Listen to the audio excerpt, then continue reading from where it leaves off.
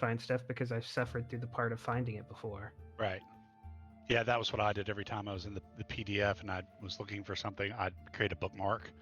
But yeah, I mean, he built a toolbox and he threw all the tools in it. He just didn't organize them really well. But they're there.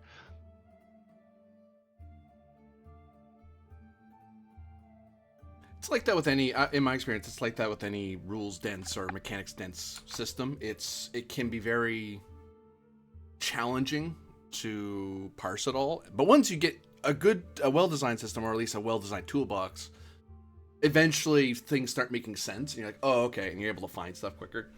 Or you just start developing good house rules of how you quickly get through stuff. So it's like, but the tools are there to fill in the blanks.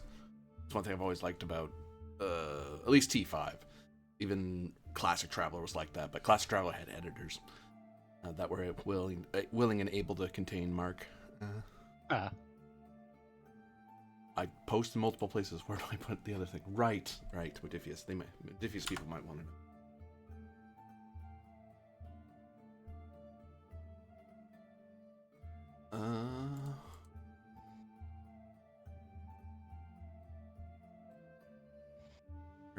Here you go.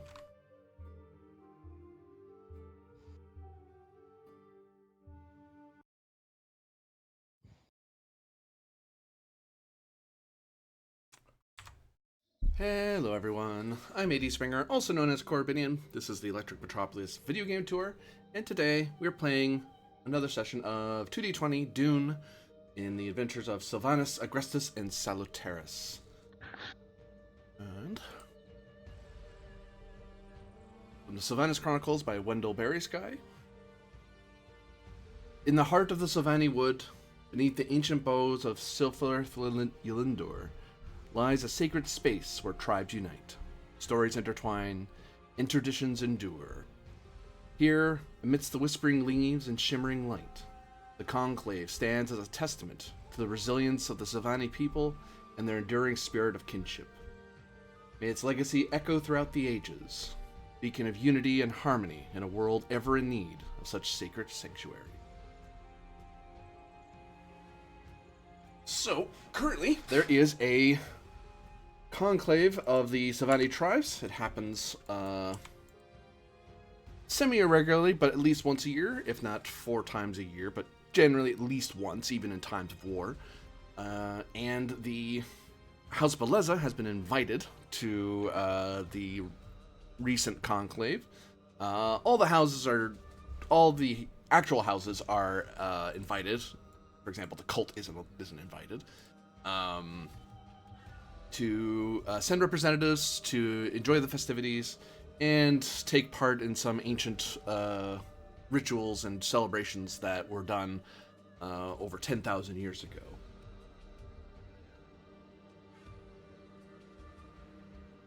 And we look to... we start our first scene actually on the moon Salutaris, because I imagine this is shortly after the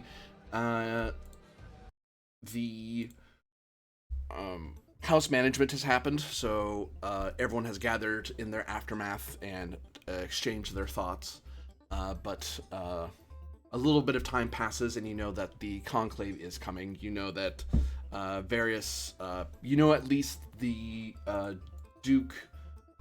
ducal consort Theron Arconis is going, and you know that the heir consort Lady Seraphina is going as well. Of course, Thaler Windwhisper, Chief Windwhisper, is going to be there because, well, he's the leader of the tribes. Well, representative of the tribes, better way to put it.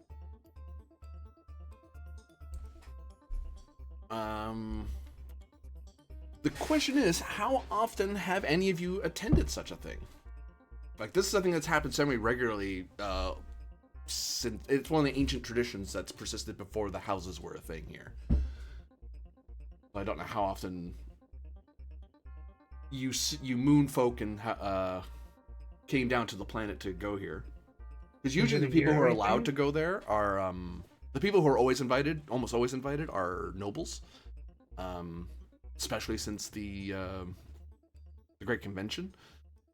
And the first attendee back then was the Padishah Emperor.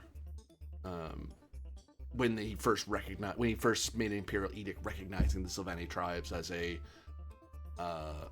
giving them a legal distinction as being a minor house, which they've never really gone beyond just that meager protection, as so long as they're allowed to maintain their fiefdom in the forest.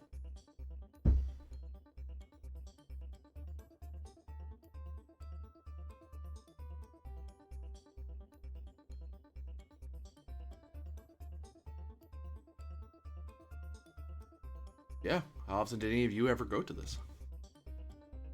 For me, it'd be almost a yearly thing. Yeah. I think for Joanna, she probably went several times as a child, and then of course she was away for years at Bene Gesserit training. But I think since she's returned from her training, she's been at these things every year or whenever they happened. So she was there as a kid a lot, and then there were several years break, and then as an adult, as a Bene Gesserit. I'll say that Erica has never been to one.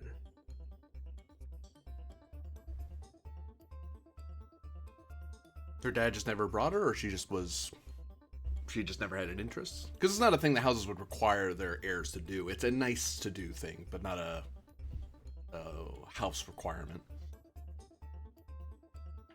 Could be that's why Joanna was there. Certainly, yeah, certainly he might go, but Erica's always found a way or a reason not to, or not had the opportunity to.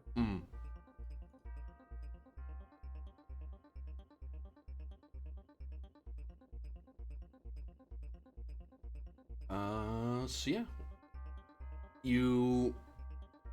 So we started at the moon Salutaris. I believe you guys would be at your fortress landing, high above in the sky.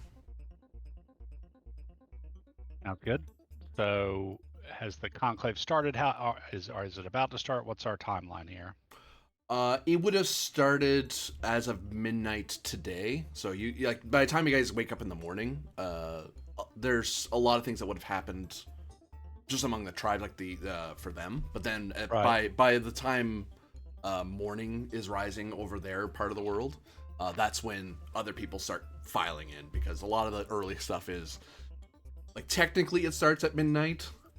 Like someone hits a certain drum and says certain words, and then it's like, okay, now we actually have to set up everything in the orchard. So for the next few hours, it's just lots of building things and assembling things. So by morning, it's like, okay, if you don't want to help, the building part's over, so you don't have to worry about watching us build stuff as you're trying to have fun. It'll be going all day until the following sunrise. So it's a long event, because things happen during the middle of the night. Because again, they recognize that people come from all over the world, so they try to give as much time for everyone to show up if they want. And it would have been announced for people of Silvanus would know of this well in advance. A lot of people don't care, they have their own things that they do, but people want to make connections with the tribes. This is the way to do it. So are we in an intrigue where we need to move things individually? Oh, you're not in conflict yet. I have it as active intrigue. That's the most serious level of stuff that could happen right now. Espionage is one level too high because you know where things are. So, as someone with a place sort of among the clan mothers, would Joanna have been there like at the very beginning, or would she come later, or what would be expected of the tribes, of her by the tribes? Normally a clan mother would be there with the rest of their clan helping organize stuff. They're the ones helping. They're the ones who basically help the chiefs organize the labor, but the clan mothers make sure everything gets done on time. If that makes any sense. As a clan mother of no clan, there's no one for you to organize. So Right. it's like you can come because you are technically a clan mother, but no offense, there's no one for you to talk to really, unless you want to pitch in for some reason. You could be there ahead of time if you really wanted to pitch in at the wee hours ahead of time. Well, I mean, unless it was kind of expected for me to be there. What did Reverend Mother Seraphina? How did she handle this usually? She spent. She usually helped the houses of Valorian Arconis with preparation to go. And actually, part of the reason you're invited so pointedly, by the chief, is that you are the house with the clan mother. So by extension, she although she was not of any particular, she didn't serve any particular house. She did favor Arconis and Valorian in her time.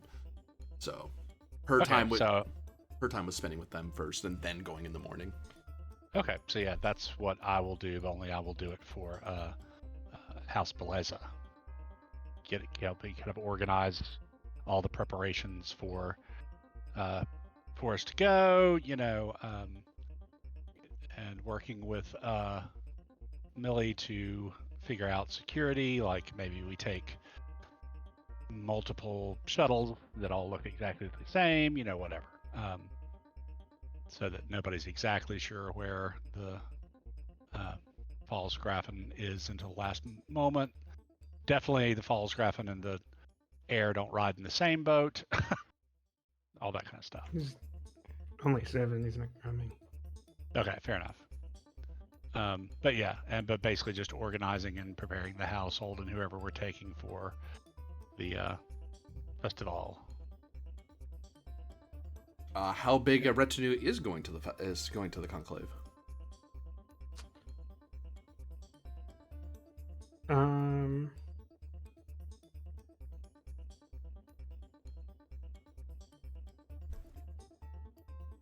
I will let you know that some of your own troops, the ones that went on the march with you, some of them are just going on their off time just because they spent a lot of time in there, so they've made friends among the tribes. Like, I'll go to this. Sure, I'd never gone to it before. So there's already some of your own troops going, if not in an unofficial capacity, if not an official capacity. I was about to say they might get forced to go in an official capacity, because. Unless I really have to be, I don't think the False Griffin is at Salutaris because of everything they did during house management was on that planet, with the intent to walk. The second half of the test was to come back from the land to the Conclave.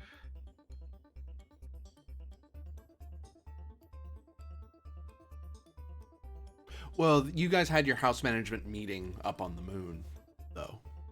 You guys would have come back before that, because your event would have your thing happened like 3 months ago. Not 3 months ago. A couple weeks ago. A week ago now, I should say, because it would have taken you time to get out there and come back.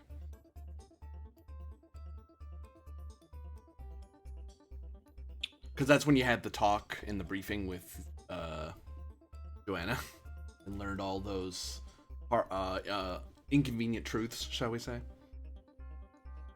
Then I guess I will give you 2 for an orbital transport, and we will be taking them back.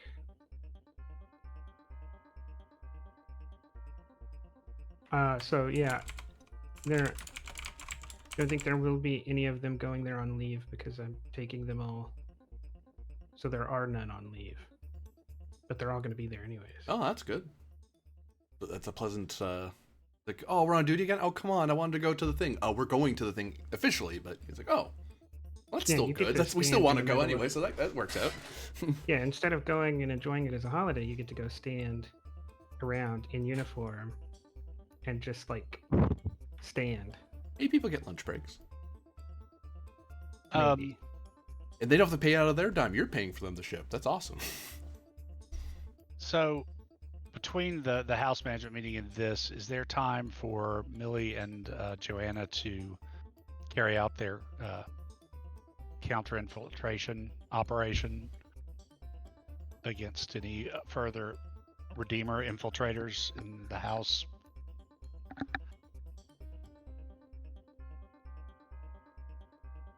I feel like we should do a whole intrigue just on that at some point, because that's only like the spearhead of that whole fight.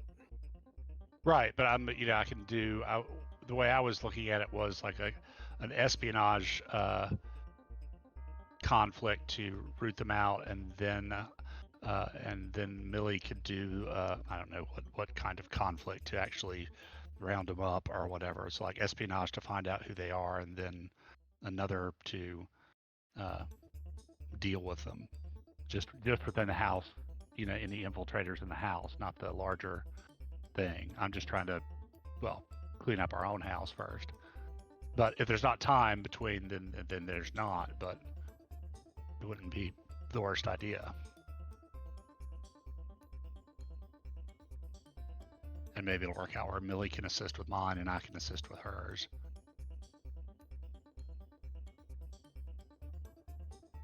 You could, yeah. You could do an espionage, but you would be late to the conclave because you'd be busy. But you'd finish by the time some of it had already happened. So I would do the espionage. We'd cut to intrigue. You couldn't be there right away until after. I would go like espionage, the intrigue of coming to the conclave, and then probably a scene or of either another espionage if you're being super secretive about it, or warfare if you're going full on purge. And then so that would mean that you two would be out for a little bit. Like there'd be a scene for each of you, and then there'd be a scene of the Lord going to the conclave. So you could do it. It's just that it means your main character isn't there at the conclave right away. It'd be a while before your character showed up. That's why, I feel like we should wait till after the conclave, because we probably are going to follow it up with warfare, right? And then you're going to need the rest of the main characters. Okay. Yeah, I agree. Okay. That's good. And that was going to be our next question: is how insistent Erica was going to be about us getting this done and when. Yeah, I think generally it's the priority after the conclave. Okay. Cool. Yep.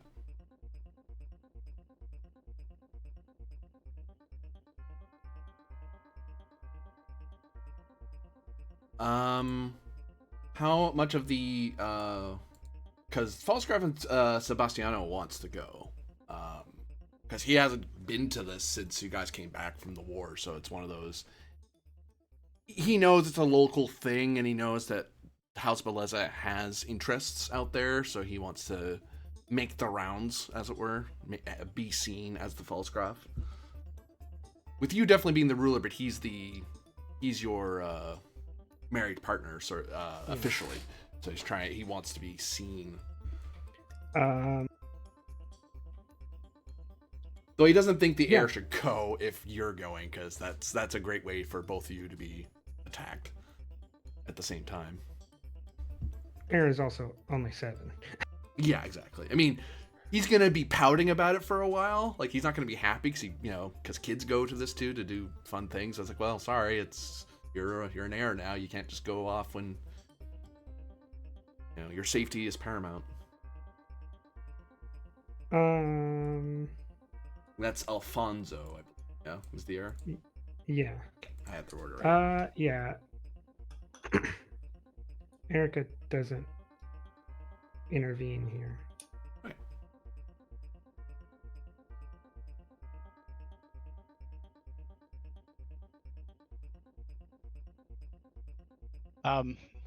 And before we head out, Joanna will get the Falsgrafen's permission to stay through the end of the conclave, barring any events that prevent it, but just letting you know if it's okay with you. Her plan is to stay through the end of the whole thing at this point.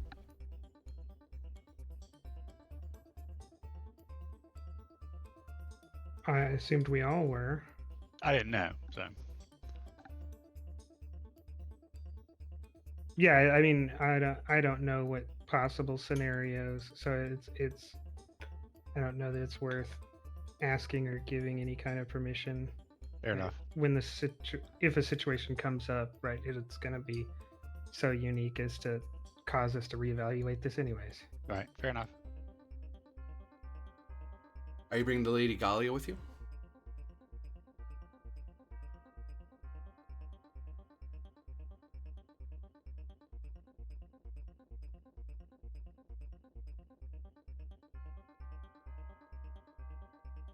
No, it's good to have an asset available on Salutaris.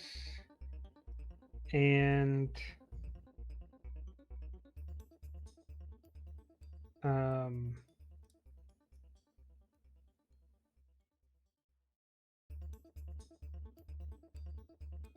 with the false graph or the false graph asking to come along, Erica's kind of switched into the what do you call it? The duty mode, where this is not for fun. Yeah. This is where I have a whole bunch of obligations to meet. So, Seraphina will be wearing her forest weave. Seraphina, Joanna. Getting your memories mixed up there. Yeah, it happens some days. Make sure you get 8 hours every night. That has to be true. Like, you wake up in the morning just for a second, the knee pain that always plagued, the 6th Reverend Mother ago, in the mornings flares up. A sudden hankering for peanut butter sandwiches. Like, what? Sorry, it's a favorite thing I used to eat. Like, in the morning? Yes. Okay. Now the rest of us have to remember that. Thank you. It would suck if a particular past life also hated the taste of peanut butter or had a severe peanut allergy. Over 10,000 years, someone's going to. Yeah. That's why you have to have Prana-Bindu conditioning before you can go for Reverend Mother. That's where the agony is from. No, I'm allergic to all my favorite foods. No, they're all my favorite foods. Oh. Sorry, I'm getting a call. Be right back. Roger.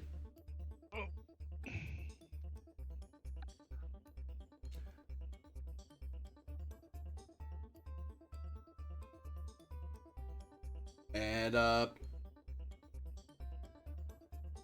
Sebastiano also makes an effort to he lets you know that he'll look after Antonio during all this, because he knows you're going to need to go around as the ruler, meeting with people and such. But also, it's not that he just trusts actually, he doesn't know the Silvani tribes because he didn't grow up here at all. So it's like, I don't know if he's not terribly comfortable with leaving his kid to tribals, as he might put it.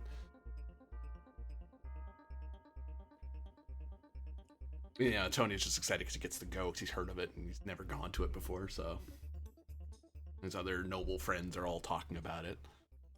Some of them not positively. Some of them have the similar opinion as Sebastiano does. They're tribals. Who cares what they do out there? Well, I mean, it's hard. It's actually hard to get a 6-year-old not excited to just go somewhere. Yeah. Fair. It's a cool thing? It's a cool thing. I want to do the cool thing. Wait, well, is it actually cool? I don't know, but people go to it. Can I go? You're going. Do we know if anybody from Malvolus has been invited / is going? Malvolus would be officially invited, and he himself isn't going, but you, actually, I will say, this is a roll of understanding difficulty of 1. It's not super secretive, but they're not advertising it either. Okay, understanding truth? Sure, that makes sense to me. Okay. Understand. Truth. Tip 1. I'll give you a threat for 3, just see if I can maybe build some momentum. No focus. Yeah, no momentum. Well, 1 momentum. Ah. Well, you spent 1 and you gained it back. So. Oh wait, no, you didn't have any momentum in the first one. So what am I talking about? No, I gave you 1 and gained 1. Right. Boop. Boop. The boop thing. We're gonna change scenes when we go to the planet, aren't we? This is the scene of you actually getting ready and going down to the planet. So it's all kind of blending into one thing right now. We're kind of, if this were a movie, I guess or a book, what I was asking, we're- there's a reason I might want to activate Galia, but I don't necessarily want Galia to be the active character when Right. I'm down here actually schmoozing with people. Like, I want them to do something for me while we're on the planet. Oh, what do you want them to do? Because you might not need to activate them to do it. Well, I mean, I want them to make. I want them independently to consider all the things that are going into this and advise of any potential dangers, because they have an understand 8 to 7, a truth 7, and a focus and danger sense. So I'm willing to treat it as a new scene. It just means that when you move from the moon down to the gathering clearing, that I'll shave momentum off because it's a new scene. But I'm willing to do a preamble scene on the moon of her doing stuff while your character's off screen doing other things, just preparing. all right, then I'll give you 5 threat to activate her. Probably makes anything she could find out about now possible to happen. And yeah, the big question I have, or that I guess Galia will have, is should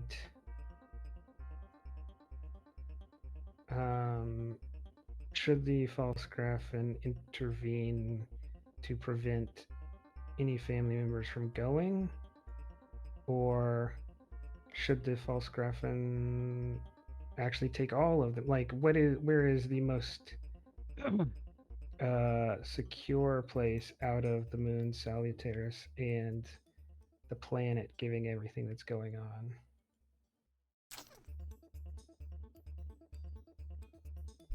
Without a roll, the most secure place is the fortress usually, or on a highlander somewhere far away. Well, I mean, I assure in the Emperor's palace, in his love and grace, is also the best place. But of practical wrong. note, well, no, that's why I said you had to be in his grace, right? In his palace is a terrible place, but in his grace, in his palace is. Yeah, you're pretty bulletproof on Kaitan when the Emperor likes you. Until you're not. But Galia has personally been attacked by one of our attendants, so I'm not sure that she would believe that the fortress is the safest place. I will treat this as understanding difficulty 4. Right. Focus danger sense. Yep. Truth and the determination on truth. What's her statement? To know the truth of a matter is virtuous in its own right. Yep, I'll take it.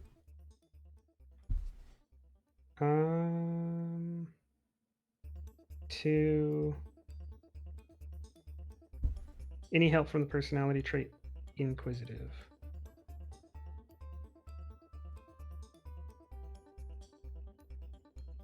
I'll knock off a diff for that, sure. Then I'll spend the momentum and give you threat.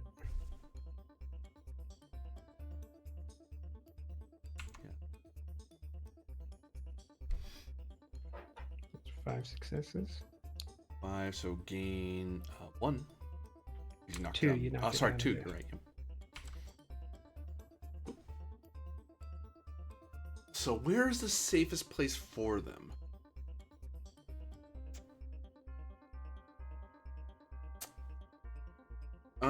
Given the rumors she looks into, and some of the people she knows among noble circles, actually, would the spy master and marshal assist her in her investigation, or is she just going fully on her own research? I don't. I mean, there may be some looking into this, calling a few people. I don't see it so much as a like an investigation that a member of the house is doing for the house's benefit. This is something the consort's doing out of,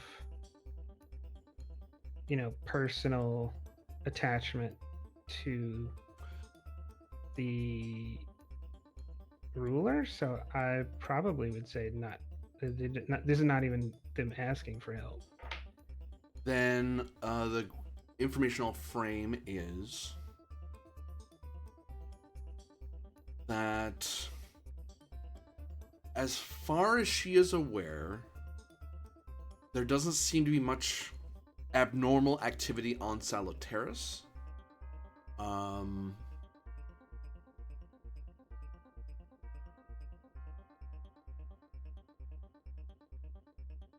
So long as the cult still has the possibility of being on Salutaris, if they're if they're in the fortress, they're probably okay. If you have trusted the assets with them, you'd want them to be near your assets. You'd want them to be near architect assets to keep them definitely secure, because anywhere in the world in Two Moons, the cult has the one place the cult's been pushed out of, this is Agrestis, hilariously. So your main house enemy isn't on Agrestis, and Malvolus doesn't have a negative opinion of you. He doesn't have a positive one, but he has no animosity toward you. So if you wanted to keep your kids extra safe, have them visit, have a play date with the children, or do some tutoring on Agrestis for a while, and they won't run into people there. Otherwise, you want to keep them close to assets that you and your architects control, because because you know that your own retinue has been infiltrated, and you've been warned that other houses are at risk of having infiltrators. The only place that's been purged of the infiltrators you're aware of is because you basically told him to push them out, and he did. Is Agrestis. Then that's what I'm gonna do. I'm going to, I guess, when this scene's in and Galia goes back to being an asset, I'm going to have Galia take Alfonso to Agrestis to be introduced to the Duke Malvolus, and I guess the order for her is have him learn what he can as a 7-year-old on the planet like Agrestis, but don't get into the terrible stuff that Malvolus is all about. You don't have to take him to the artillery training range where all the prisoners are, right? Yeah. The traits ambitious and brutal. It's like, the ambitious bit, that's okay. He can learn that. Brutal, he doesn't need to see that part. Yeah. That's kind of an interesting question. You've set up that every generation trains the next in something different. So what are you training? Where are you trying to guide Alfonso's skills and ambitions towards? I mean, your father guided you towards the military, so where are you going with? That's a good question. I think it's a question that has to be answered that is not answered yet. It's one of those questions that should be answered in the next 2 or 3 years, right? Before he's 10. Yeah, fair. This But could be I a mean, future most character you're education playing. before the age of 12 is general, right? Yeah. So I was just I wondering if you'd thought about it since you'd set up the so I quickly. So, really did set do- all that up and then proceeded not to think about that question. fair enough. But I mean, yeah.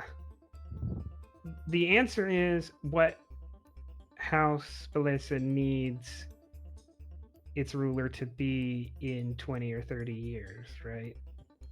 And and if I had an inkling of the answer, it's all gone now because you're like the world's coming to an end. Also note that usually kids are trained by a particular tutor, and that's usually one of the main roles in a house, and that usually decides what direction they go. Like if you train a kid in swordsmanship with a swordsmaster from Gonzales, he's going to be a great duelist. If you train him with a Mentat spy master, they're going to be a really good spy master. Ideally, a house might have multiple of those things, but you know. Before we get too far away from this, though, I will require a roll for her to set up the visit as more than just a vacation, like just going to. I mean, I don't know who goes to vacation on Agrestis, but the Imperium is vast and weird. I can't just tell the Duke I'm coming and you're going to receive me. There's procedure, there's protocol. Yeah, you don't just show up uninvited. That's just rude. You give a warning first, then you show up quote unquote uninvited, because then you gave notice. Because they might say, "Hey, we're in the middle of a battle or an intrigue. Could you not come here right now?" What role do you want for that? I want your face. No. It is going to be battle. No. If I may, because it might affect this role, what was the result of the role of what was going on with Malvolus and the Conclave? So that's what I was looking up originally. I lost track of it. They are sending the ambassador Vespin Draken, the envoy of House Malvolus, to represent their interests. Okay. I didn't know if there was something going on that might affect that role, so never mind. Cool.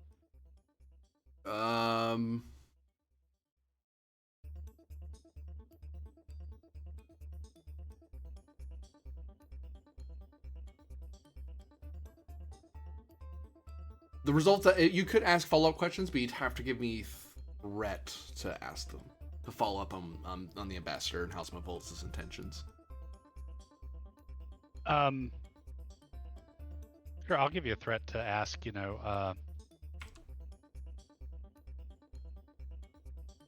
we know why the Duke himself is not coming, but... It's not spoken out loud, or even at a normal talking volume, but it just shy of a whisper, so quiet voices, not in his ear, not in his presence. It is said that Duke Malvolus sees the Silvanate tribes as defiant to the noble houses. He thinks that he thinks they're jumped up commoners. Not that he'd ever say that, because an imperial edict makes them what they are. But he doesn't have a high opinion of the tribes. But he can't not send anybody. He can't be completely blind to a major gathering, a planetary event. So he's gonna send somebody. That's also why he's not sending his wife or his heir. But his envoy at the very least. Okay. To set up the thing would be a roll of communicate of some kind. Difficulty 2.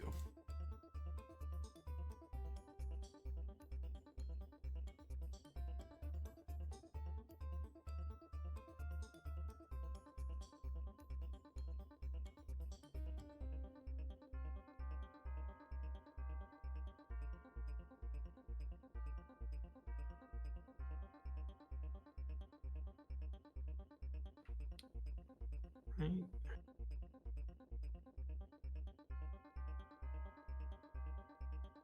Oh, you're activating.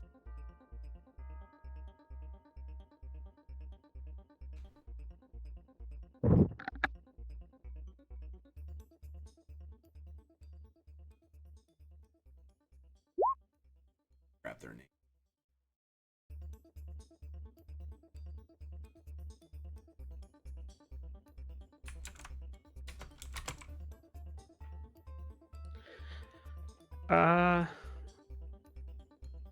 Then I will spend.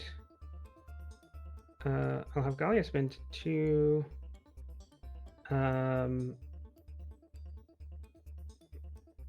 Momentum to create an asset to use as part of this test. An ex-agent that we're used to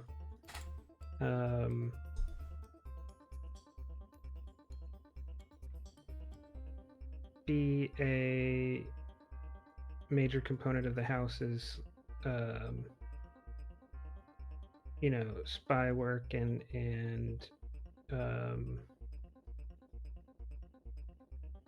interactions with House Malvolus.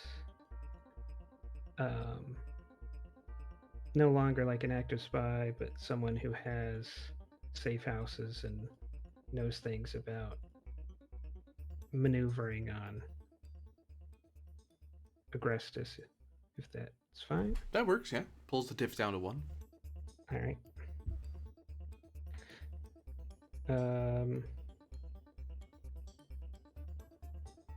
Focus in charm. Yeah. And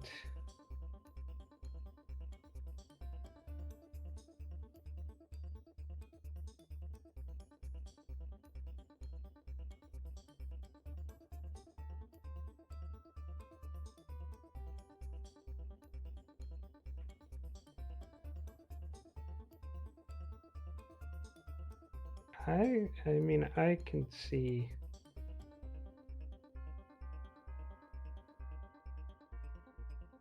arguments for most of the drives.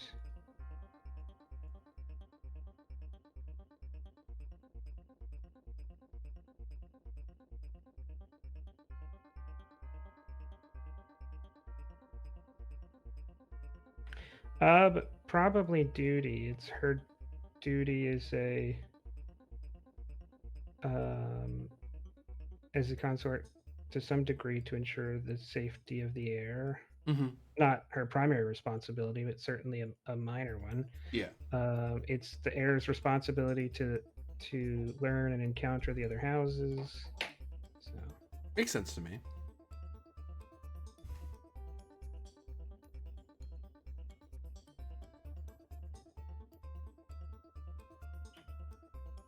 oh. Uh-oh.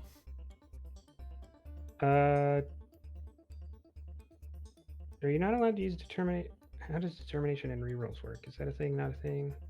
It is, but it has to be linked to the statement that that you use the drive for. It would have to be a duty statement.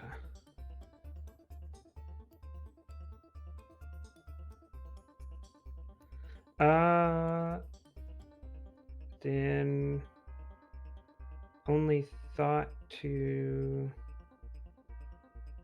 maybe save this is the personality trait of daring, because Galia knows while it's safe for the heir, it may not be safe for her because Malvolus is kind of angry at her specifically due to perceived slights during the enthronement ceremony. Mm-hmm. To what trait again? Sorry? Daring.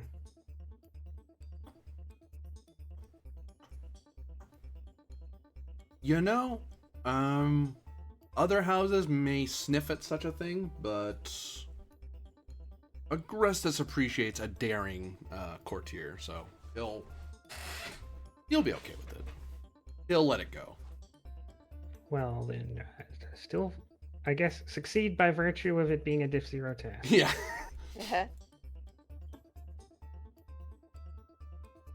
He's sure to make promises that this is his world, and if you're in his household, then whoever dares touch a hair on a guest of his will die at the end of a canon. The Lady Gallia can look after her own affairs if she so wishes. It's kind of the way he puts it. Like, he's making sure the kid is safe. But he's like, I don't really care about you, but, I'll look out for you. If he himself doesn't attempt to kill her, that's all I ask. Yeah.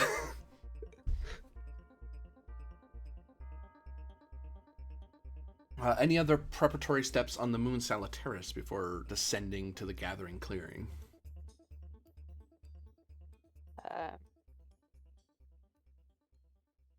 Oh, well, first you want to switch the kids. You got them backwards. Do I? Yeah. Alfonso's... It says Alfonso. That says Antonio. In the NPC list. Alfonso, yes, is the heir and has the black hair. Right.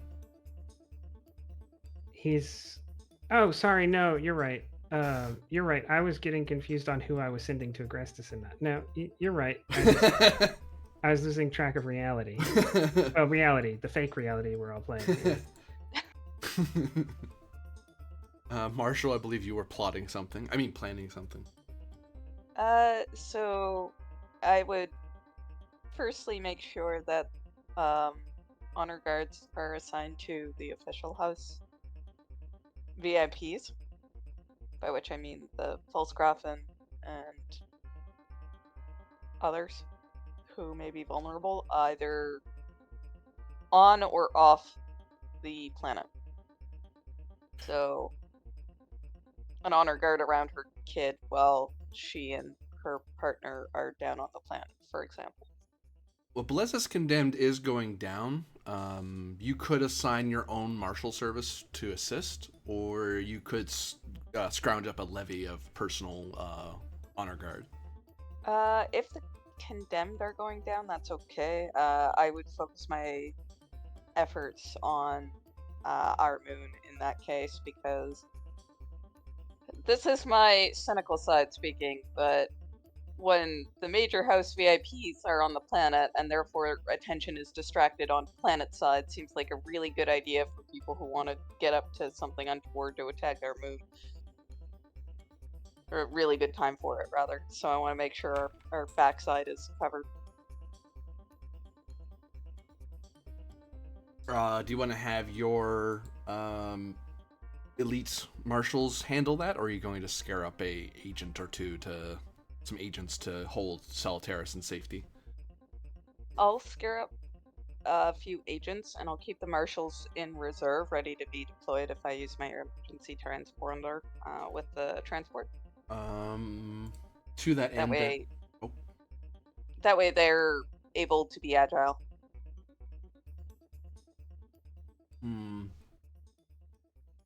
I would say,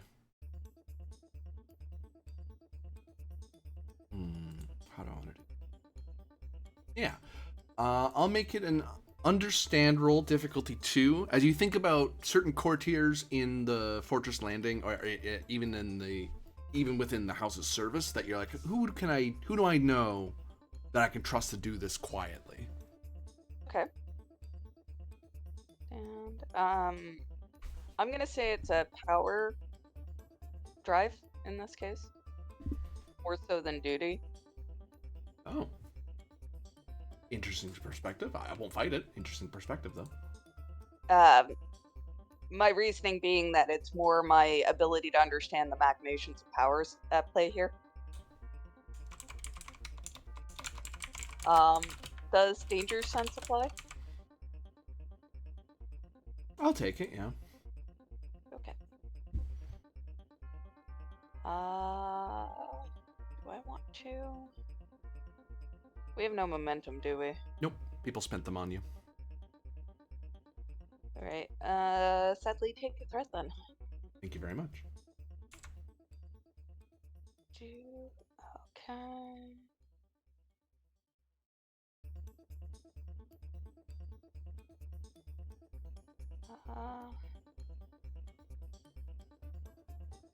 Yes, I am using my focus. Submit.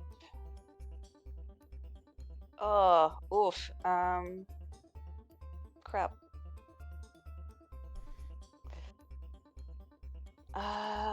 Can I spend my determination to reroll that? What's your power statement?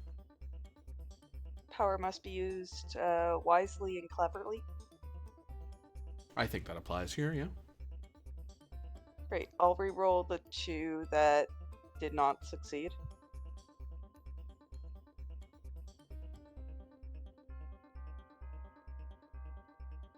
Yes, I'm using a focus. Good golly. There we go, that's better. And because I am driven, I roll a d20 to see if I regain my point of determination. I do not. I very much do not. Okay. You have agents of the law in place on Moon Salutaris. They're not, my understanding is they're not uniformed officers, but they're people that you know you can trust to keep you in the loop on what's happening on Salutaris. Perfect. And that would be it for me. I would be going down planet side because I'm kind of trying to split my attention and oversight. So my agents will handle the moon because it's a lower risk environment, since being frank, it's only our heir who's there and not several senior members of the house. Well, no, heck no. Basically, Moon all the heirs on Agrestis, all of you are going down to the planet. Sorry. Yeah, the agents are looking after the heir. Would they be going to Agrestis then? Yes, I guess.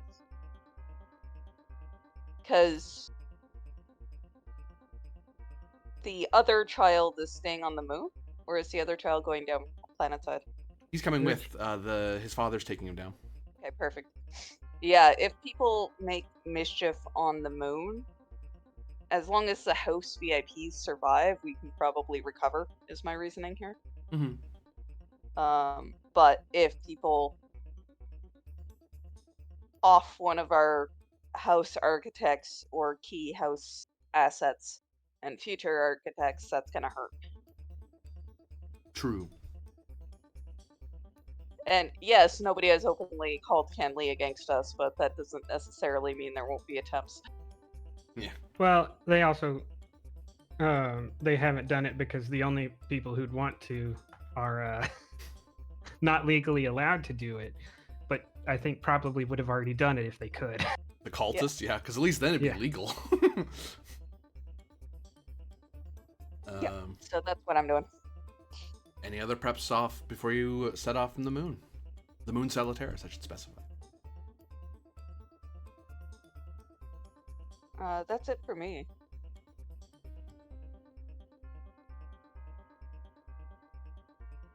Except, actually, before we go, can I spend a couple of momentum to create a personal weapon for myself? Well, what kind of weapon? Just a sidearm. I just don't want to be Sorry, completely what kind of sidearm? Do you mean a melee sidearm or a firearm?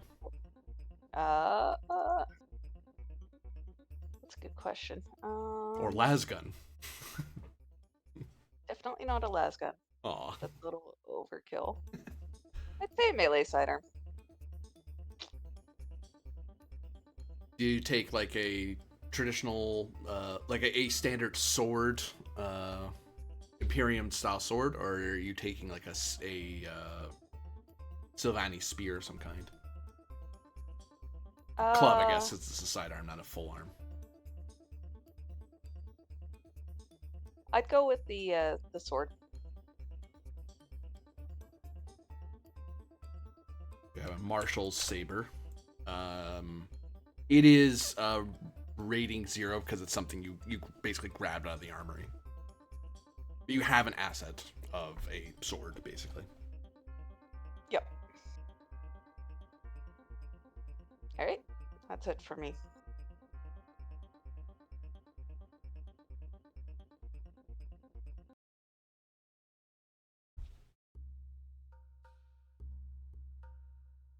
Thus do you descend in your orbital transport, making landfall with the Belezas Condemned.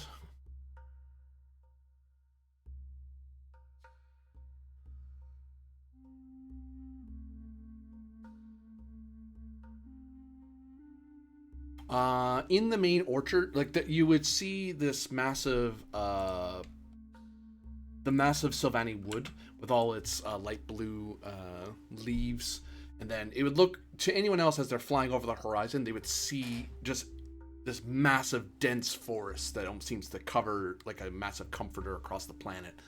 It looks like there's no place for anyone to even try to land, and then you come upon this massive orchard where there are still some Sylvani trees. But they're way more, they're specifically spaced out to give room for various, where you can see the main orchard ground where there's people dancing, in one part of the area, various people drumming or listening to drummers. There's various nobles gathering among themselves with Sylvani tribes. There's a big marketplace with stalls and a sort of like pop-up bazaar.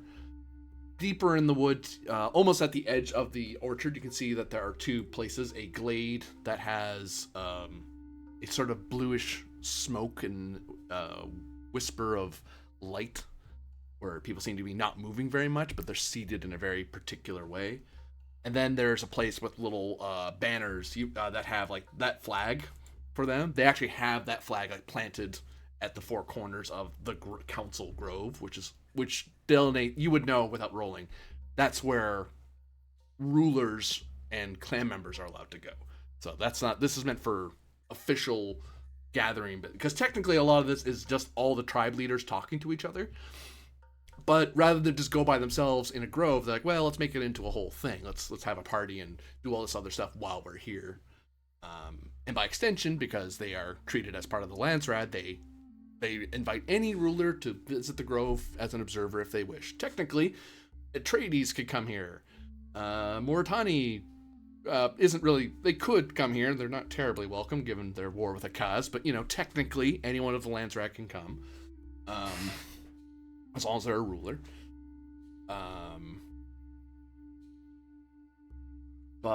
Yeah, and then there's this little bit of clearing where there's a few, like, orbital shuttles that have come down, and there's some hover vehicles that have... hover vehicles that have landed, and they're letting off people. You see there's some city folk of Silvanus that are here, just because it's a thing to do. No particular political reason to do it. Some commoners just like coming to these things because it's a big event to go to. Plus it's a way for the common person to get at Sylvani sap locally without having to wait for a particular merchant, because all the merchants among the tribes are at the trade plaza. So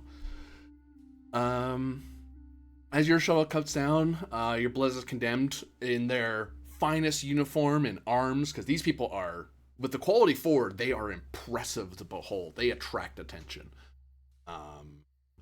Some Sylvani tribesmen kids kind of look over, wow, look at that, and they start fussing, and some adults kind of have to rein them in, like, no, leave the soldiers alone.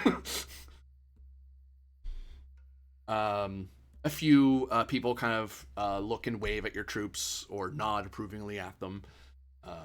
Again, quality forward, they maintain rank. They in the span of the month of that week's training and all that they've gone through with your training,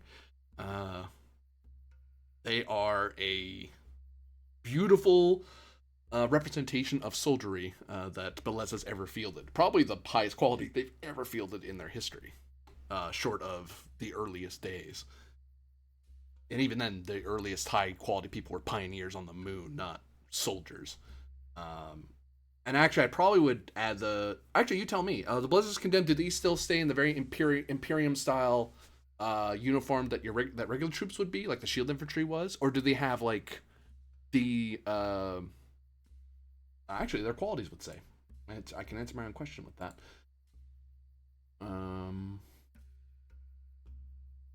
They're regular melee weapons, shielded. Some with swords, some with axes. Little shield generators at their belts. They wouldn't have the shields on right now because they're not fighting. And swords for fighting, axes for pioneering. Oh, so like there's a sword on one, there's a saber on one hip and like a survival hatchet on the other.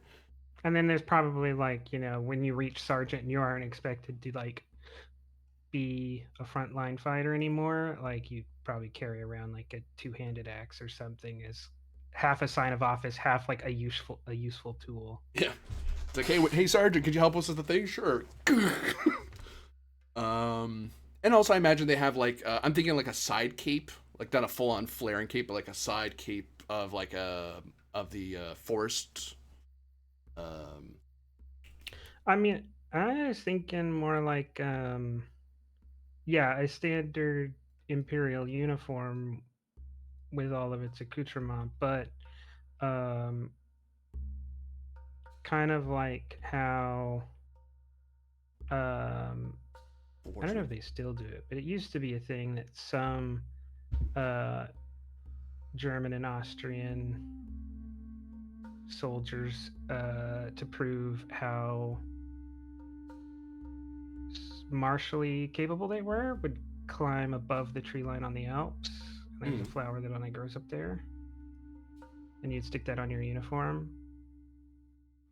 Imagine something like that. Like there's some flower or plant part only found deep in the forest, and you can tell who is a recent inductee and who is a veteran by who's actually found this thing and clipped it and attached it to their uniform. So there's like a luminescent bit of vine kind of put into the worked into their uniform lapel or something like that. Like there'd be a bit of glow at their shoulder, at one shoulder. It's like, yeah, how hard is it to get that vine? If you can get to the deep forest and climb the trees without getting eaten, you can get this vine.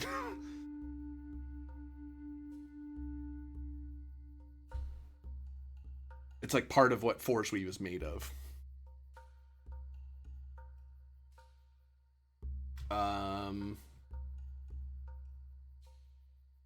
To the Silvanus, Johanna, Rashid, various people, some people don't recognize who you are right away, because you're new. They don't know, and some people just aren't, they don't even pay attention to who the current clan mothers even are, aside from their own tribe, so they don't terribly care. But a significant number of people do know who you are, and they're like, oh, that's some people are like looking down to kids and like that's Silvanus Johanna. She doesn't look like us. Well, Clan mother of no clan. I do look like them. I've got blue hair. Yeah. And I'm wearing the what is it, the forest weave? Mm-hmm. But is she sick? She looks pale. No, dear. No.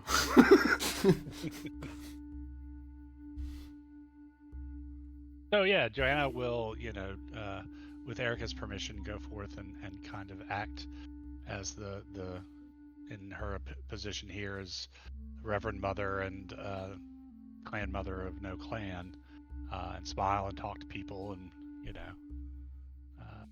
I think her big goal for the festival is to kind of put her finger on the pulse of the tribes and kind of figure out, if she can, what's going on with them internally and what their views on the external thing are. But she's also, it's kind of a clan mood, right? So time to talk to people, see old friends, and all that good stuff. Unless there's anything specific Erica needs her to do or wants her to do. No. Okay. As far as the Reverend Mother dither too. Well, I'll start with saying hello and paying my respects to Lady Seraphina and Lord Theron, and then from there plan to head over to the Ambassador Dracon. You move into the main orchard for now. Okay. Ballscruff and Erica. There is a look of just, people know that you're a noble because you're dressed as it. You have the badges of your office. the Silvani tribes as a whole don't know who you are. You've never come to any of these things, so you don't have any real. The only people who recognize you are like rangers who trained with you. Like, oh hey, that's Falsgraf and Erica the Third. Oh hey, oh our condemned are looking really nice, you know. So there's some looks of nods of respect from the rangers who helped train you. And the people who know those rangers might go, oh, that's the guy, that's the lady you were talking about. Oh wow, sort of thing. But most people don't know who you are here, beyond the fact that they know you're of House Beleza. So, you know, maybe don't throw a playful glob of mud at you. That's probably not a smart move, sort of thing. Like making sure the kids are gonna leave the lady alone. You know, she's very important.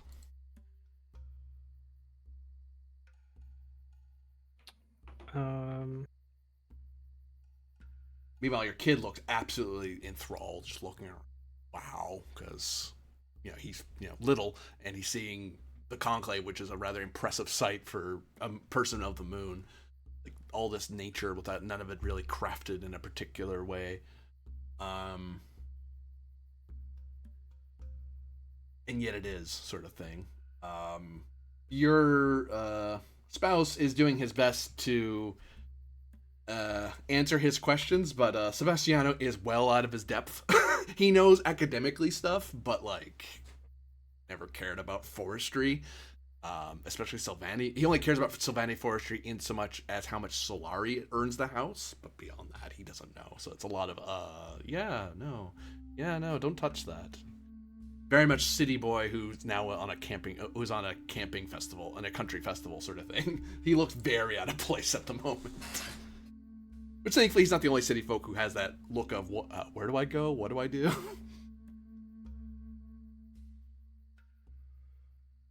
What do you do, Erica? No sign of Duke Valoran.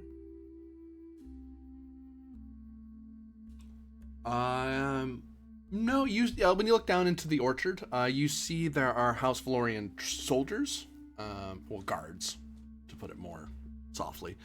But you don't see his personal guard. You don't see the steward anywhere.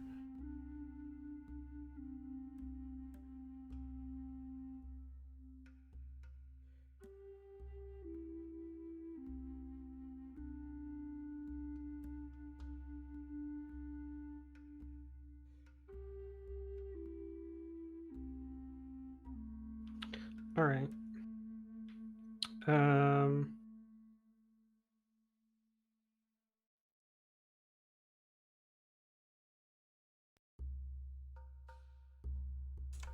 Think I might go in search of Wind Whisper then, because I have an agreement with Wind Whisper. He wasn't willing to talk business before, but he said he might be willing to talk business here. Mm-hmm.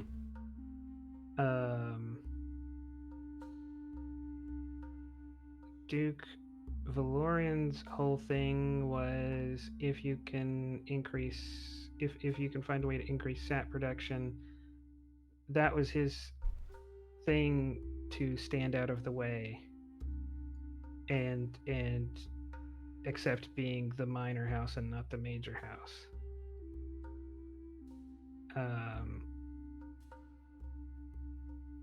And we have now established a highly productive farm deep in the forest. It's not sap producing, but that's not particularly material because it could be. Yeah, if you keep developing land out in the forest and develop a secondary domain of farming out in the deep wood, that'd be huge. Because that's one thing no one really has dominion over in any way. So aside from the Silvani tribes, but even then, that's not quite what they do. Which would also be a move towards self-sufficiency for the system. Mm-hmm. So I think, going and talking to Wind Whisper with the overall goal of getting some or all of the tribes to support Erica's effort to develop the forest further. Because if Erica can get their support to do that, then Erica can try to renegotiate with Valorian, and that's 2 out of the 3 pieces of the puzzle. So you'll descend and pass through the main orchard and head to the opposite side where the council grove is. Yes. Your spouse is probably going to take your kid over to the dancers, because one thing to look at. He doesn't have to answer so many darn questions. And hey, there's a person who isn't tribal here you can talk to. Although, despite his sniffiness, when going among the tribes, they dress well enough. They just dress in more in clothes that match a lot more light blues and purples and blacks in their clothing. But it looks like as nice as any Imperium clothes, really. But he's being all sniffy about it because it's not the very austere, brutalistic style of the Imperium. Like everyone has to look like a soldier if you're a nobility sort of look. Except those who don't, because they have a big enough army. Where's the Bellezza Condemned gonna go? Are they gonna stand guard in the clearing, or are they gonna just make the kind of stand in the main orchard? There's plenty of room for them in the main orchard, but they would crowd any of the smaller areas, like the plaza, the grove, or the glade. The orchard or the clearing can support them moving around without them getting in the way or them being crowded.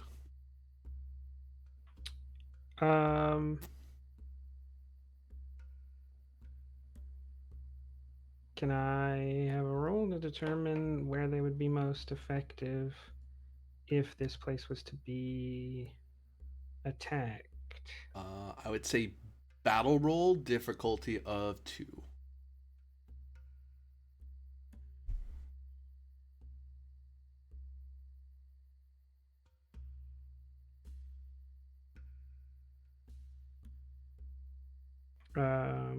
Focus and strategy. Yep.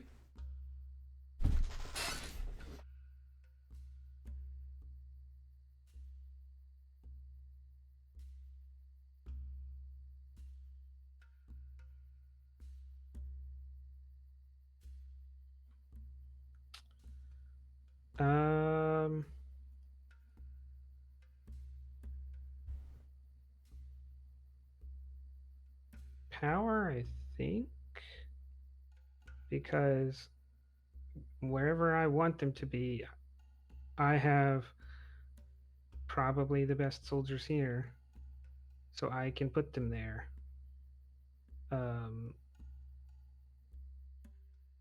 Because I doubt there's anyone here willing to start shooting over where I tell them to stand. Unless, I guess, unless that place happens to be like the Holy of Holies or whatever. But so long as it's not like the center of their faith or whatever, which I doubt is where the attack is going to originate from. Yeah. Then pretty much who's going to say no? So I'd suggest power. I'll take it, yeah.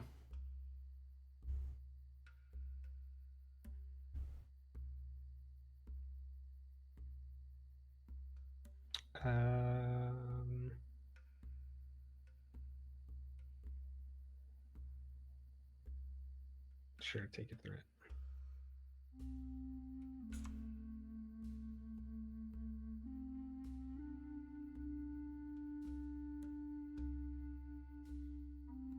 There you go. Generated 2 momentum.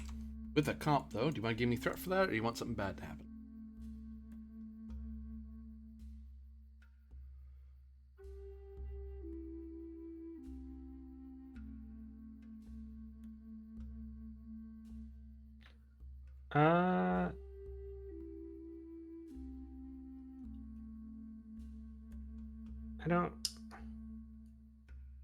I don't remember having gotten a comp and done anything but threat yet. So not what is this comp going to be, but like what is an example similar to how because it's a success, but right, a success with a complication. So how I would How say bad is a that gonna complication would be like they're distracted.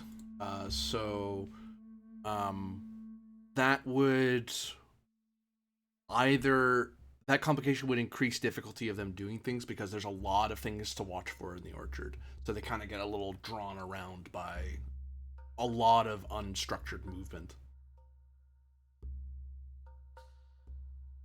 So they'd still set up. They're just at a higher difficulty because they're distracted by what's going on around them.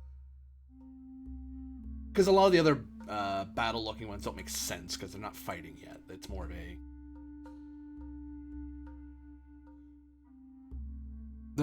They're in a unusual circumstance that they've not done before. Like, they trained for this, but not stood guard at a haphazard country festival. This ain't Salutaris anymore, boys. I'll give you the threat. Give me 2 threat. Yeah. Do I get the bonus momentum for that? You get the momentum for it, yeah.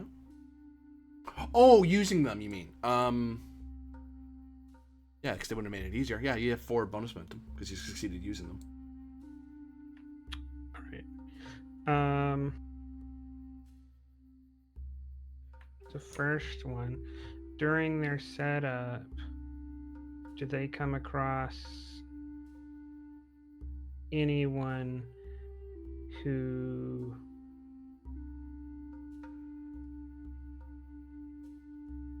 kind of looks like they're very nervous, or like you know, a bunch of military aged people with short hair and, you know, particularly thick clothing?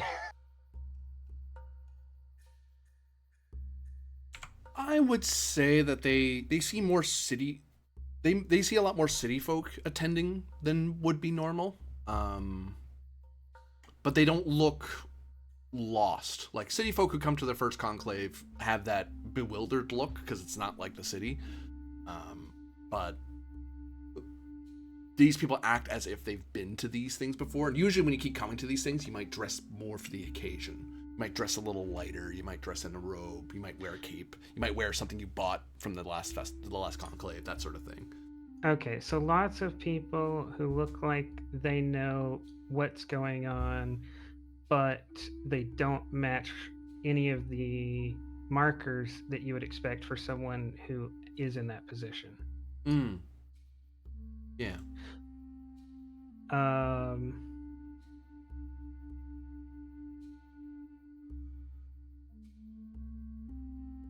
That screams cult, because the cult has real trouble getting into the tribes, but not trouble getting into the planet. And they kind of don't like the way the tribes act, so I doubt they'd like to dress like them.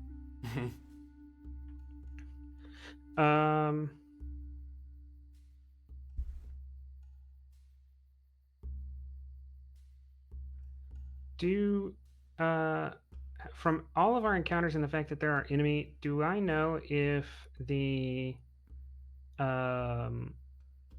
cultists, do they typically wear or abstain from wearing signs of the Orange Catholic faith?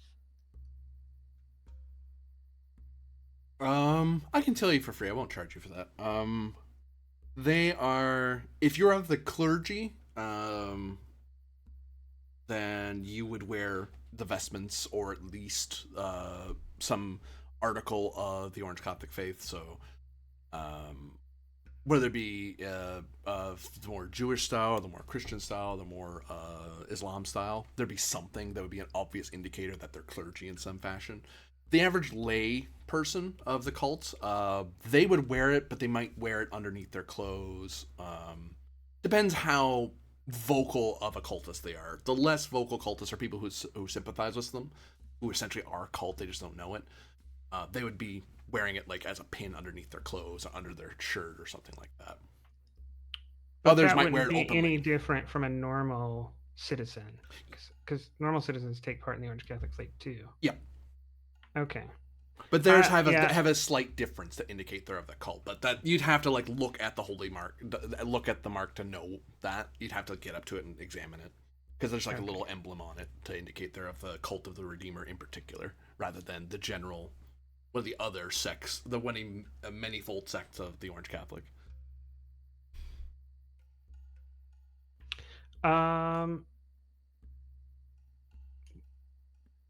Taking in that information, if, for the sake of argument, one of the officers of the condemned was to assume that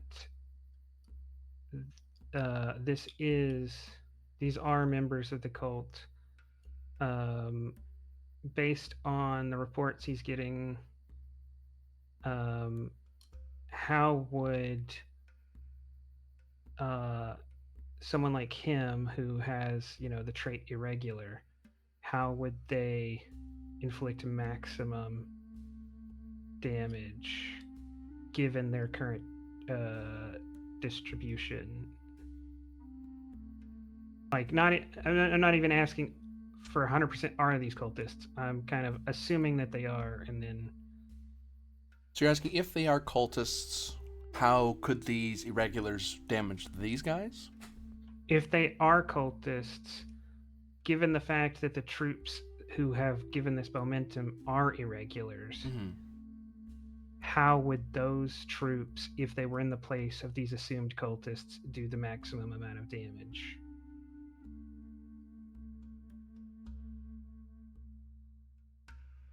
I'm not sure how to answer that, honestly. It's like, I guess it's like, if there are 50 of these people we've seen, are like 20 of them standing near the entrance to where it would be easy to close things off, or 20 of them standing around large crowds where it would be easy to just start killing people in mass? Like, given where these people are standing, if they're violent or if they try to inflict harm on the event, what's the worst they could do before someone could stop them? The one place that would be the trade plaza. It's the most crowded and densely packed. The orchard's kind of where they mostly are, but that's a massive area. It's way spread out. So it's kind of, if you do something like way over here with the drummers, the dancers will know about it long before you ever get near them. Because this essentially is, if this were in a battle scene, this is basically 3 different zones. So if something happens here, you'd have to get all the way over here. Whereas Trade Plaza, you can basically do a lot of havoc in one go. Doing something like Counter Grove in theory, would have high damage if you pulled it off. The problem is the people who make it to that level usually are pretty good fighters to begin with, or very skilled in some fashion. So that's not, and they usually have some level of personal protection.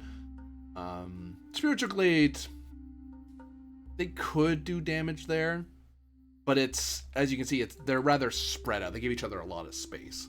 So I think the highest damage space is the Trade Plaza area. If they were going to do an attack, like, they would have to go start moving in there rather than trying to do something out here or in one of the more harder places to slip in.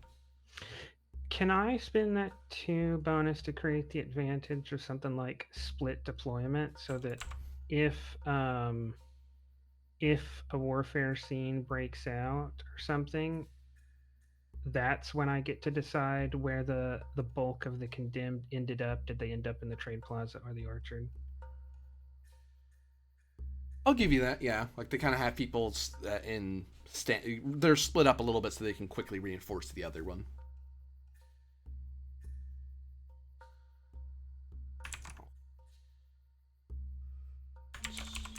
Whoops, I can't spell. Split deployment. Yeah, split deployment is something entirely different. It's what you do when you want to tick off a lot of people on Arrakis among them. Just start spitting. If anything, they're more concerned about you. They're generally pissed you're doing it, but like this is you being an idiot. It's not Bro, so much hurting them. It's as a hurting you. deployment, take that. That's not offensive. We just think you're dumb. Yeah. Bro, are you okay, bro? Wait, why do we get reduced difficulty? Because they're scared of us? No, they're bewildered. Why did you en masse spit? On that happy note, Marshall, what are you? Where are you making yourself known?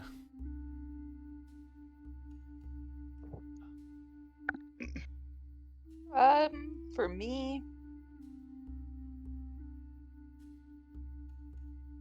sorry, I'm trying to.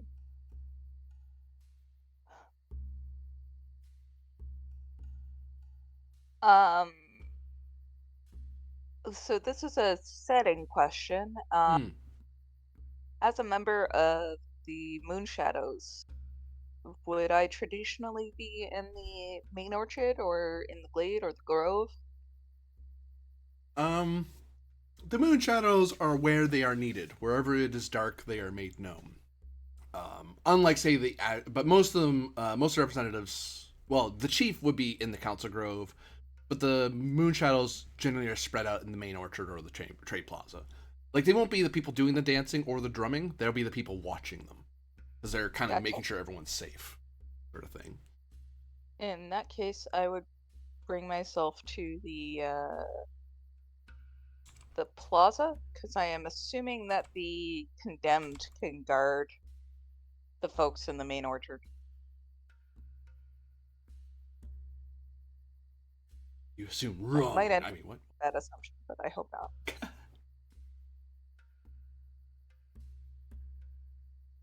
So we'll look to the Reverend Mother first, as she moves to approach the Lady Seraphina and the Ducal Consort Arconis, who are in mixed company. They have some of their courtiers and guards mixed in with some Sylvanic tribes people who they know and stuff like that. Lady Seraphina is the one who calls you out, basically, and she turns away when she notices you. She turns to face you, and then she makes a respectful nod at you. I'll make the appropriate bow to her and to Arconis. Lady Seraphina, Lord Theron, a pleasure to see you both again. I'm afraid I was not able to speak with either of you as much as I would have enjoyed at the change ceremony.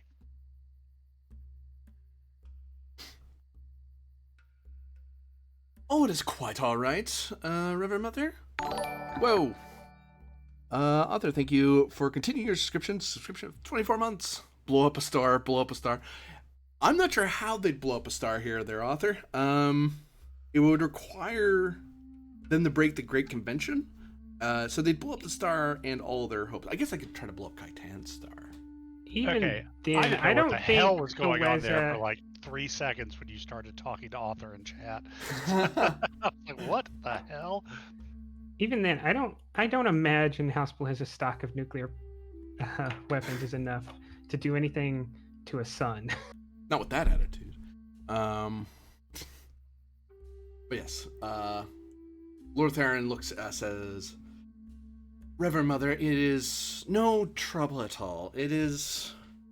Your duties are many, and you have the duties of the Sisterhood, of the clans, and, well, your house as well, as I understand.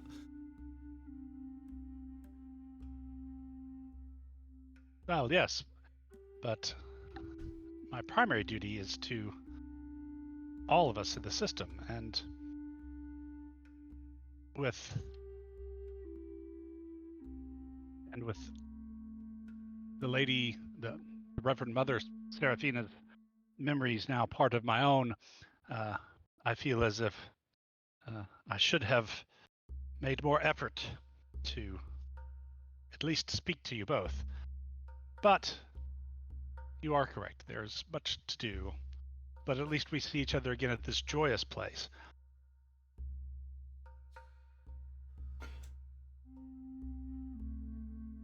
Yes, I'm glad, Lady Seraphina says, I'm glad that we're able to enjoy this conclave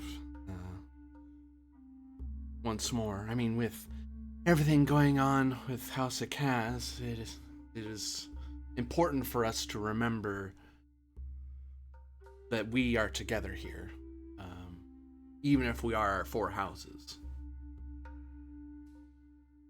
Well, I believe that Lord Valorian was correct in his Change Day speech, that as long as the four houses can stand together, the system of Silvanus will survive and prosper. The will of Silvanus will be made manifest aside in the health and long life of all of us.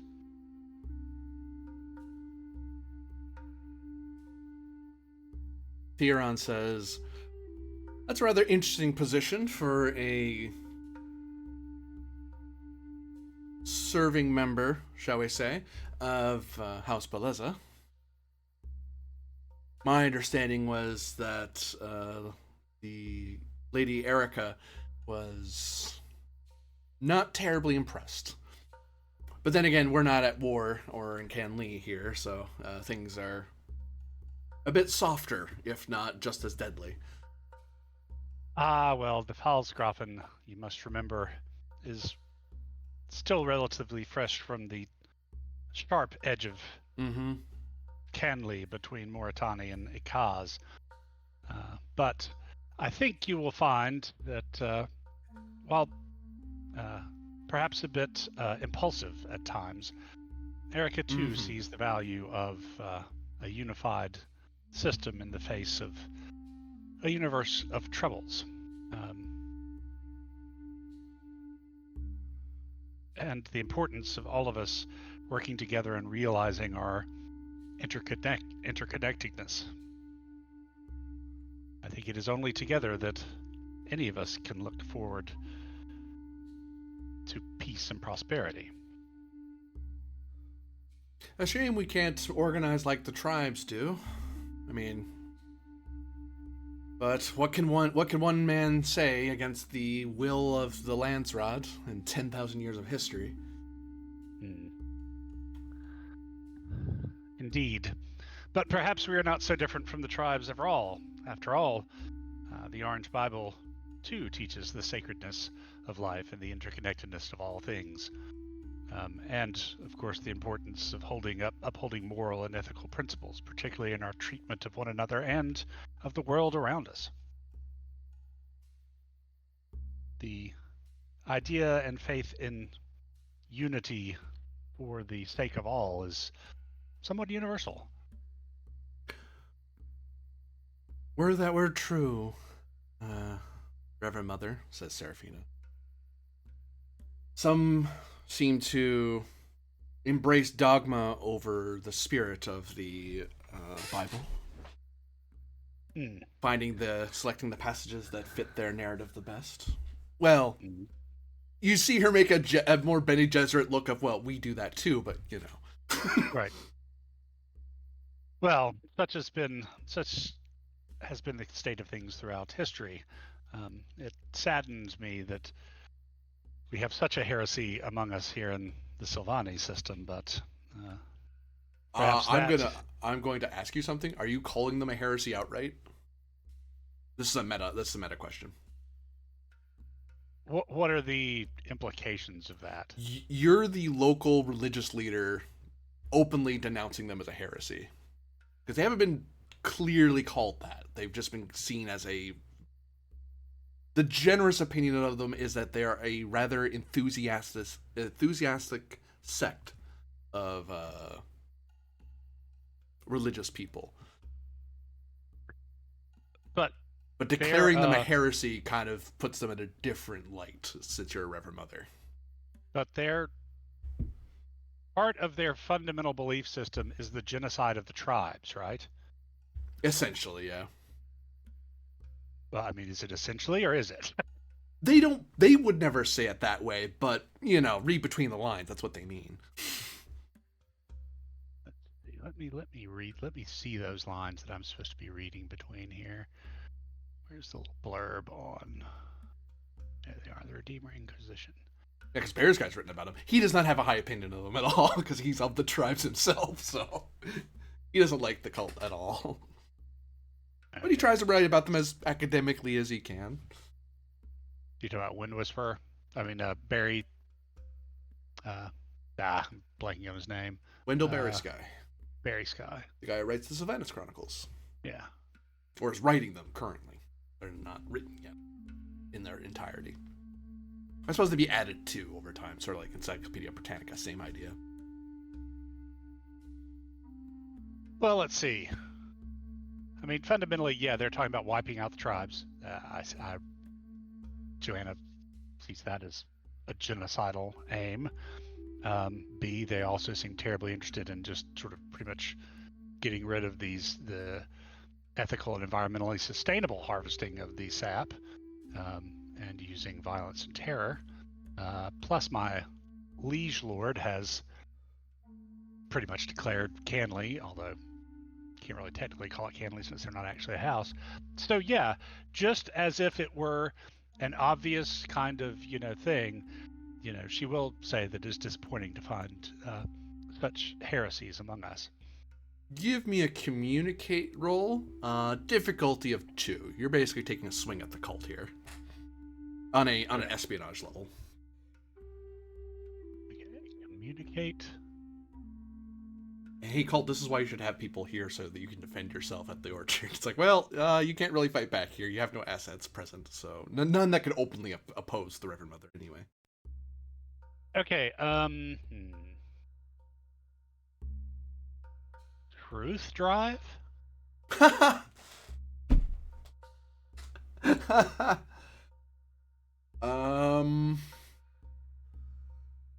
Because for one thing, she believes this is the truth. She believes, for everything Joanna believes, in her Reverend Mother / mother, a clan mother of no clans, that weird duality she straddles. Yeah, these people are heretics. They want to wipe out the tribes. They want to rape the planet. They do not believe in the sacredness of all life. So, yeah. I would have to ask you something other than truth, merely because your statement of truth is, I will discover the truth. There's no discovery here. You as far as you're concerned, you know it. Okay, that's fair. Don't really like duty for this, so I guess I'm going to go with faith. Faith totally works here, especially with your statement. Yeah. Not the greatest roll in the world for me. With an 11.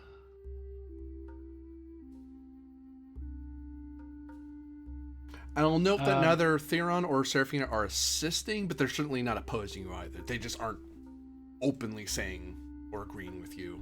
It's a lot of knowing nods sort of thing. My difficulty is 2. 2. Okay, so let me give you 1 threat and 2 momentum for 4 dice. I want to make this.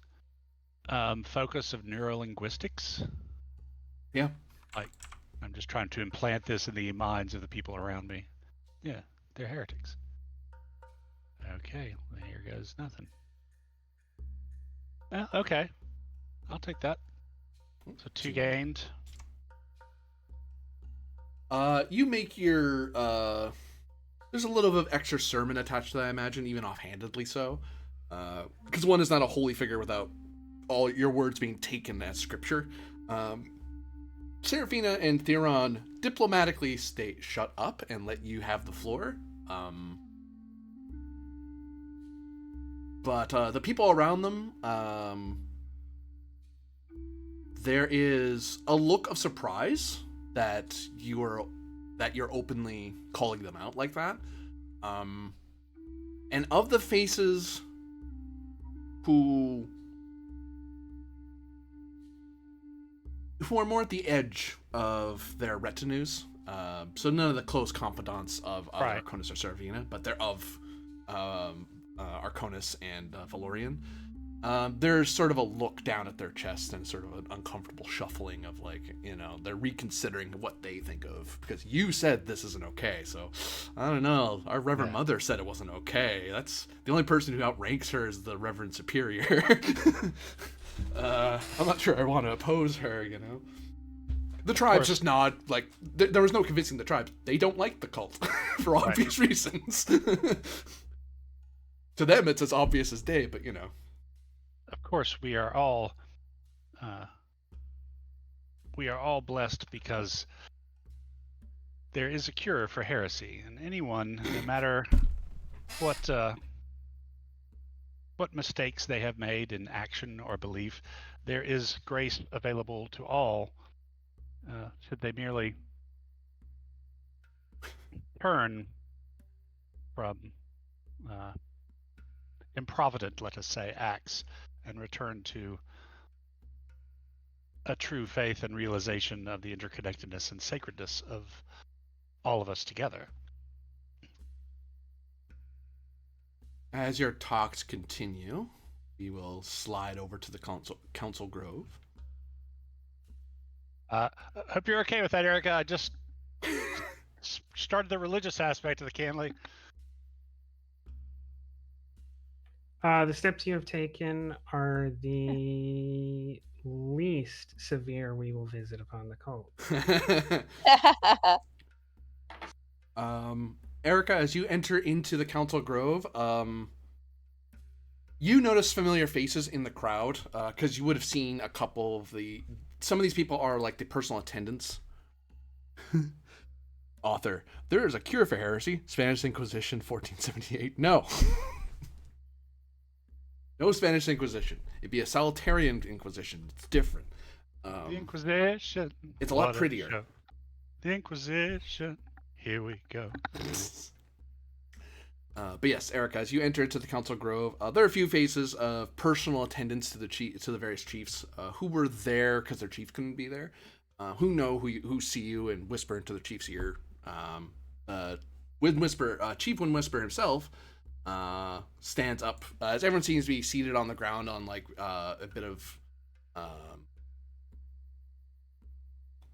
a bit of carpet that kind of laid up on the grass a bit, and there's a big fire in the middle as they're all talking among each other. And Thyalor Wind Whisper kind of walks over, and he gives a respectful nod of his head and a respectful bow, but one that is him recognizing that he is legally a ruler, if not a lower ranked one, a less powerful one than you. He recognizes he's essentially a nascent house by power level, so.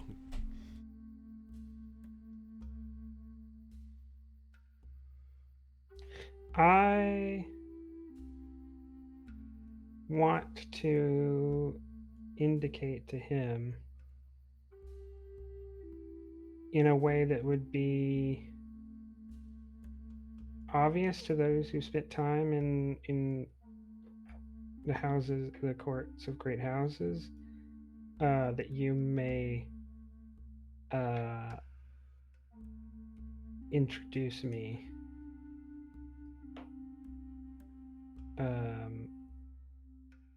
with the may part being not a choice but a demand.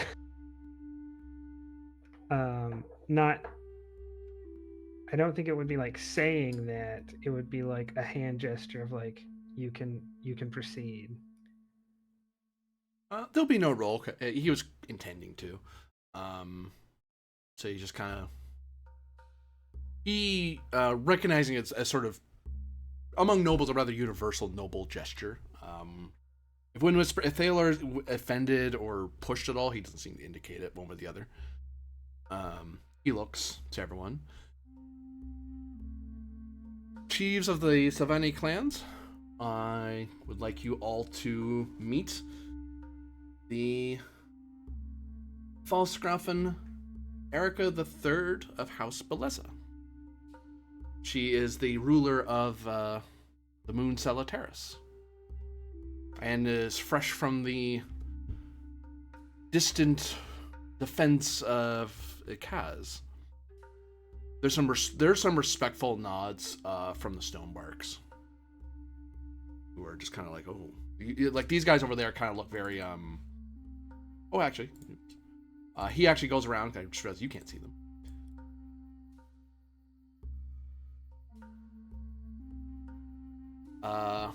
He gestures to the chief of the Sapweavers, the chief of the Moonshadows, and the chief of the Stonebarks. The Sapweavers look like they're people who are more, less noble and more like people who, like unionists or tradesmen, except they're dressed a lot better because they're like the union boss sort of thing, so they look a lot nicer, but they're not trying to show off to anybody. They probably after this, they're going to go right back out to the fields and start trying to find more sap or scout for more. The Moonshadows are dressed in the Forest Weave cloaks, although they've kind of pulled them back to make sure that it's not covering their body too much. They're trying to make sure that they're not blending in with their environment, but they are wearing it so that in the event they need to, they can quickly pull it over themselves and disappear. The Wind Whispers, you've already met. There's no chief of Wind Whispers over there. He just indicates his personal retinue of people, like his friend, that, or among them you'd see like a ranger, the ranger leader that you would have worked with when you were training. The Stonebarks look the most militant of everybody.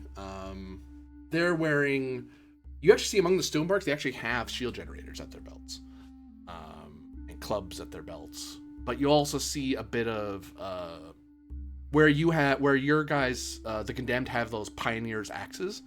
The Stonebarks seem to have what looks to be some sort of climbing tool at their belt. Some people decide to go through, some people decide to go over. Yeah, exactly. That's precisely it, actually.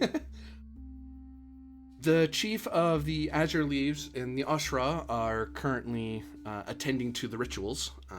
I can introduce it to you later if you would like to attend any of the rituals, but don't feel pressure to do so, of course, Falsgrafen. It's if you wish to speak on matters of rulership and governance, this is the grove for it.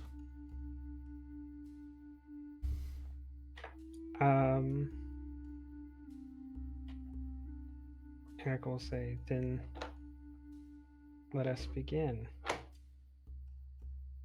Have you brought a seat, or would you like us to set out a carpet for you? Falsgrafen.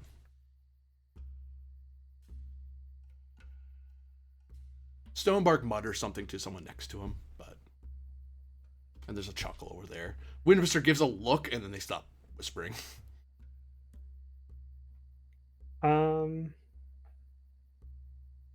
Erica says, you know you're talking with a fool when they can talk longer than they can stand.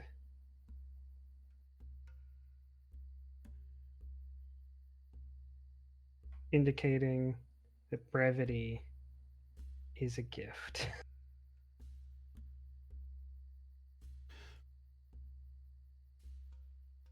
I would contend that careful consideration sees through all veils, especially in the woods. But you are Salutaris, we are Silvanus. Everyone's way is different, as we're taught by the Catholics. Feel free to stand where you like, I suppose. Just don't stand too close to the fire. He starts moving back to his bit of carpet, because, he wants to sit down.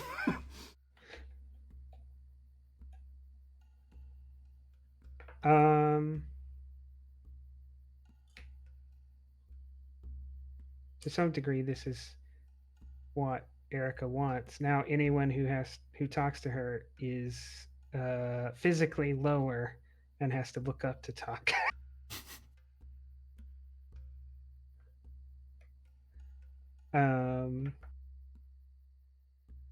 Did you wish to bring any business to the grove, Erica, or do you wish to observe for a while? Windwhisper says. Oh no, I'm impulsive. I'm getting started now. She says, well, first there is the matter to discuss that we had broached in the capital, and then there are many, many topics beyond. Well, let us start from the beginning, then.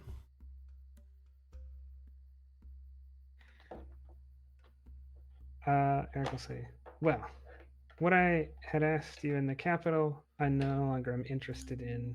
Oh. But I'm interested in something similar. I have, with the help of the Reverend Mother, established a farming community deep in the forest.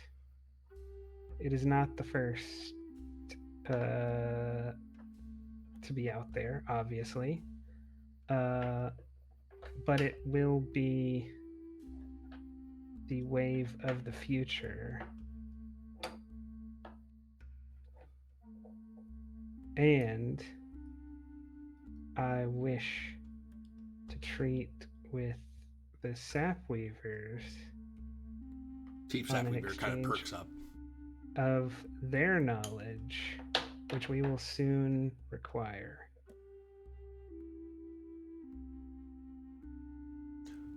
Are you looking to have the Ikazian style wide open farms, or do you wish to do it our way?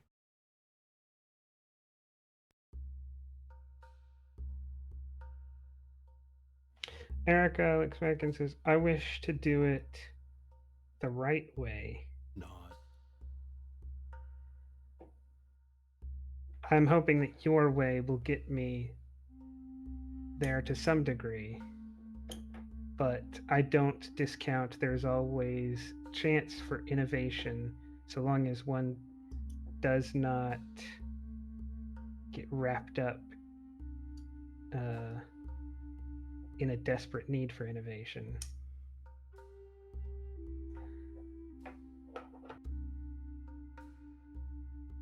How wide of a farming operation are you thinking, Eric? He would say Beleza. Well, how many, and I'll say the standard kind of plot size that we built out there. How many could you manage? How much excess? I'm asking how much excess capacity they have.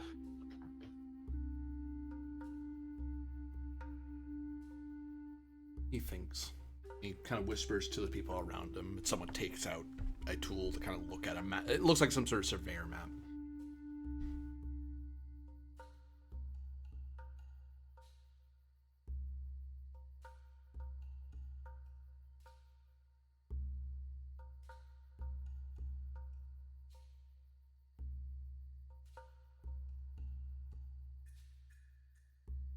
I'd say...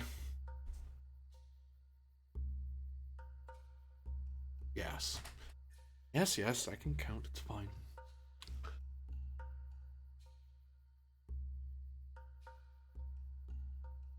Lady Beleza. Wind Whisper clears his throat audibly, and the guy kind of gives the Wind Whisper a look like, really? And Thaler just kind of nods at him, and he's like, he nods. Falsgrafen, Beleza. We can easily get 5 such fields in operations with some influx of Solarian material. The maximum I can see without a full pioneer expedition would be about 9.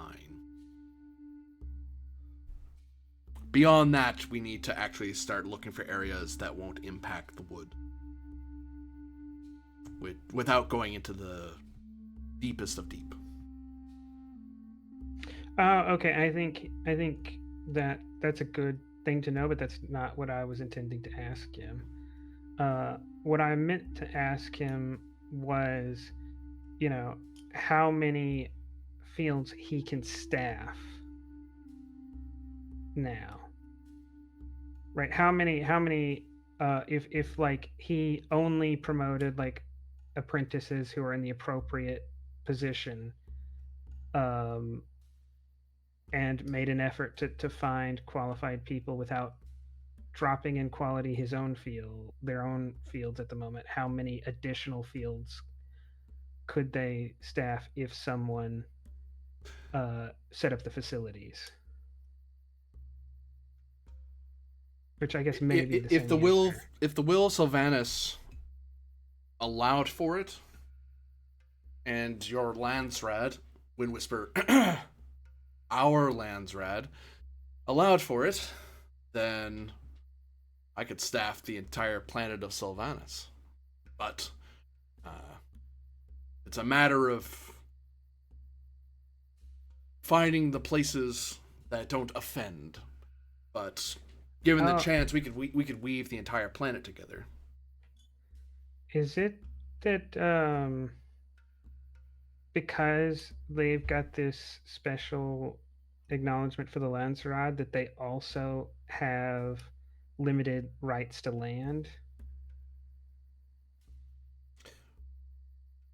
I assumed that they, as the native population, they just lived everywhere on the planet, and the houses were what had territory, and they kind of fell into that territory willy nilly, right? Like if you just set up a feudal state in the middle of a populated area. They do live. To them, they are the people of Silvanus. They are Sylvani, but under the Landsrad agreement, they have the wood, and the deep wood, and the deepest deep. So they are of their marked territory is the woods. But so then, why do they need the permission of the Landsrod to go deeper into the wood to continue to cultivate the wood? You will either need to do a communicate difficulty 1 to ask the chief about that, or an understanding roll difficulty 2 to figure that out on your own. It's only difficulty 1 because Erica has to communicate to Sackweaver what she means, because he probably doesn't understand what the question is right away. It's like, huh? It's obvious to him, but it's like, it's not obvious to me. I don't live here, damn it.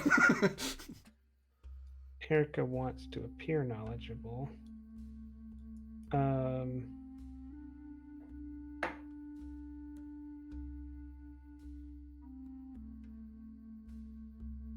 Understand justice, because this is a matter of law. Yeah. A focus in botany, because I don't know if this is purely legal or if the law was created because of the nature of SAT.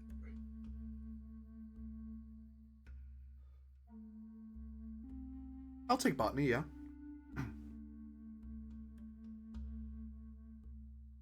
All right. I'll spend a momentum. Oh, and can I use the asset land rights to lower the diff? Because I didn't just start interacting with the wood yesterday. Like, I have to be aware of the laws I'll the take that has now. put in place. Yeah, you have a more in-depth understanding as a landowner in the area. It's like, well, actually, I've seen some of the laws in particular related to this because you're a landowner. So that looks like 3 on a diff 1. Yep, generate 2.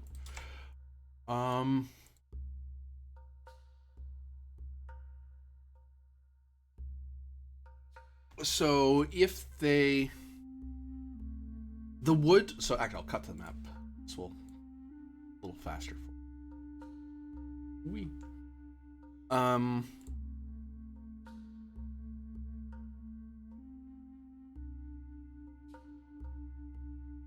So in the most of the sap, especially the high quality sap that's gathered, is in the Sylvani wood, the dense part on a whole other continent. There's a one chunk of a whole continent of the world that is just endless rolling forests and mountains where the trees are, and the areas that the Sylvani tribes live in and work in are the ones that they gather most of the sap from. Sometimes they do quick little jaunts out into the deep wood to gather higher quality stuff, but they don't have permanent stuff there. And further out this way, other ones can be found. It's just a matter of they've never had the level of production that they've done has satisfied what Chome wants. and it satisfied the things that they need. So they don't need to go this way, but or either to find new groups of trees that are high quality sap or even decent level of sap. And no one until you really has pushed them to go much further. Well, actually, I take that back. Friggin' Malvolus wanted them to redouble their efforts with the territory they had, because that's just faster. But if you wanted to create more fields, then they have to go out to the trees and go, okay, what here has the kind of sap that people want? What isn't going to ruin the local wildlife? Or we go out here, there's plenty of trees, but it's the wrong kind of tree. It's not the Silvani tree, it's this other tree that, is good for food, but not much else. On the other continent, there is some cities that are built into, like, imagine a city park the size of a city. That's where, like, Evergreen is and Wilderwood is.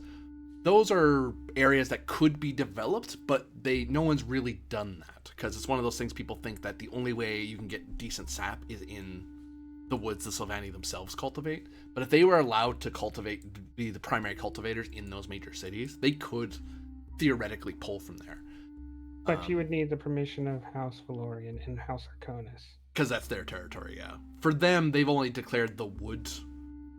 The only territory they've said is sacrosanct is the wood, the deep wood, and the deepest wood. But there are other edge woods that are further south of them that they've never bothered to do it because they never needed to. But, if someone wanted them to go out there and pioneer, or someone wanted to pioneer and ask them for help, they could totally do that. They don't mind. Sapweaver doesn't mind doing that. He's just never needed to before. Because legally speaking, the southern part of this continent is loosely under the stewardship. Actually, no, this falls under the stewardship of the steward of Silvanus. Like, this is that particular office controls this area. But if it's sort of that westward pioneer sort of idea. If you go out there and build it, fine. As long as you take care of it and make money for the Chome, it's yours. Go ahead.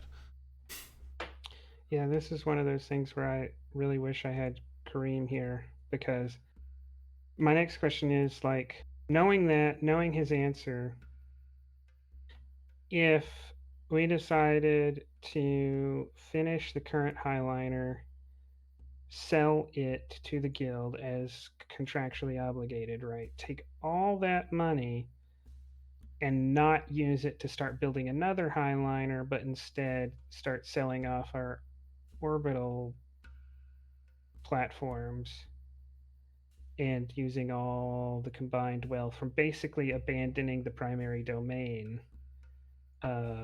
to fund his expansion, because he's talking about a level of expansion that, right, maybe once per house management, which right now is about once a month, we could expand one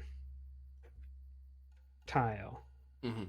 But he's talking about something that he's saying that he has the capacity to expand on such a scale that it could take, decades upon decades to do. Mm-hmm. And that by the end of this year, you're going to have to slow down. You kind of have a boom, and it's going to slow down. So house management's going to slow down to a year-by-year basis. It'll take even longer once you're settled in. Yes. So I'm wondering, even without Kareem to confirm the exact math, first of all, is there a mechanic to do that? Second of all, if there's a mechanic to allow it, could we actually pull it off theoretically? I won't charge you momentum yet. I'm going to check it, because if the mechanic exists, then I know it's something your character would just know. But if it doesn't, then I'll invent it, and I'll tell you what that will cost some momentum. Yeah, I figured you're going to have to invent it here, because I don't think it's a thing, yeah, to move one tile to another. But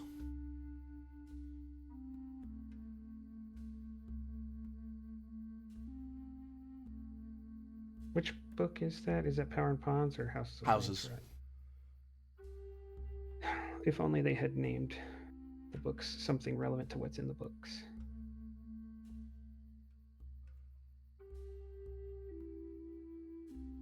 Mount invasion, no. Because there is rules about what to do if you are getting close to having a new domain.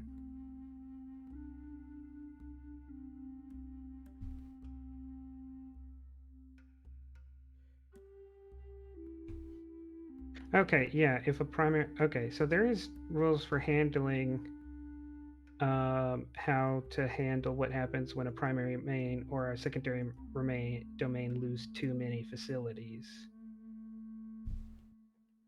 But not to convert them, as far as I've seen.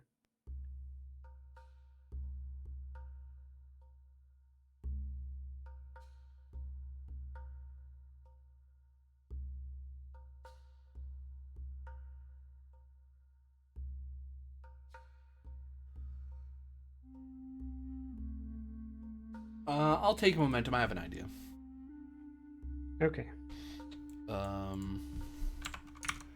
So I would treat it. I'll have to work out the very specifics of it, but in essence, I would treat it as a type of boon venture, where you are. So it's a lot of wealth. It's about spending a lot of money of getting all the various paperwork set up, so that you kind of start the preparation of getting ready to pull down your existing domains and then trying to very quickly reestablish them somewhere else. So you're kind of trying to, the money you're spending for the venture would be toward getting it set up and make it a swift re-maneuver of all your domain, change your primary domain to something else by using the money by using the money of selling off the old domain materials and parts to someone. Like for you, it'd be like the orbitals. Like it's like, no, I'm selling that all off. I'm just selling the parts. I'm selling off. We're not doing that anymore. Or even we do it, but we subcontract it to another new miner house. That's all they do. But you're getting money that'll help reestablish a whole new primary domain. It is definitely a venture. I would say somewhere between 40 to 50 wealth. Probably I'd treat it as probably 5 successes, because this is something that isn't normally done. People don't do this in the Imperium normally. But it's not that it's impossible. It's just people like having a plot of land. It does that, and it does that for the next 10,000 years. You're shifting everything into a whole new thing.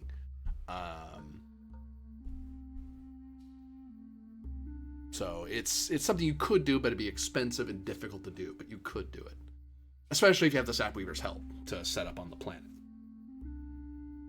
I would even treat that. I even go so far as call that an asset, because you're getting if you were getting them to help you out with it, so it would make it easier to do. An asset of their assistance, I should say.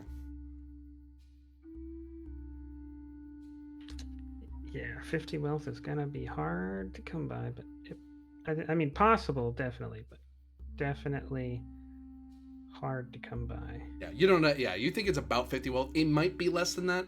It's unlikely more than that. Like 50's worst case scenario. Your mentat may be able to find a way to shave some of that off, but you think at least 50 will try to kill me for suggesting this. Yeah. Well, I mean, we got 31 in the bank. Yeah, that's. Oh, I forgot we had that much. Yeah. Well, he's gonna have to hate me, because without him here to consult, I'm just gonna have to make a decision. And so Erica says very confidently. Actually, how many plots do we have dedicated to our primary right now?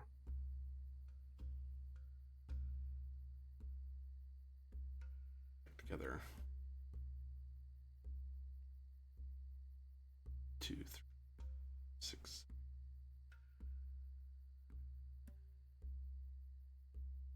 22, 23, 24, 25. I believe. Because it's the little wrenches. Okay.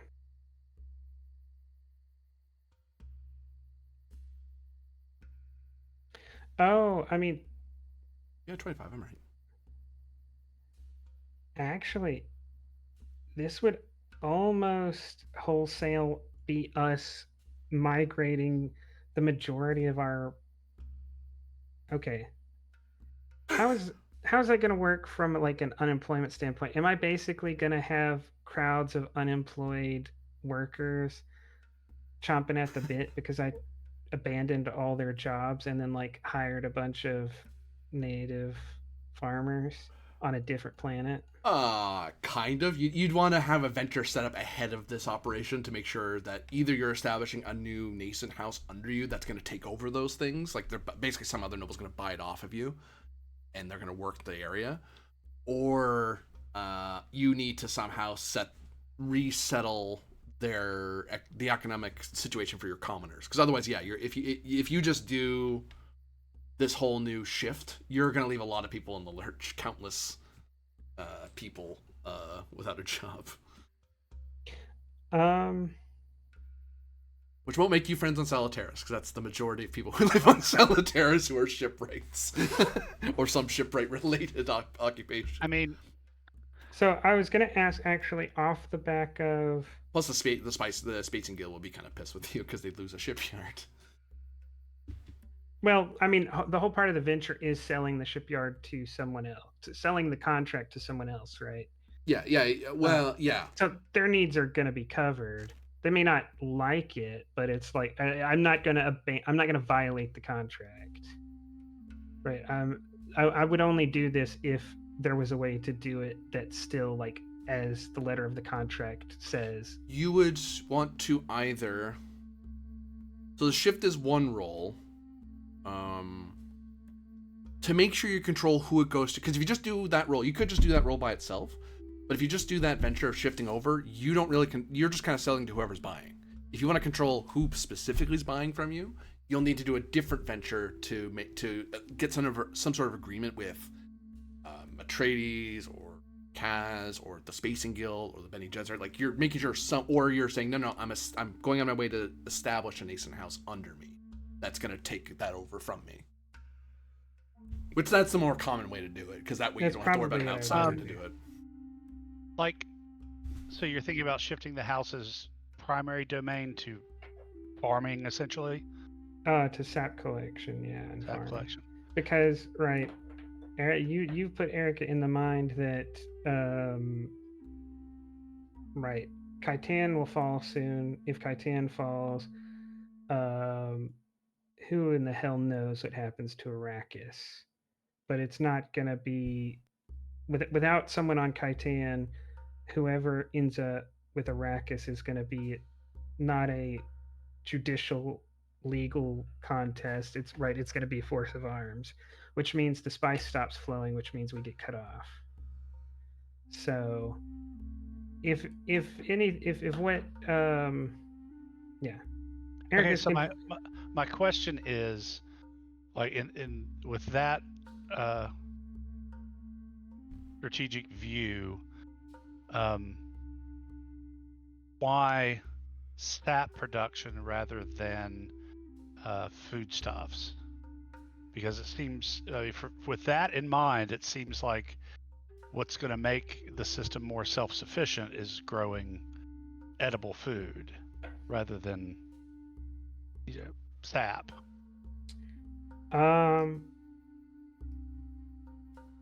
I may be assuming something wrong here, but my assumption was that generally to change from one crop to another is a year or so.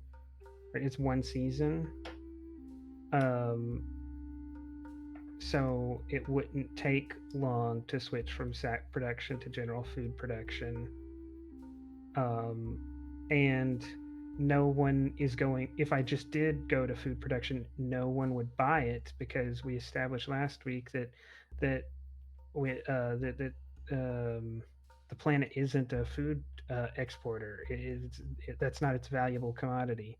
So the only way to make money at this right now is to sell the sap to the Empire. Then when the Empire if we get cut off from the Empire, hopefully we have enough food to take the blow to the chin while we convert the production of the sap farms to food. Right. If you did change, I'll point out mechanically you would need to do a venture to swap from sap production to food production, but it's a much easier shift of shifting a domain, a agricultural domain of sap collection to food collection, as opposed to ship development to food production. Yeah, I mean, I don't think it'll be easy, but right, we have time to plan and to save up the money to attempt that. I mean, do you want to maybe, instead of going for a primary domain shift, set up a secondary domain in the farming first? Like, do it that way? Because Erica sees no value in highliner production if we get cut off from the Empire. Well, I mean, perhaps not highliners, but we have a full spacecraft production facility. So, I mean, and it's established, although it's very hazy in the books, that, there is like intersystem travel, and there is even like FTL travel. It's just not FTL enough to span the gaps that folding space can. It's not as fast. So even assuming we get cut off, having the capability to build spacecraft is going to be very handy, because we're going to need that in order to get access to more resources. Then, GM, what if the first venture was demoting? I guess I don't know how you're gonna want to do out these ventures, but one thing would be to change the primary domain from industry spacecraft. Actually, it's just spacecraft. It doesn't have I don't think our primary calls out highliners. No. I mean, that's the story we've wrapped up around it, but that's not the mechanic there. Right. So it would be switching from like.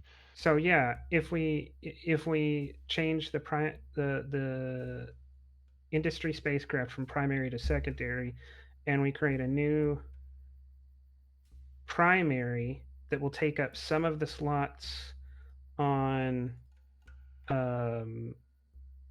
Salutaris and some on Silvanus as farming,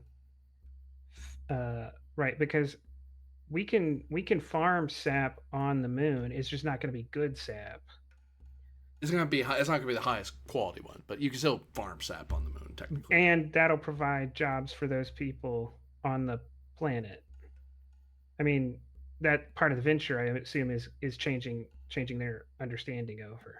Yeah, because you're basically shifting over the economy. You're informing Chom that you're doing it. You're informing the Landsride you're doing it. And then, so like some of our new primary is going to be sap production on the moon, some on the planet, and then eventually there will be a new move to switch it some of that or all of that to food. So does that sound like what you're thinking, Inslee?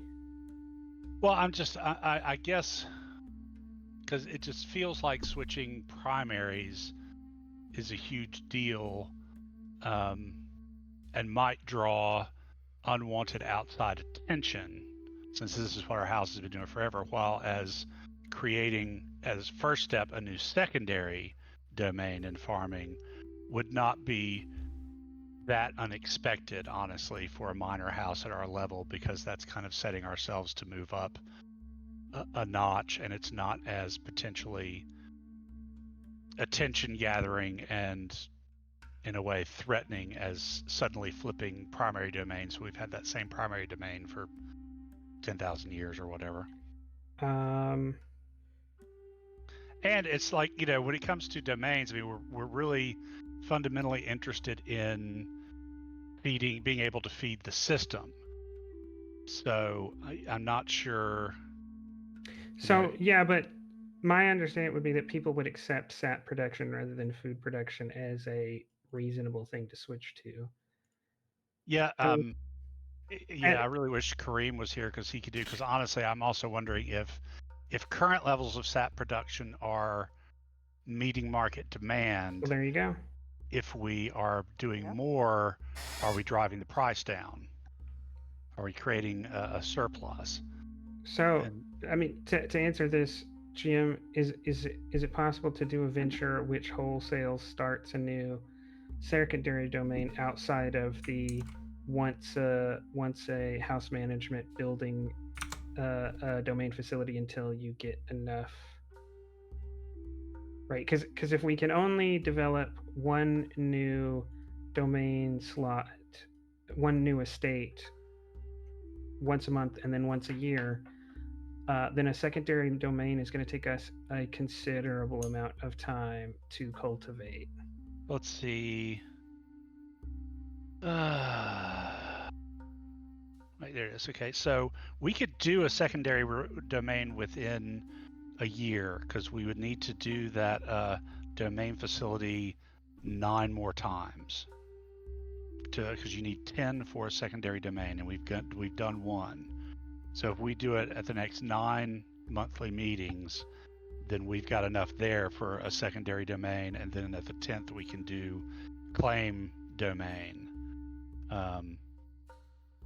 So I mean, it's within a year's house management capability for a secondary. For primary, yeah, that's where you get into needing 25 domain facilities instead of 10.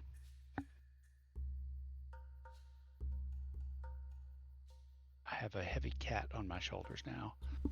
All right. Well, I guess 2 things. Thoughts, GM, on the building the secondary domain.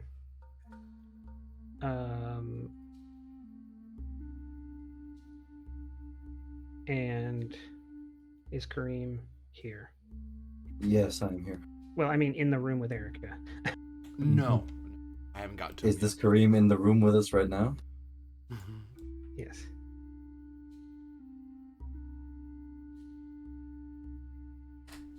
Yeah, Kareem the player is at the table. Kareem the character hasn't been introduced to the Conclave yet, so you don't have him.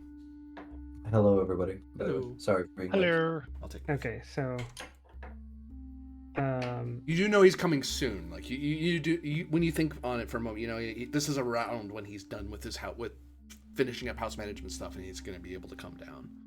Like he didn't come with you because he was busy tying up all the stuff that's going on. So are we correct that the only way to establish a secondary domain is through building enough domain facilities during house management? You could do that, that'd be one way to do it. Well, that's my question. Are there other ways? You could do a lesser version of converting your secondary domain into a new secondary domain. It would, instead of being 50 wealth, it'd be less than that. Couldn't tell you the exact number at the moment. As low as 25, maybe 30. But definitely less than 50 because it's a lot less And stuff you're moving.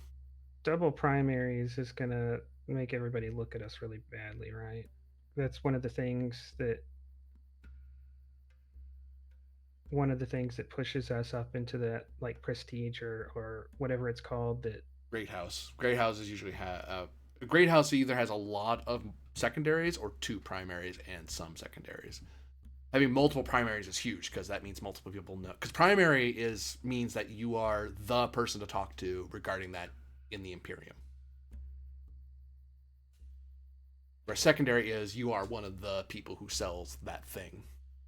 That you're in the marketplace. People know your brand, but you're not the person to talk to. Okay, so I will say primary sap collection, no one does that currently. No one has it as a primary. It's developed in small enough numbers. most of it has been the primary domain really related to sap is Valorian, and that's just for refining it into some. They make their bank on the refined good rather than the raw good itself. Even the Silvani, they're not big enough to make it a primary. They don't have enough. Their operation isn't big enough for them to do that. Okay, and secondary remains need at least 10 facilities. Yeah. At least, yeah. Okay, then Erica will say to the Sapweaver chief,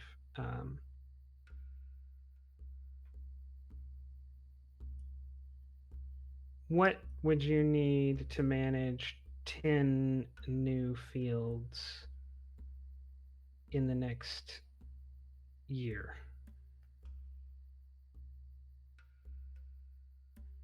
And I guess that's kind of the character asking the question of how much wealth, which I know you'll come up with later. About 10 wealth, he'd say. That's how much it would be. The construction ventures are resource based, I think.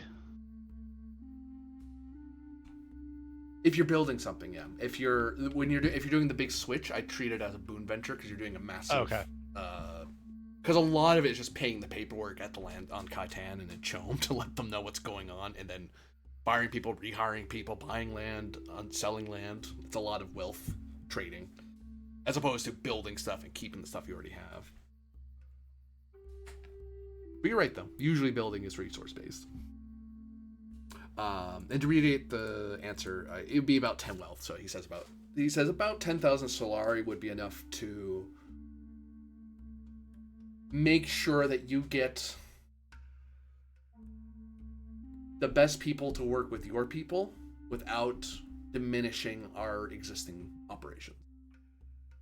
And Jim, how many do they have at the moment? Because I think it's on the map. I think I know this. I just can't recall the last time I saw the map.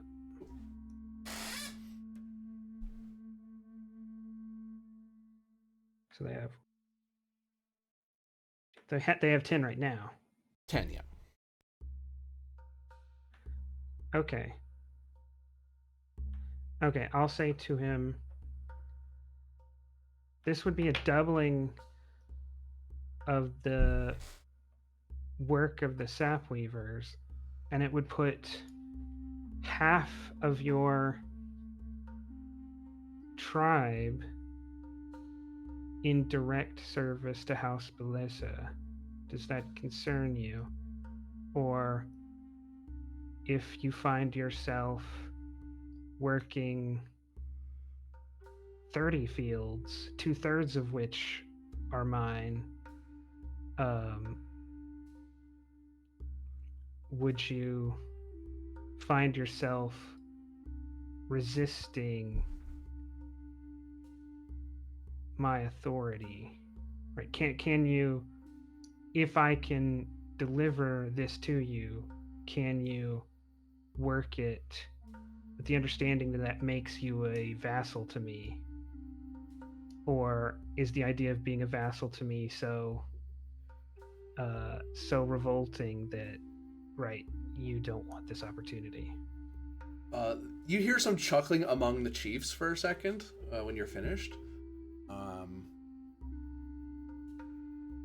People look at Wind Whisperer, and he doesn't say anything. He just kind of looks around, and he nods his chin at Chief Sapweaver, and he just shrugs and says,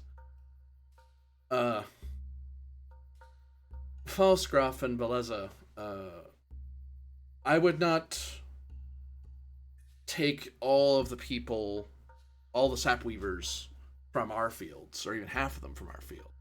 Sapweavers stretch across Silvanus, Salutaris, and Agrestis. Most of them I would call upon those of Sapweaver in Salutaris, those who are already loyal to you, and call them to their ancestral vocation. The only reason I don't have them doing jobs here is because there's only so much for them to do. Once we can train a child, a teenager, for many years and make them the greatest Sapweavers the galaxy's ever seen. But after a while, once you're a journeyman or master, there's only so many fields to master.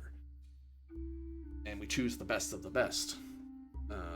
We would weave in some of our best of best with our second best, and and that would fill out the new fields.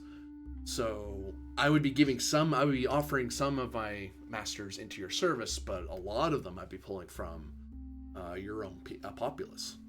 You have sapweavers among you already. The only difference is that they haven't been called upon to take up sapweaving. Sure, but those sapweavers are employed as frame engineers, as local field cultivators, as hospitality workers. They live on Salutaris. They already are integrated into the way of life that House Beleza champions. And although we are neighbors in space, I have no troops or marshals among your people here in the forest. But if I invested enough to become perhaps the largest landowner in the forest, the situation will be very different. Suddenly, your tribe's homeland will be abutting my territory. They will see House Beleza troops in their day-to-day life. There will be marshals active in the area. It is not the same as simply calling upon those members of your tribe living in other places to come back home and work. It is bringing all the things that they have learned that are not your ways back.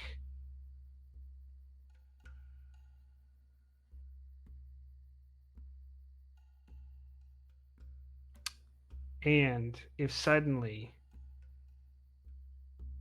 2/3 of the active tribes members working the fields have been loyal members and have been loyal citizens of House Beleza their entire adult life, you might think that the tribe would be insulated. But if you see them as equal members of your tribe, you won't be. At any gathering of the tribe, 2/3 of the people there will see their loyalty to House Beleza in the same light as the loyalty to the tribe. Maybe one is higher than the other, but unlike your tribe today, where their entire loyalty is to the tribe, if suddenly there is a massive influx of What are you expatriates. proposing, Falsgrafen? Thylar finally interrupts at this point. Everyone looks to him at this point when he starts talking.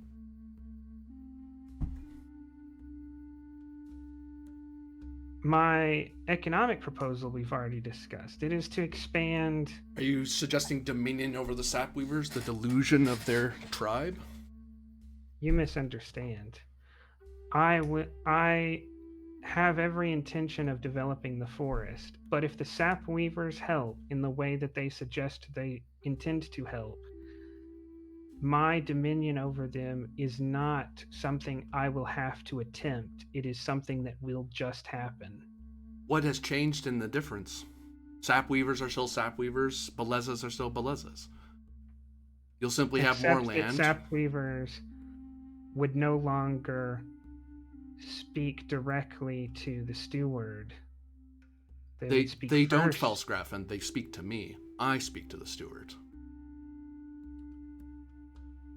Either way, there is an additional step that will be added.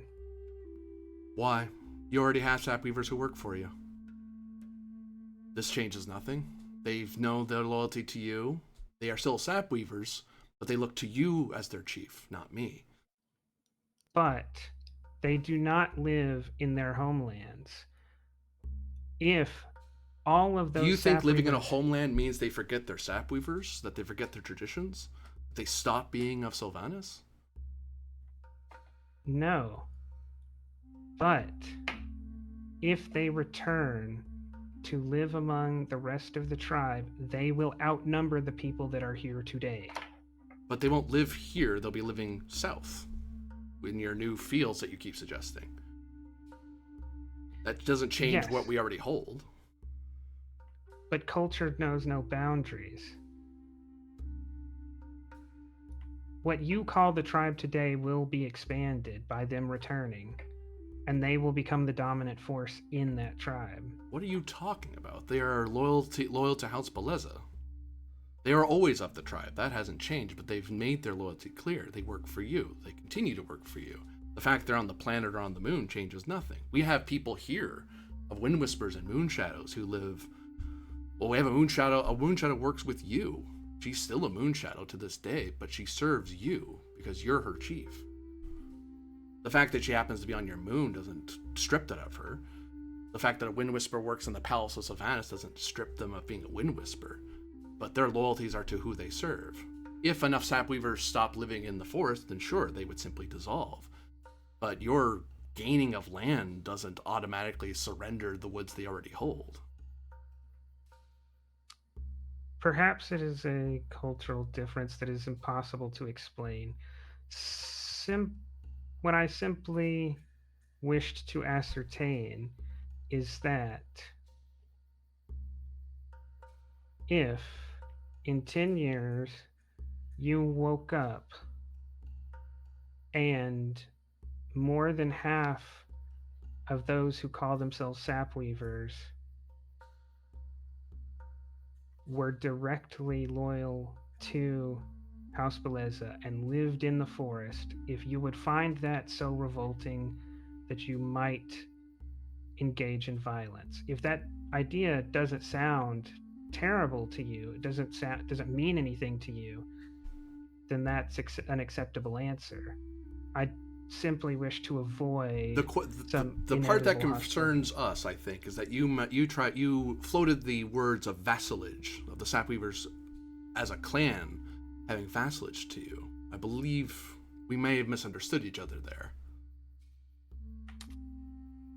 Perhaps. To me, it is an inevitable process.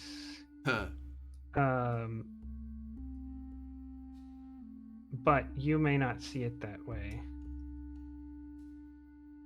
It's not that I intend violence or to force anyone's hand. It's that if half or more of the people of the House of Beleza started living closely under House Malvolus and were utterly loyal to House Malvolus, even if they maintained loyalty to House Beleza, eventually so much of the power and importance of House Beleza would be subject to House Malvolus, right? We've lived as neighbors for over 10,000 years with the Valorians and the Arconans. Another neighbor will not bother the tribes. If you know your territory and banner it as much as we know our territory and banner it, and you're willing to accept that great convention all of humanity shares, then I see no reason for us to be enemies. I don't either. My only concern was that which side of the forest to you Arconis and Valerian are on. I will be deeper than you will be. That will be... Excuse me a moment. That will be up to... I'll have to think about what I'm going to do with that.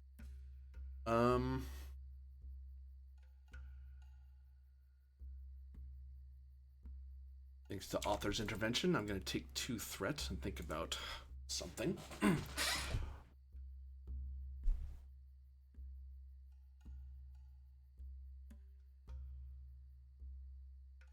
You working in the deep forest is... If you're able to prove yourself to the will of Silvanus and you can work the forest and you find your way to live in it and prosper, then to us, you are even if you never want to call yourself such. Even now, as a person who lives above us on Salutaris, you are of Silvanus as much as anyone else. That's why you're here, allowed here in this grove. Your voice carries the same voice as mine, as any other chief here. That voice will not diminish simply because you're closer than you were before. We don't seek, unlike the rest of humanity, we don't seek to expand. We seek to subsist, to survive and thrive.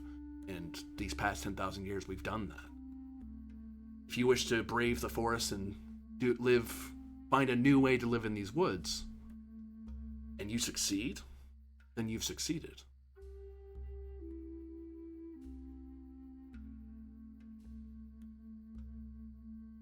Whether all sapweavers come to your service or not over the course of time, or believe that the way of Beleza is a better way than here in the tribes, that's for the future to decide. That's not something we can predict. But I don't see anyone here taking up spears against you, or setting your fields on fire, as long as you respect the edict of the Lion Throne.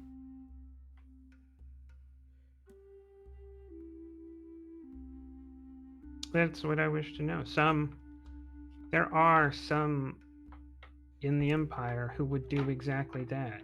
True. If they felt that their people had conflicting loyalties or multiple loyalties at all, they would be quick to take up the spear. And it's important for me to know before growing closer in cooperation with the tribes that that's not the case here.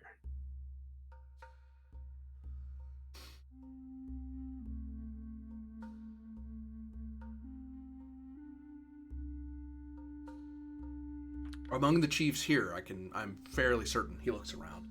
The Moon Shadows are the only ones who don't give a nod. They just kind of look at Wind Whisper, and Whisper just kind of waits a little longer and then just looks back at you. There are no chiefs here who have designs against House Beleza. And what you've said before briefly sounded alarming, hence why I spoke up. But I think you and the tribes and you can work together in this new venture you have planned. If anything, I'm personally interested to see someone out of the forests actually try to cultivate the forest. No one outside the forest is going to attempt that. I've looked to the sapweavers. Someone outside the forest is going to own it, but no one outside the forest is going to work it. Sapweaver nods. This is correct. This is right. Everyone else just kind of gives a shrug or a roll of eyes, or like, yes, Sapweaver.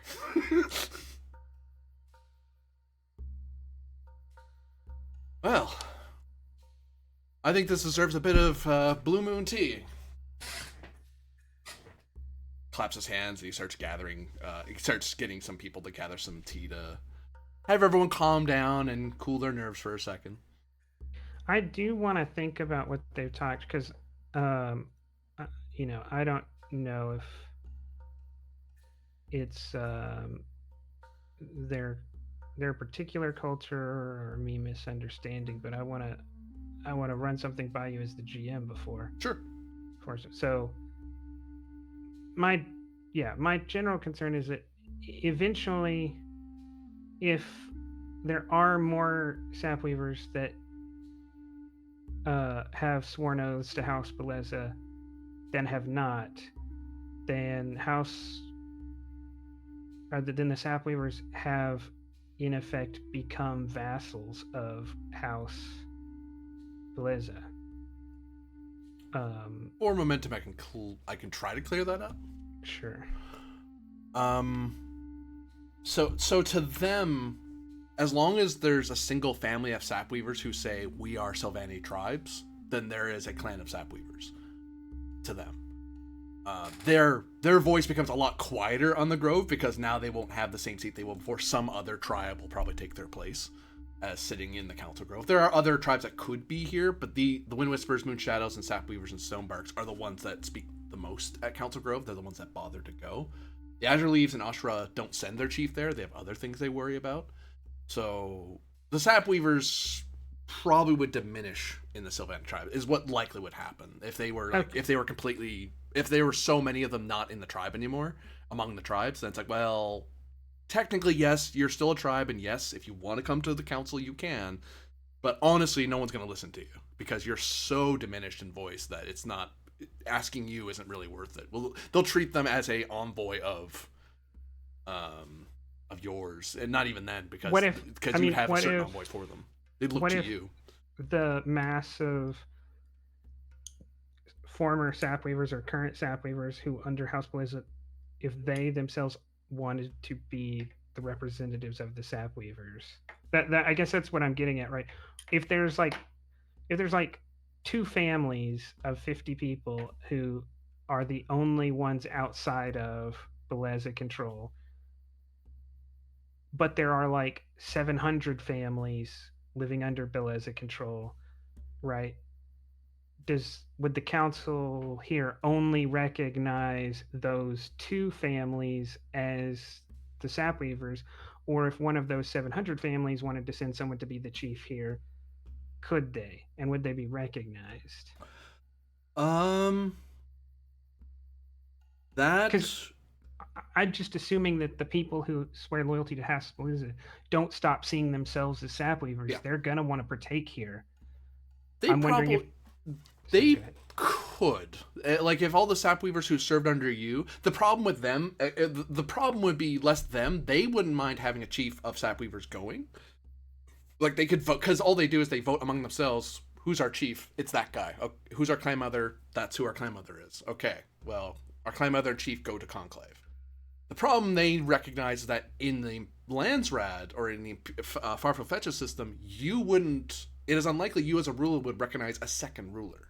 Because that's how they'd see the chief. They'd see that chief as a ruler as well. It's like, well, that doesn't work in a noble house. Noble houses don't work that way. I'm your chief, essentially. So they would just go, well, we don't get the vote. You would just go, but you can already go anyway. Okay, I guess the difference here is I'm not assuming that this second chief would just be a normal citizen. I'm assuming that I would make them an actual vassal house after a while, when the majority of Sapweavers live under Beleza control. Then in the Farfel Fetches system, you could probably manage that. That's why you're getting confused. That's why they're butting against you, because that's not how they work. But you, knowing the Farfel Fetches system, you could do that. It's just that when you said it, they mistook it as a invasion, or that's what I figured. I figured it was a cultural thing. Yeah, because I knew what you were talking about. I just knew how Wind Whisper was going to hear it. I'm like, ah. Yeah, I was thinking, trying to describe statehood and identity to someone who's coming from the existence of states and feudal systems, to someone who is only begrudgingly acknowledged states and feudal politics, and whose identity is very tied up in family lineage and exact being born in a specific place, is you're going to be talking at each other a bunch. Yep.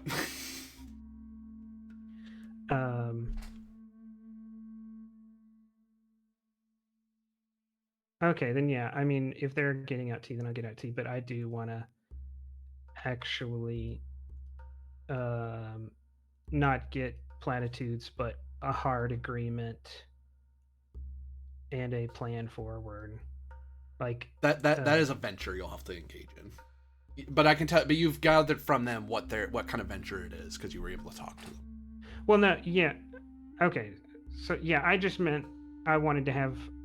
If we decided to do the venture, I didn't want to have to come talk to them again. No. Yeah. You've done the RP part of a venture before the venture happened. So sometimes it's the other way around, but this time it's like, no, I'm going to talk to them first. Okay. I know they're chill with it. Now I just need to get the money and the paperwork together. So they do see me as a chief? Yep. You're a ruler. A ruler is a chief to them. Okay. what would it? I don't want to ask them this because this is probably be another alarming thing. I just want to try to take what Wind Whispers told me and maybe some things that Johanna has told me.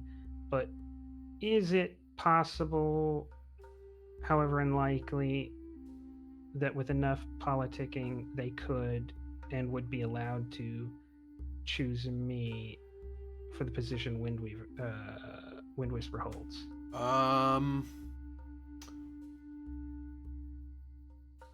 I won't charge you momentum. If anything, you would try to push momentum at me to ask that question. I'll push it back and say you would need to talk to the Reverend. You would need to talk to the Reverend Mother. There's a specific thing that you don't know, and you couldn't possibly know that, but you know who to talk to. There's a way to do it. You just don't know how it works. You don't know their system. Okay. But it does. I can tell you for free. It seems to be democratic in some fashion. Like they vote on Wind Whisper, but there seems to be more to it than that. Because they don't seem to. Because the chiefs are treated a different. The other chiefs are treated differently than Chief Wind Whisper is. He has a unique power, and you're not sure how he got it. It's not something you would have been taught. Because that's something they only certain people know, and that would be the clan mothers.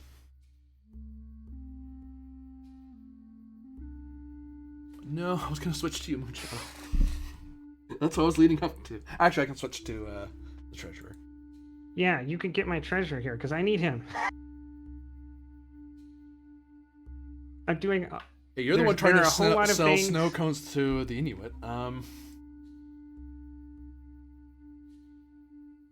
Hey, it goes great with blubber. So, yeah, I mean, I'm not trying to sell the snow cone, but do they have red flavor? Because if they haven't invented red flavor or purple flavor, they know what they cherry don't have syrup snow is. Oh my god. So Kareem Kabata.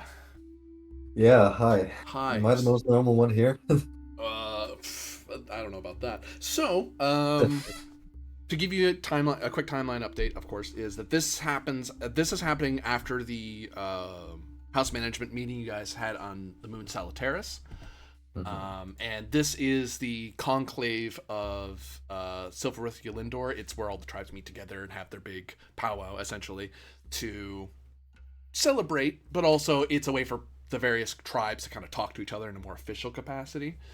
And they invited House Beleza specifically to go, hey, I mean, they invite all the houses to come, but House Beleza in particular was invited by Wind Whisper, hey, if you want to talk more, we need to talk at the conclave. Which he's now learning why that's so important. To update you on the current board position, Lady Gallia has taken the heir, Alfonso, to the moon Agrestis on a field expedition, if you will, to kind of learn a bit about Agrestis, but also keep him out of harm's way for the time being. Mill Moonshadows rounded up some agents on Salutaris to go along with them to kind of keep an eye on him, make sure no one tries anything. Not likely it's going to, because the cult isn't there anymore. So they came down on an orbital transport that they hired on the moon and came down with the Beleza's condemned and all that, and then they started scattering to the various areas they're going to deal with. Narratively, as I said, you were kind of dealing with the monetary isms of the house management, getting all the money together. And this is what I was waiting for. I want to ask you for an understand roll, difficulty of 4, as you check over the accounts.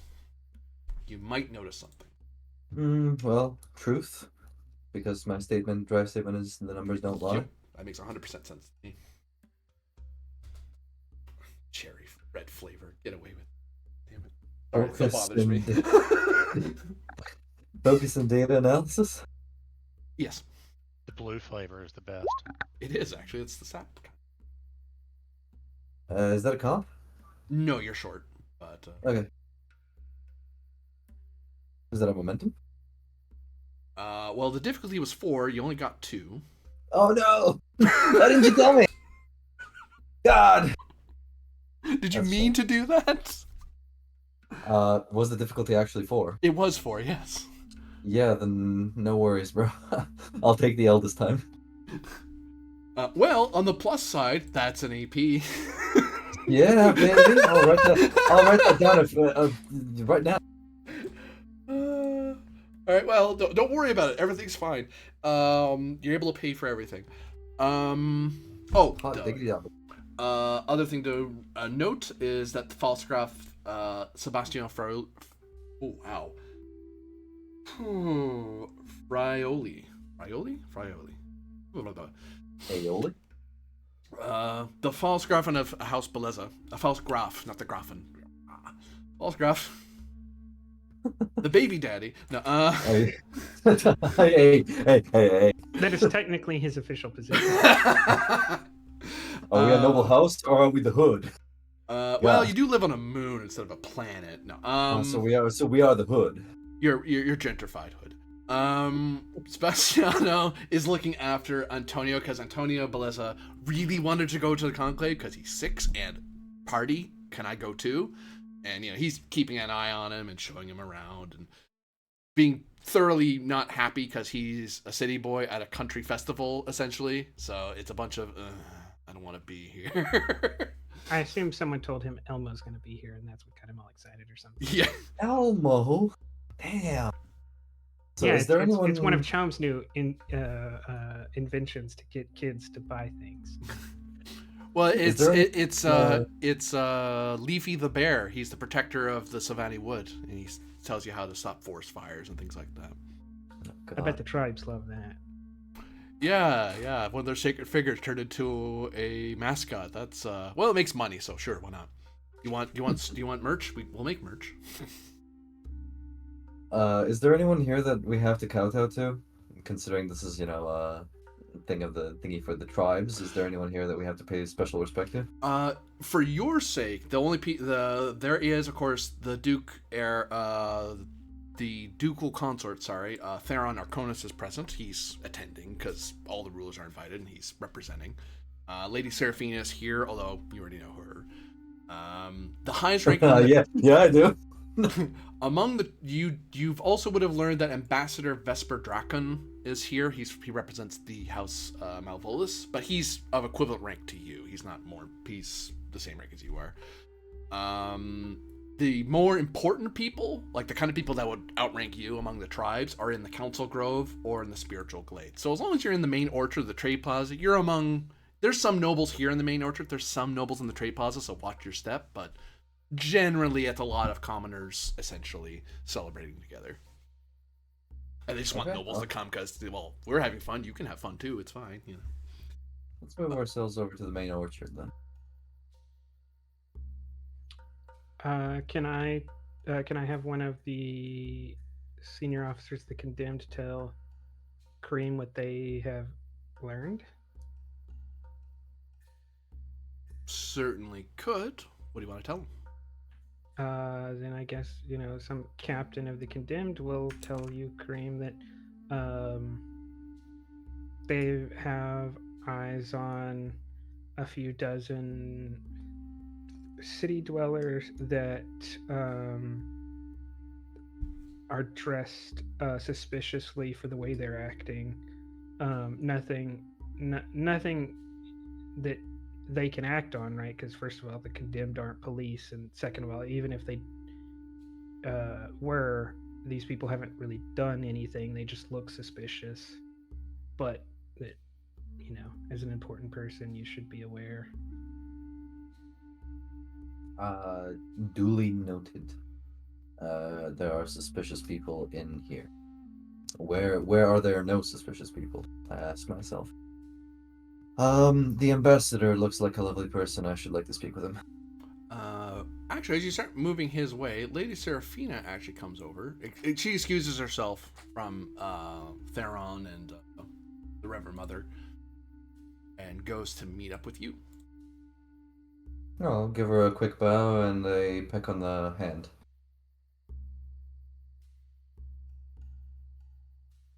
Well, Mr. Kabata, here I was worried you weren't even going to show. Well, I did promise I was going to be more sociable last time, did I not?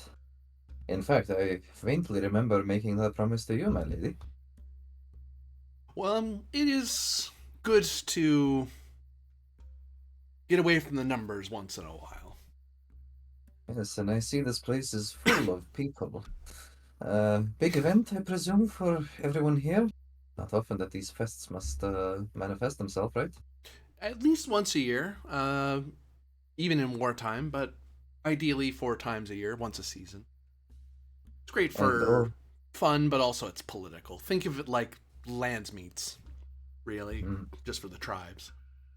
And over there, I'll point over to the groves in the glade, are where all the spiritual leaders of the tribes are, I presume? No, that's where the chiefs are. So rulers and personal retinue can go there. The spiritual people, the clan mothers and such, are over there. Very quiet people over in the glade. And an ambassador of House Malvolus. Did the ruler himself deign himself too important for this little occasion? I would never say such a thing, but I could see why you would make that deduction. I understand everything completely. I was just about to go speak to him. Do you know anything about him, this ambassador? Ambassador Dracon, well, he is as much of an envoy as any soldier of Malvolus can manage. Well, are you familiar with the ancient texts of Roman ambassadors from Old Terra? To a certain degree, we were taught them in school, yes. Well, imagine someone thought that was the correct way for modern diplomacy. I don't see him wearing a piece of cloth only covering his genitalia. Is that not what they wore? I'm sure he does. Cheese Snickers for a second. Well, if he does, at least he is not showing it. Thank the stars above. I mean, if you ask him real nicely. You know I don't go that way. Your may loss. May I ask you a question? Yeah, may I ask a question? Certainly. You've already asked 2. Out of character GM, which house again does she serve? Or, quote unquote serve. She is consort to primarily to Valorian, but also to Arconis. So she's of both houses, technically. Do you know if House Arconis or House Valorian have started to hoard spice recently? Give me a communication check, difficulty 2. She might. You're gonna have to get her to share that information with you. I want to know the truth. God dang it. Is this the truth, or is this justice for her? Well, the response to that is always, but you can't handle the truth. I would say your statement means that you wouldn't necessarily believe her words. You'd want to know numbers. She wouldn't offer numbers. Justice, then, in that case? We're all equals under the auspices of the Emperor. Yeah, I don't see that contradicting. You could use justice. Focus in charm or persuasion? You could get away with either, given that it's Lady Seraphine you're talking to. 1 momentum for a dice, just to be sure, because the last check was a 4. God dang it. Here's your 3 successes. Gain 1.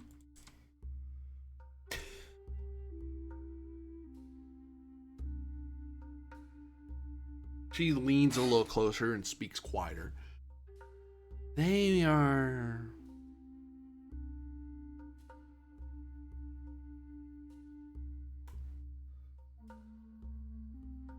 Valorian isn't, but Theron over there thinks that we should be. He's already made some requests and purchases on Kaitan. I wouldn't say hoarding, but we are buying more given the new... We're buying up before the price raises too much more. This is artificial raising the price. Market manipulation. Something smells off to me. This isn't quite right. Well, troubles are at Arrakis would be my guess, but someone at Chom HQ might be manipulating the market. And here I thought that House Conan finally had things under control. Oh well. Brutality has its uses. But I imagine those uses stop after a while. Look, could you do me a favor? It's not much, but if you have the heir of Arconis's ear, perhaps you can try and convince him that it would be a bad idea. Artificially driving up the price of spice is going to artificially drive up the price of everything, including my produce and your produce as well, I'm afraid. Did I on a GM level now? Did I say Seraphina was an asset of yours yet, or no? Yes, you did. Okay, so you could through her attempt a communication roll. It will be opposed because Arconis has a very particular plan he wants to do, and he may not be convinced. But Seraphina can be your safe vehicle of trying to convince him of that.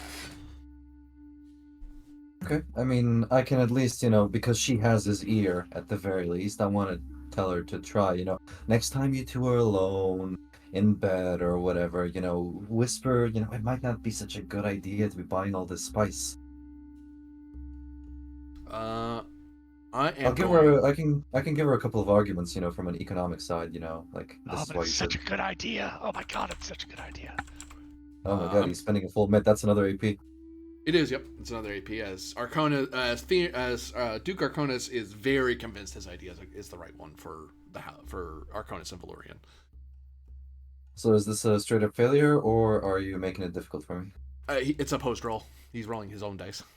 All right, she can roll her communication and. Nope, you roll yours. She's acting as your asset. Oh. How's well, communication and truth, because goddamn, it's gonna drive up the price of everything. Yeah, the numbers right? won't lie. You're not wrong. Yeah. I'll give her a couple of tips. Hey, maybe you can tell him this, explain this to him. Like, goddamn, he's gonna see the truth. And the good thing is, and the reason why using her as an asset in this way is good is because he's more likely to listen to her tell her this stuff than you. I'll take 1 momentum and 2 threat for 4. Momentum. 2 threat to me. Whoopsie. Focus in charm or persuasion. I'm sure she must have it as well. Right? Persuasion, because he's the target.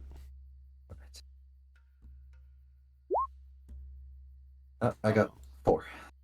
I can click anything. And 1 comp. Ooh, that's not good. Oh, he's good. Man's good. He actually has cheeks. I should fill these in. Oh well, that's right. Oh, I could have just rolled his thing. Oh well.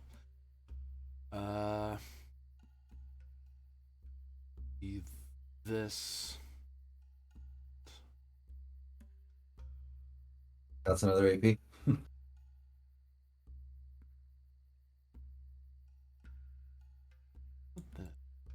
I probably. So data means.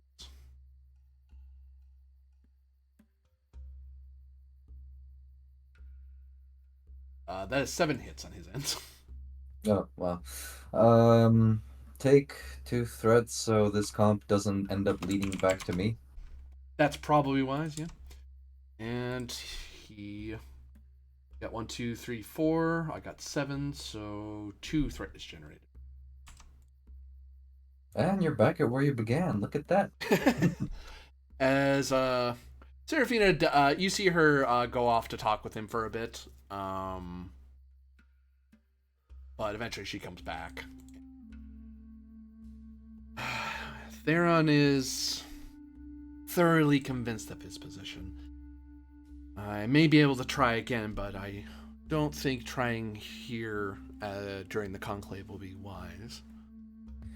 Yeah, it doesn't matter. I am very appreciative to Lady Seraphina for at least trying. Oh, not at all. Not at all. If you would allow me to return the favor somehow, I am all yours. Well, if you don't mind, I wouldn't mind going on a walk in the forest for a bit. After I finish with the ambassador, if that is alright with you, Certainly. I'll just be waiting Uh, over there. I'll pick you up. Make our way over to Ambassador Drakon, who is a rather. Everyone else is having a nice time hearing these loud drumming noises as a bunch of people are gathered around central drums and all banging it together at the same time, and they're all chanting really loudly. When you're far away where you were, you can kind of talk rather easily. But once you get right up to here, it's not deafening, but it is, you either have to get really close to someone to talk, or you have to raise your voice to be heard over the loud chanting and drumming. There's lots of people watching and enjoying them change from different songs. The ambassador is the one person who doesn't seem to be, he looks like he's practically a statue there. Arms folded, parade rests, boots shined up, his black and red uniform, looking ready to go, a shield generator at one part, a sword at the other, dress cap uniform. It's like, if you didn't know this guy was an ambassador, you would think he was a guard. Like he was like the Belezza's condemned or something for them. But you know who this guy is because you've been told. Kind of. Well, I'd like to approach him and, because I don't want to raise my voice at him, because holy shit, he could like cleave me in half with his stare, I imagine. Mm-hmm. I'd like to just kind of nudge him a little bit and ask, like, with my hand motions, like, do you want to go speak over there? Give me communicate difficulty 1. It's not so much he's unwilling, it's that you have to get his attention without like literally jabbing him with your elbow. Right, you want to duty? Not right now, I'm good. You know what I mean. I do, I just like being a nerd. I'll take duty, yeah. Your statement doesn't contradict. No focuses apply here because I'm not actually speaking to. Here's one moment. Yeah, get a momentum. You're able to get his attention to pull him away from the drums. He just kind of gives you a look. He looks you up and down. He looks at your lips in particular for a second. He nods toward the center part of the main orchard, away from the drums.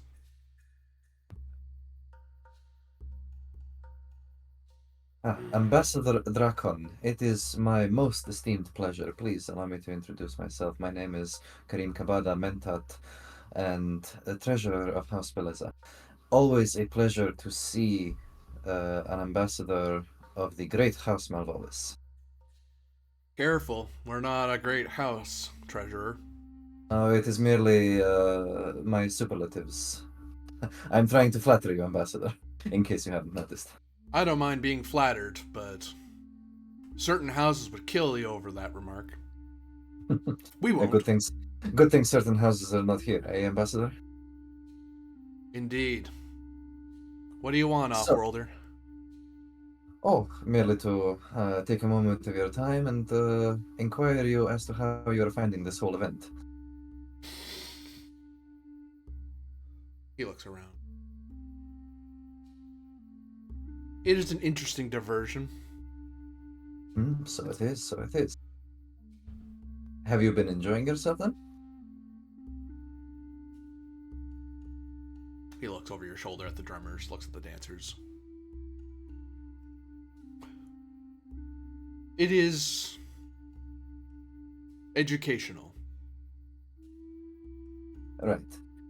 Excuse me, Ambassador, but I believe that you are a person who likes no-nonsense kind of deal, so perhaps I shall try that approach. The reason that I have approached you is because I wish to perhaps discuss economic opportunities between my house and your house, should you be willing to strike a deal, perhaps. Has House Beleza actually taken up arms outside of their ruler? Or something other than prettying up spacer ships? GM, how much of a state secret are the orbital defense cannons that our great leader has installed?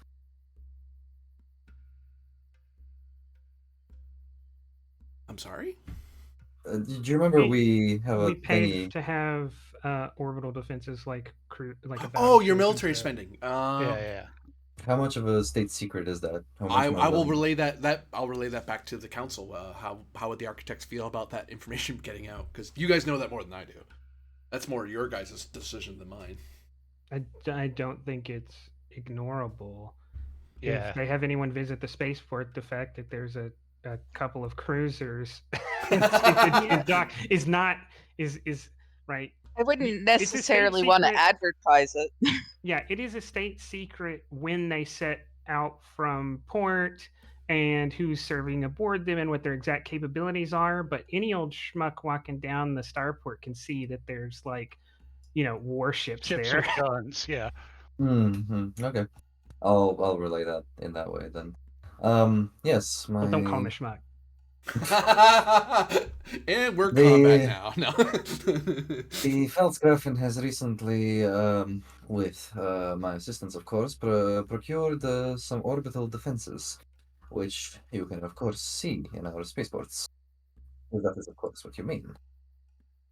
I was curious about the buildup of military material. I don't see a plan for an invasion of any kind, but it is an interesting spend of your wealth. Well, the Feldgrafen likes to be secure in all her decisions, and therefore the security of the starport and the planet is also one of her greater priorities. What is she securing it from, Treasurer? From ourselves, Ambassador? I'm not sure if I'm honest, but if the Feldgrafen wishes it, she gets it. We have the funds, of course, to pay for it, and those are not a problem, and we have gone with what we seem to be a decent measure. So do you need instruction on orbital affairs? Well, perhaps some of your...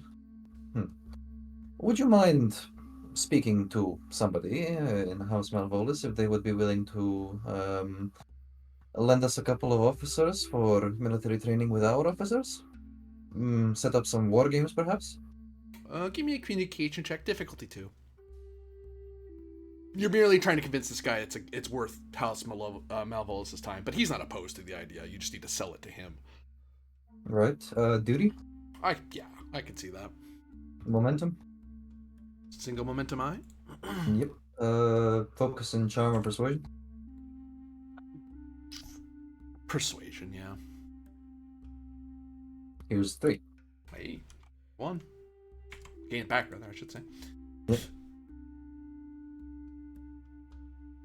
I could speak with the Duke regarding such an arrangement. If anything, I think we would both find it very educational. Oh yes, of course. I've heard great nations and small nations alike often like to engage in these games, so to speak, so that in case, God forbid, something happens, we are all ready, are we not? One must always be ready for the machine. I suppose that's the truth. It's in the Bible, of course it's the truth. Gives you a glare. Like, he actually looks a little upset that you said that. Oh, no, of course, I didn't mean... in any case, I would very much appreciate it then if you could bring this up with your Duke. I will bring it up with my Feldgrafen, and perhaps we shall strike an accord then, yes? And if these war games turn out well, we can discuss further negotiations, with regards to further cooperation.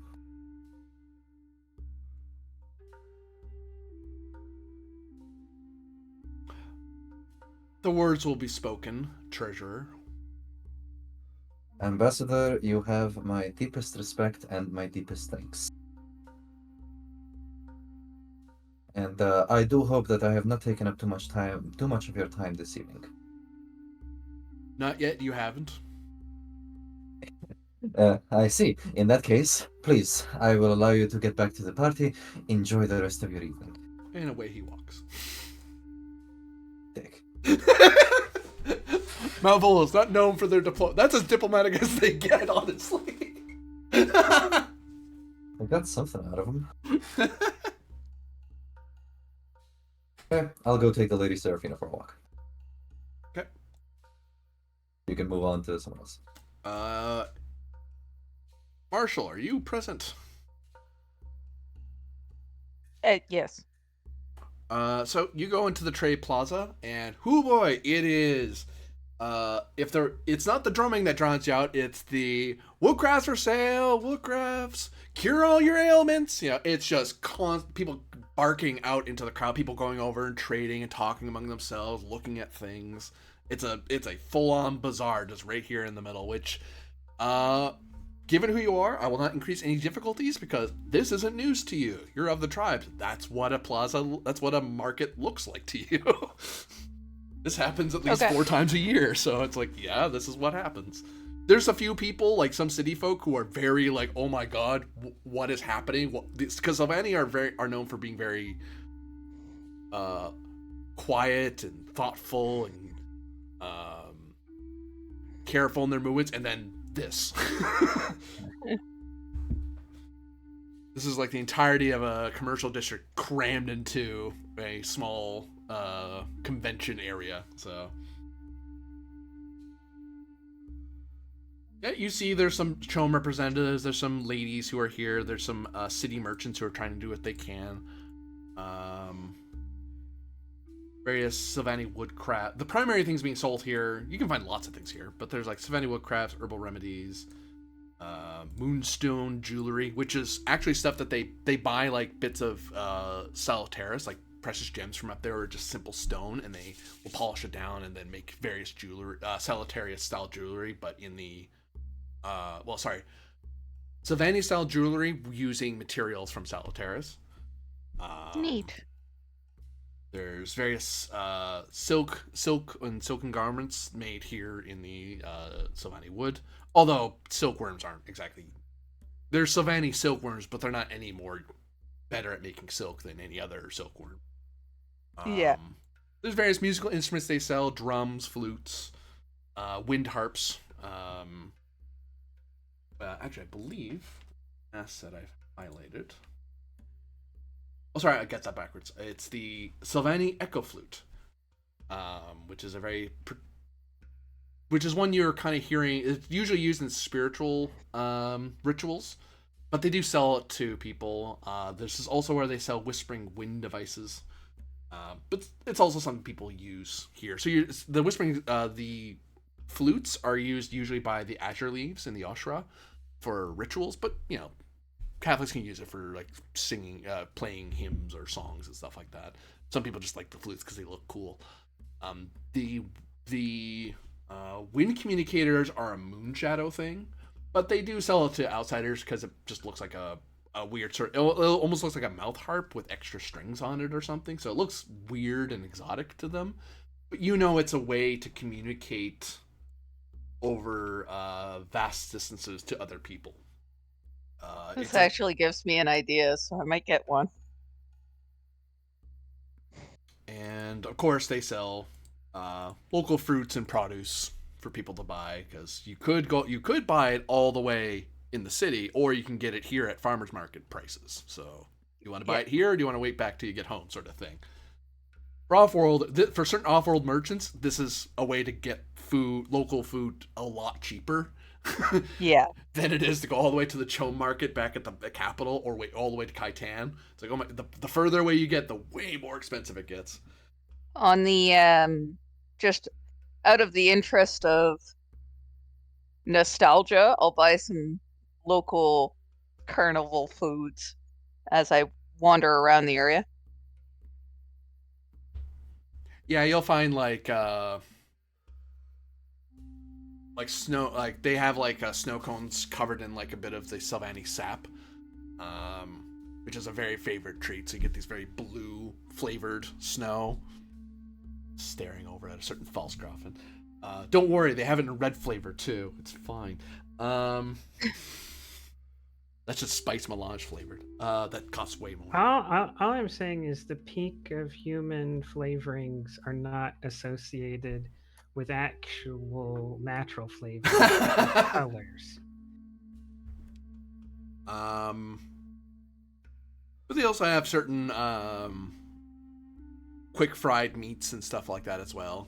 Like, do you get like full handfuls of food, or do you just kind of like grab like one or two things to nibble on? How whole carnival food on a stick type of thing. Nom nom nom. I'm done eating that. I'm buying another one. Yeah. Yeah, that sort of thing. Yeah. At the same time, I would be keeping a close eye on what's going on, looking for Stuff that is out of the ordinary for the trade plaza. So I expect crowds, I expect hustle and bustle, and lots of noise, but, anybody using the chaotic environment to their advantage type of thing is what I'm keeping an eye out for. You may attempt a roll of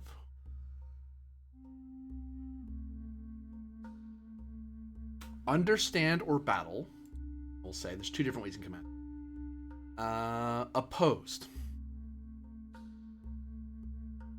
I'm buying a full mitt, by the way. Another AP. Another AP. Write that down. Write that down. Riding, teasing. I think it makes I two will so far. go understand. Does danger sense apply? I would say so. I think I will use duty in this case. Because it's out of duty to the Falsgrafen that I am trying to be aware of anything suspicious here. And your statement definitely doesn't pose. So. Yeah. Now then, do I want to buy? I do want to buy some stuff. I will buy for 2 dice.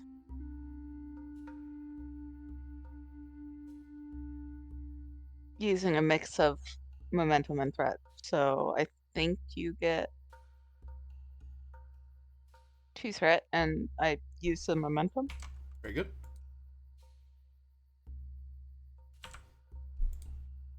And yes, I do want to use focus.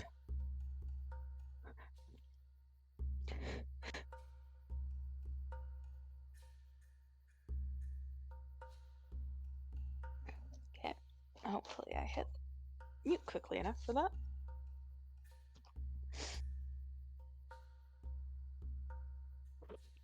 Okay, not a horrible roll. Actually, quite a decent roll.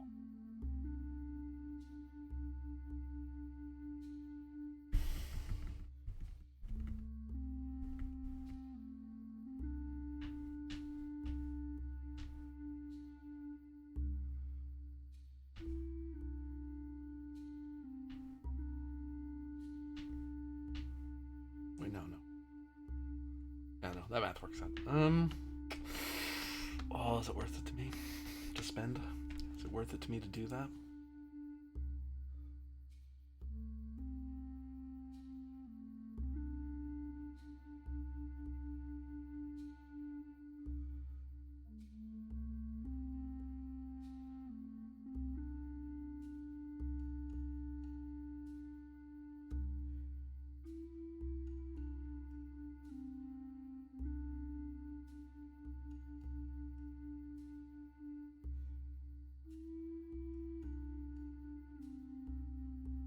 Two, three, spending to re-roll with the drive statement of God wills it.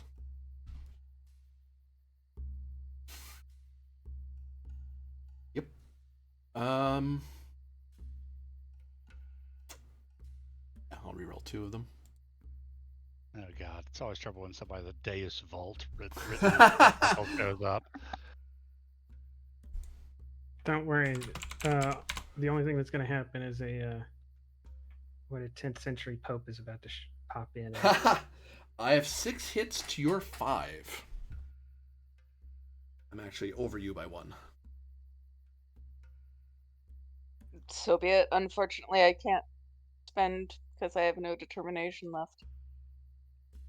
Get an advancement point, though. You do, yep. This is true. I will take that now because otherwise I will forget.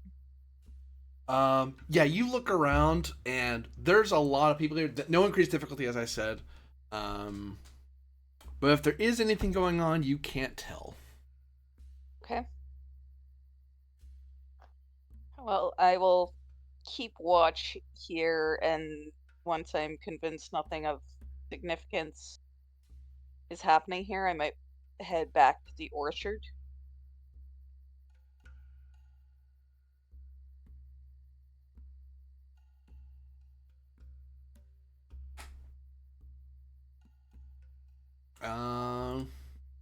Right.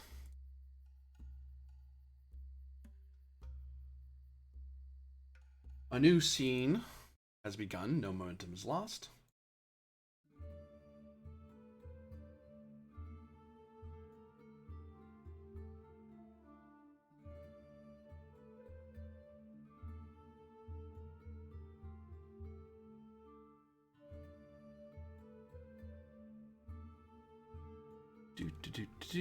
This is not a great board to be on, guys. Good luck.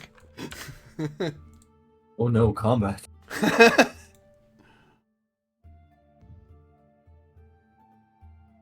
I'm not built for this. Grab it. Well, Lady Seraphina's a Bene Gesserit. She can probably kick ass.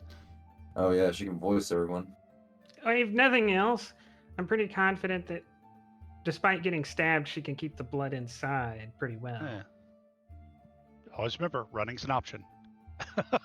Also, I mean, Prinabinti, I mean, hell, if she gets stabbed, she might just be able to flex and break the blade. Fair.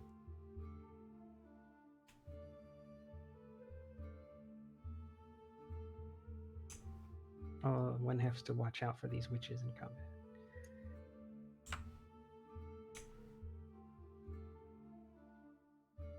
What's in the box?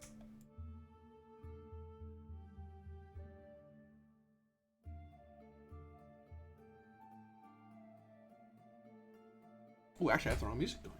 We're on the skirmish map. Huh? Well, Kareen is.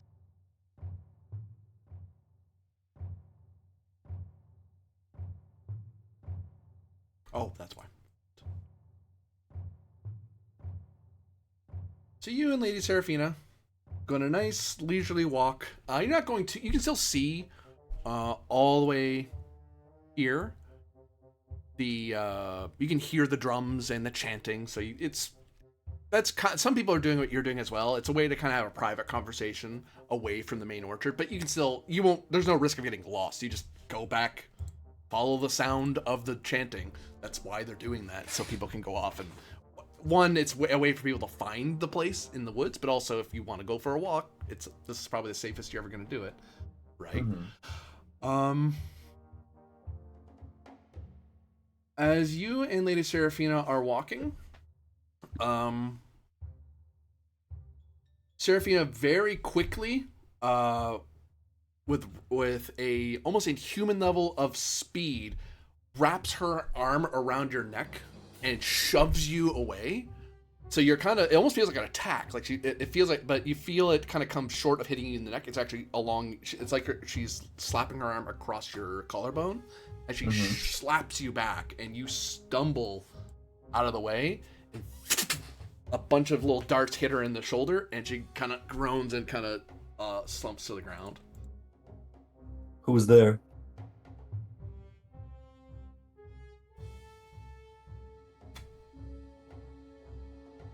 Suddenly, people who were surprising you, you now see them because you look in the direction of where those shots came from. The markers.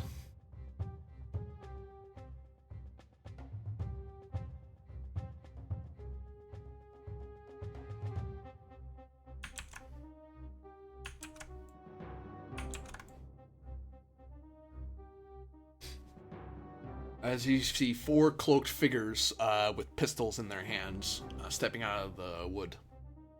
With pistols? My god. Okay, do I have a personal defense dagger at least? For 2 threat, you can. Yeah, I'll have a personal defense dagger. Alright. The conflict will start with you because they basically... Their turn was the big surprise round of them jumping the 2 of you, and she kind of intervened to save you. Okay. So who's first? You are. Okay, well. There's 4 of them and they all have pistols. Do they have any melee weapons?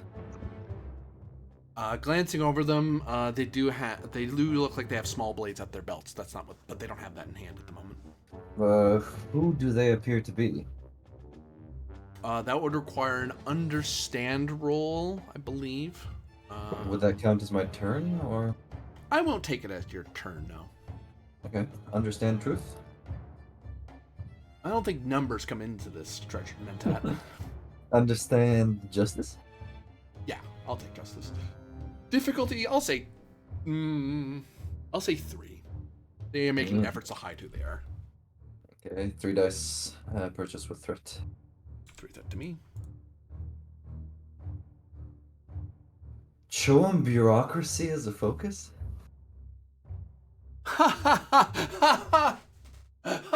No. I love the Damn. idea, but no. Gain a momentum. Yep. Actually, 2, right? Yeah, 2. 2, you're right, yeah.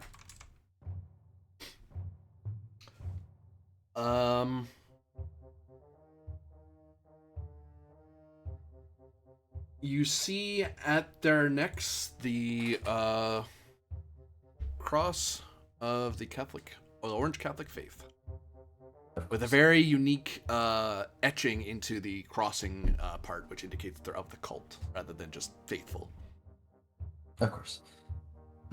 Well, I should like to try and I'll pull out my personal defense dagger, and I shall try to grab the Lady Seraphina with one hand and move her away from all this.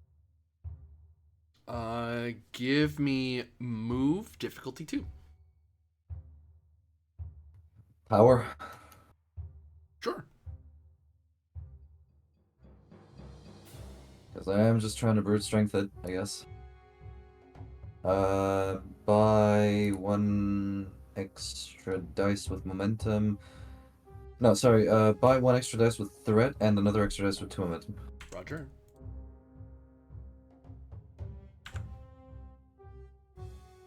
Mm, 3 successes. 1 zone for free. You generate 1 momentum. And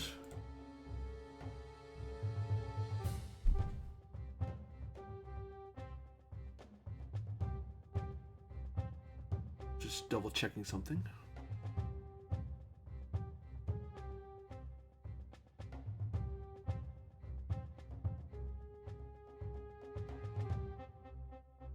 For an additional momentum, I believe. Actually, I'm gonna double check. I think it's you can move up. You can move extra based on momentum if you succeed. I'm just trying to see how far you can go. Because this is important to you, because you probably don't want to be overrun. Might want to know this.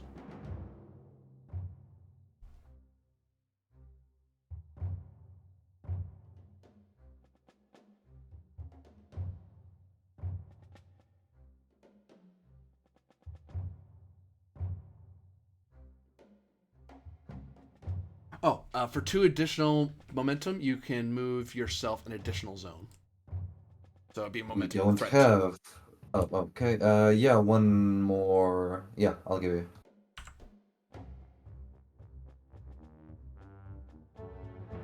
As you racing along with Lady Seraphina. Is she like incapacitated?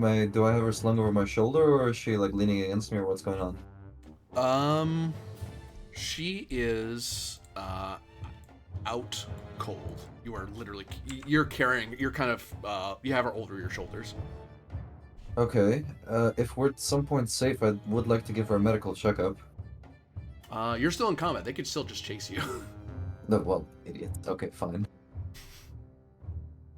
One of them. Run towards the House Beleza troops. Yeah, if you're able to get here, you can start. As long as there's no enemies in this area, you can try to escape. Actually, no, you could still get there. If there's any enemies in that area with you when you try to escape, it just increases the difficulty to run away from them. Because otherwise, they're going to try to tackle you as you're trying to run away. Okay. But I still have to roll to move at least one of them towards you. He doesn't want you to get away, so I'll buy a couple dice. You know what? You guys can use some extra AP. Yeah, baby, that's it. Burn that threat. What did I do to you? God dang. Oh. 2, 3. That's what I needed. That's what you get for showing up late, bro. Gain 1. I guess. I'm sorry, I'll never do it again. God. And you'll spend 2 more threats to continue chasing you into your zone. Now, I will say that there are 3 more who are going to come after him. Other players, you can choose to create supporting characters, like maybe the guard, as they start. Maybe they notice the commotion and start heading into this square, or you can leave it in the capable hands of your treasurer to get out of this. I'd like to throw an argument at you. No. Go ahead. As House Swordmaster and Ignacio has the ability to be wherever either the heir or the ruler are, can he be activated? Because he should be either here or on Agrestis.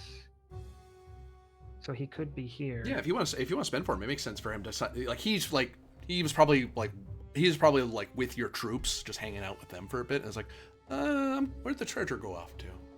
I'm gonna go see if he's okay. Oh God!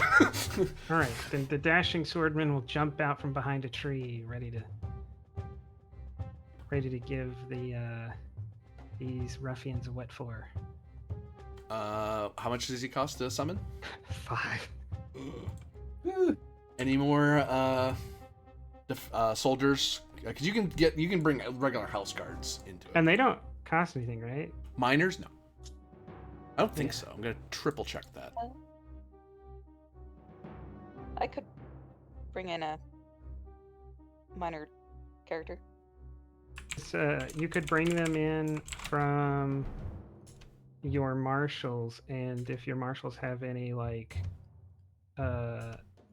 weapon specialties or anything, then this guy has focuses in that.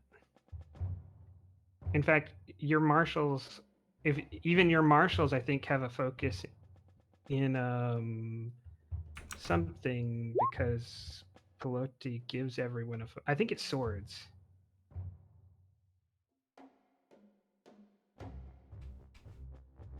That's the other thing he does. Yeah, it's like 2 weapons for all the guards or something. Yeah, their specialty is police action. But the swordmaster, I think, gives them a focus in swords or axes. Okay. He gives that to everyone in the house. So now I need every new troop in the house. Sorry. Gotcha. Any other heroes rush to the aid of the treasurer? GM, where would you like me to build this character? In the NPCs or in the support characters? In support characters. Okay. Sure. Seeing one of the architects is in trouble, Serafina will, Joanna will head over there. Joanna comes to the rescue.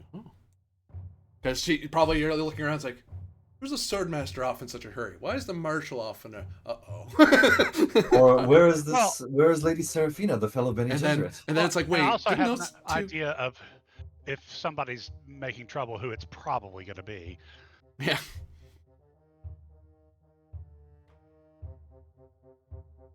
Oh, I guess I didn't think of that. I didn't think we could use our main characters. You could. It's just you're pulling them out of the thing to rush to the treasure. But you could if you wanted to.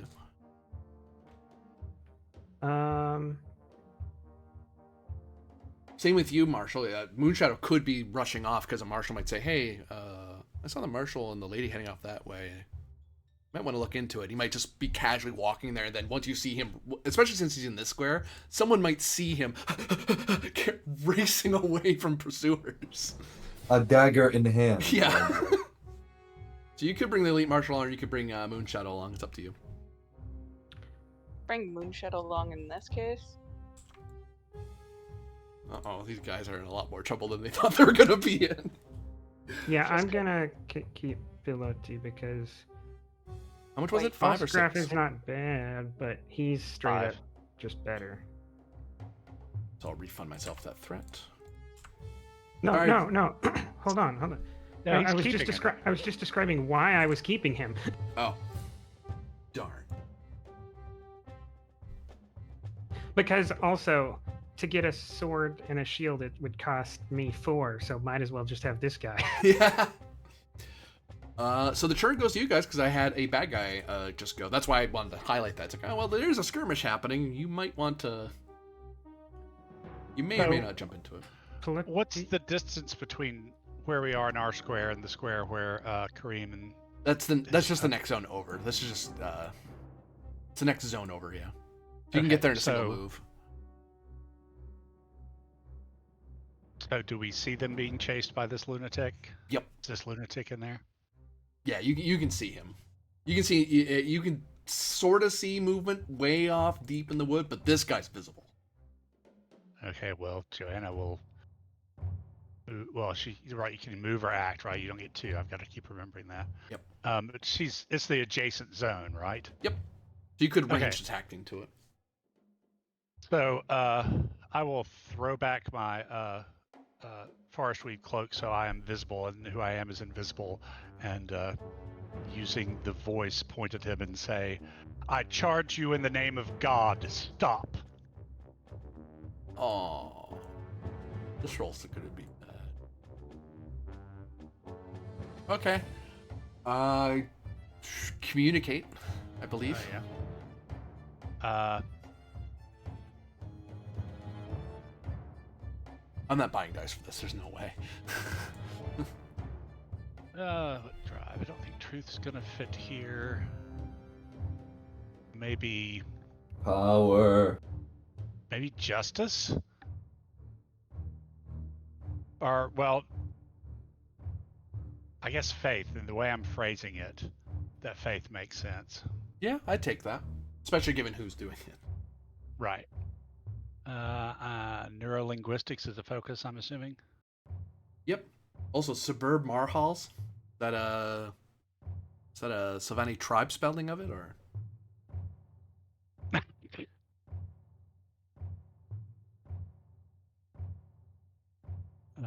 Yes, that's the Silvani language. It's like Folot, which is float in Klingon. Okay, so yeah, I think I've already given you 3 dice for voice, so I'm just going to roll flat otherwise, because that's already 3 hits. Using focus. Oh, I should have bought. Oh my god, with those dice, that hurts. Well. That's 2 for me, by the way.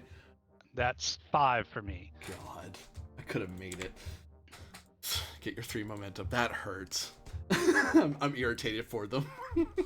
I'm like, wait, you could have made that? Oh no.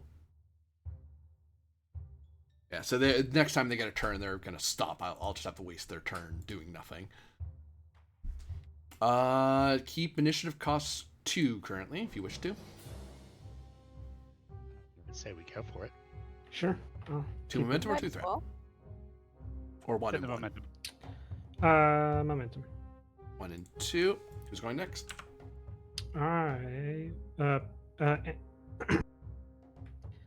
Ignacio will run forward. Move difficulty 2. Shouting, "To me, treasure, to me." Who's Tommy? Not Tommy, to me. Oh, is she Korean? It's that damn She's not a she. Transylvanian accent. You She's can't a he. understand.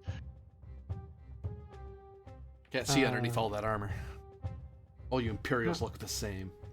Maybe Ignacio likes it that way. It's true. Move difficulty 2. And I get to decide boldly or not boldly.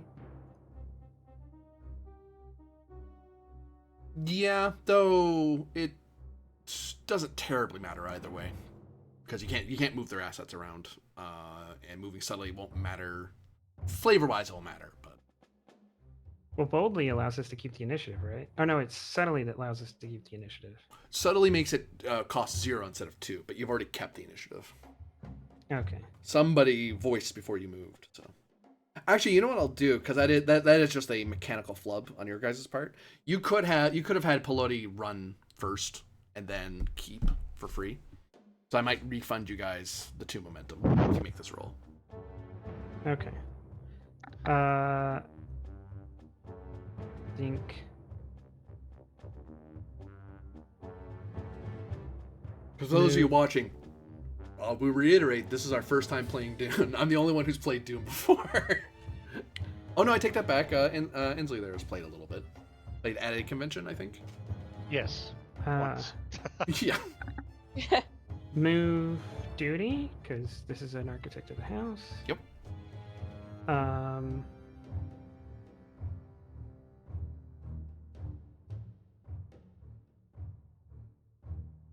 I'll spend that momentum. Focus and swift. Mm-hmm. You don't just gain 1. I'm refunding the 2 you accidentally spent earlier.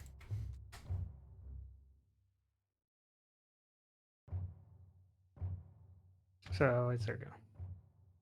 All right, bad guys. Well, this guy's gonna go.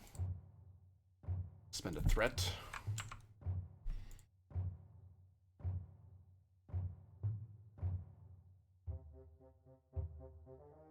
Oh no. He does not move fast enough. He wastes his turn. That means I have to spend 2 for the other guy to go. That sucks. This guy will spend for 2 extra dice.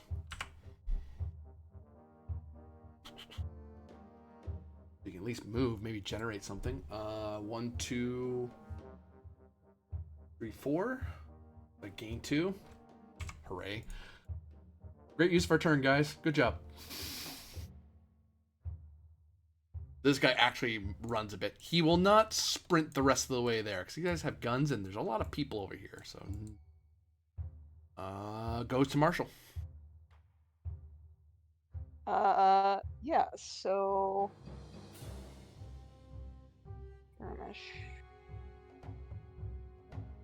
Can I move to the same zone as them with my turn? Move difficulty 2. Okay.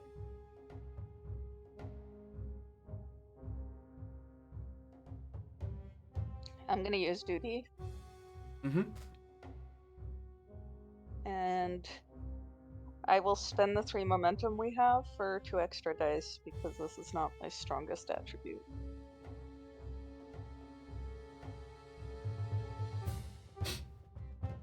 Gain 2. Nice. That's good.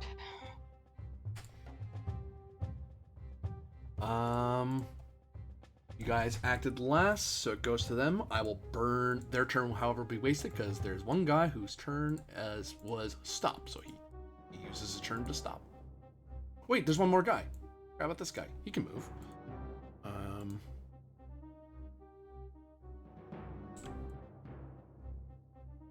Up. 1, 2, maybe 3. Yeah, that's 3, so I actually gained 1 back. Not as much. This guy just moves 1 zone. Oop. Yeah. So this guy burns his turn because he's been voiced to stop, so for a whole turn he just stares at the Reverend Mother in shock, feeling the power of the voice compel him to not move. The turn goes to you guys. Can I try to act? Yeah. Okay. Can I drop Lady Seraphina off somewhere where I think she might be safe, and then if this guy's transfixed, I'd like to take my dagger and like poke him in his jugular, because I know where the jugular is. Yep, that would be a battle roll. I will... Battle power? I'll take battle power, and I'll say the difficulty is only 1. Normally it'd be opposed, but he has been transfixed by the voice. Okay. Let's hope I'll Right, you take just one keep more. running and leave the fighter types to deal with these jokers. Yeah, but I want to stab someone. Let me stab someone. I'll take a momentum. That's his Remember my girlfriend that captain? got attacked by these jerks. Yeah, remember my captain? He didn't know how to fight, but I had the wrestling on him as well, so he's all right. One is exactly what you do. Tell me how you end him rightly. He's defeated. Well, I see that the voice has affected him clearly. I have studied some of it. I imagine I know what it is, although I may not perhaps know the truth of it, but I see that he's transfixed on the Reverend Mother. So I drop off Lady Seraphina like on the ground, place her up against something. The dagger's already out, so I just come up to him and like straight in the neck, like And he just falls over. nasty work. Keeping initiative costs 2, otherwise it goes to them.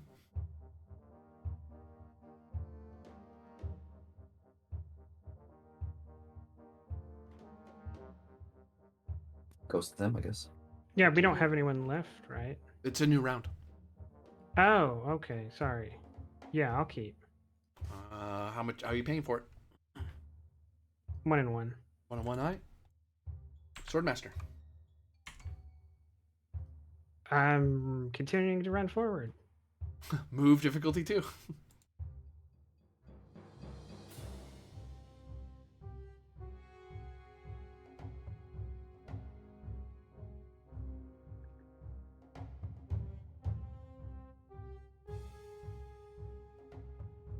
Take a threat.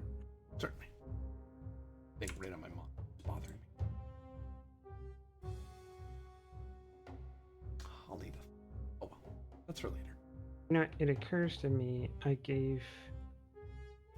I think I spent a momentum to buy 3 dice and then only rolled 2 dice last time, so I need to pay attention.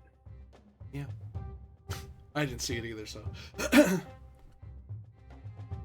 Well, there you go. Generate 2. As you race forward deeper into the wood.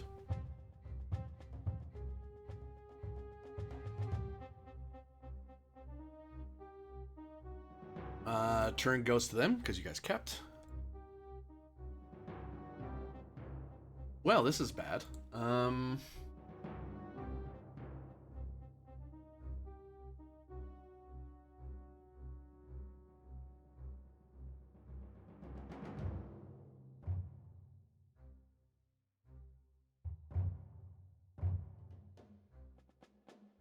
Yeah, this guy who's closer to you is gonna, he backs up a tiny bit, trying to get some space, so he's gonna try to back off a bit, and he's going to, it's a opposed battle roll. Tries to shoot you with his pistol. Alright. And buying a full mint, another AP. Write that down, write that down. I'm doing it. I'm doing it. Jesus. Hurry up! Are you keeping track of your own that you've earned? Yes. Okay. Since this is just in skirmish and we're in the same zone, right? That the distance is the physical distance between us is kind of fuzzy, but it's not very much, right? Yeah, if you succeed, he's gonna go down because you're gonna hit him back. Whereas if someone from further away was attacking, he would be okay. Even if I couldn't hit him back, if I technically was still physically able to like push like this could be pushing, not disarming him, but like pushing the gun out of the way or something, because then that would allow me, or that would, I think, allow me to suggest battle power. You certainly could do battle power, yeah. All right. Dirty fighting. Mm-hmm. And a determination on strength determines victory. Because I am about to use raw physical power to overcome it. Raw! Who cares that he has a gun? This will scare him when I point his gun at him. Swordmaster, I'm not scared of your gun. Come here. You better hope you kill me. Or you could turn on your personal shield and turn this whole place into a... Wait, it's not a laser. It's not a las gun. These guys aren't... He also doesn't have a personal shield. His assets... He only gets... Improved resources only gives 1 asset, and I use that to take Kinjal. Because these guys don't get assets by default. And he was already at like 20 threat when we started, and I didn't feel like giving more. It cost me 5 just to get Peloti here. Understandable. But I guess it would cost 9 to replace him, so. Not to mention the 10 wealth we already spent on him, or the 5 wealth, or whatever.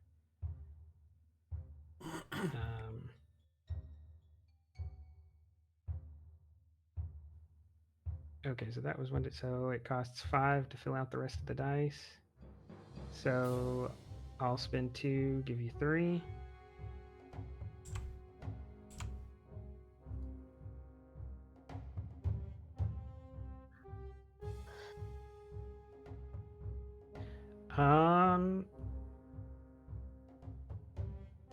Any help from the trait Maverick here?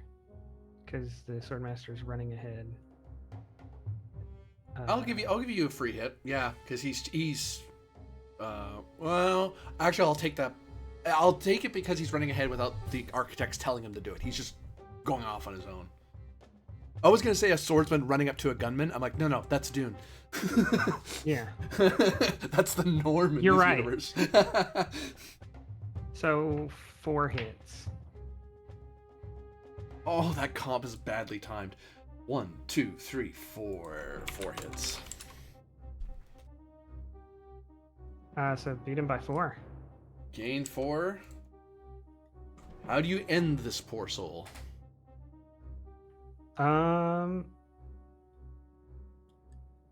Does he have a shield? No. Okay.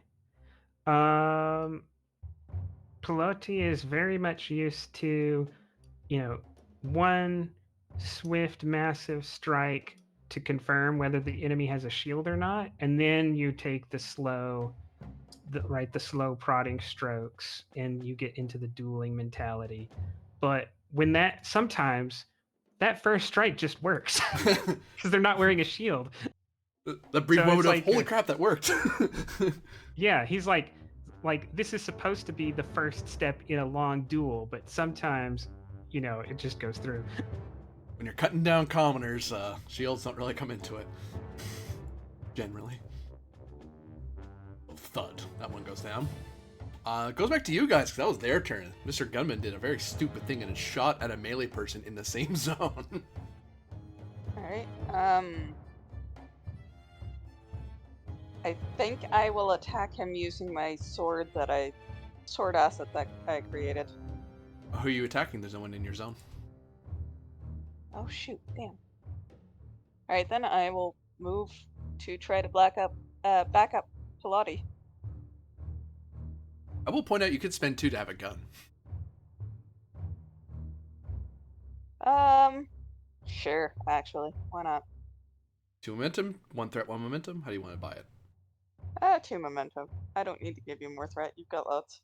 Is it like just a regular pistol, a las gun? Regular pistol. Okay. Good call. Good call. Because I don't want to start a forest fire. Yep. Or, Or, an I don't know atom if- bomb. If this might be cheaper, the guy that died had a pistol on him. Is it any cheaper to grab that pistol? I'll only charge you 1 for that. Yeah, you're just grabbing off of a guy. Okay, sure. I'll do that. And I will try to shoot the guy in his own zone. This guy is 1 zone away. Yep. Oh, that guy way back there? Yeah, because he's not in the same zone as Pilati, so I'm not as likely to accidentally hit Pilati. Okay. Line of fire, discipline, and all that good stuff. I'll take that. I'm gonna give him 1 free hit because he is pretty far away and trees might get in the way. But it's an opposed battle roll. He will try to shoot back at you, of course. Battle? Alright, can I use tactics to make sure that I've got myself covered if he's trying to shoot back at me? Yep. Great. And I'll do that with duty, I guess. Actually, I suppose it doesn't much matter. Oh well. That's what it is. Buying a full mitt. Okay. 3. I will use up the momentum to get 2 extra dice. And you said I could use my focus, so I will. Not awful. Ooh, I get my number. What's my number for you guys? It's pretty. 1, 2, 3, 4, 5, 6. He beats me. 5. I only gained 1 threat back.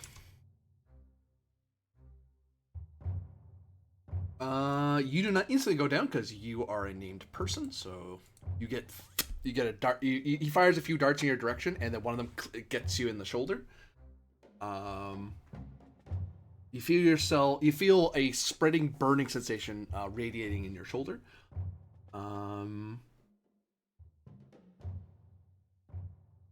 I have done 4 stress to your. What's your battle score? Battle score is 7, I believe. Yes.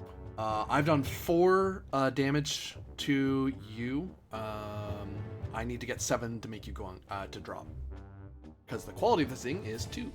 So I did 2 plus the 2 of the damage of the item.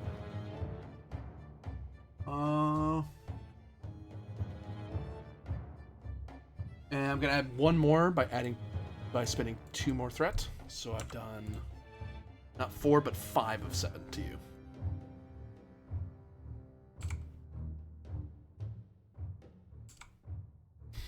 As you feel your whole left arm is just burning up. It feels like it's on fire. Ow. But anyone else would pass out from the pain. You're toughing through it. And also you made sure it hit your arm, not your chest. If it hit you in the chest, it probably would have been a lot worse for you. Or the neck probably would have been fatal.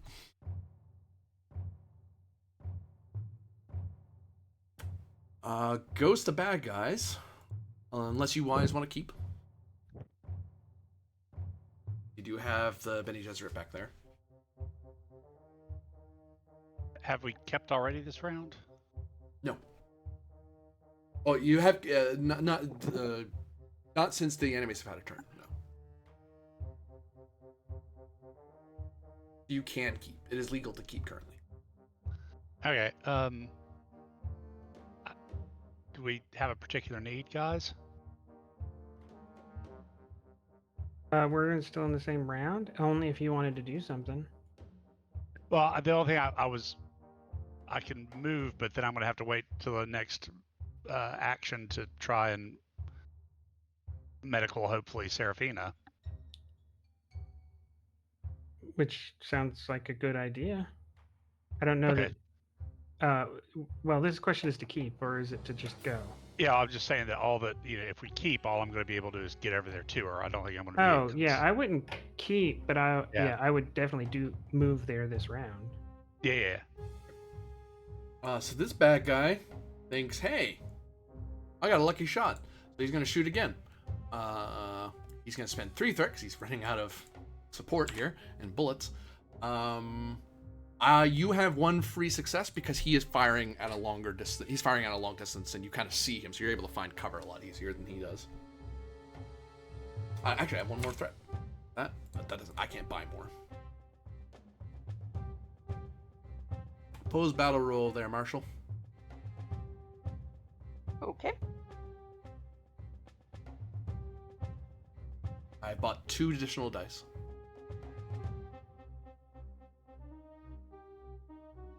Does tactics come into play? Still good, yeah. I will also buy 2 additional dice with threat. Okay. So you get 3 threat, I think. I do, yeah. Here we go. Oof. 1, 2, 3, 4.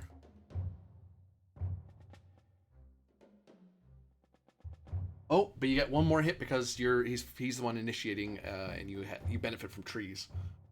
Nice. So he fires at you. You at the last second, it looks like he's gonna hit you, and it catches into some trees. You poke out, and how do you end him as you fire back? I would be shooting for center of mass. You find that it fires in bursts of 3, and as 3 little slivers whistle through the wood, they hit him in the chest.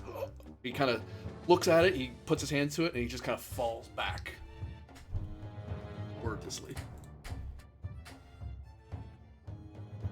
Now it's the Bene Gesserit's turn. Okay. Move Let difficulty me- 2, I imagine. Yeah.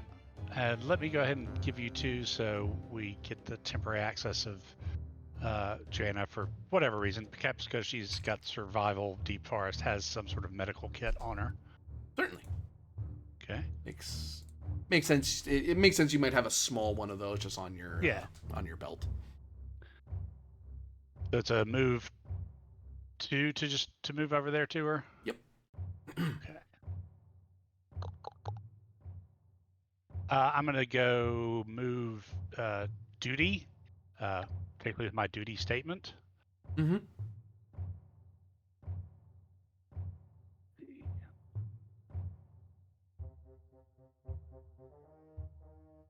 And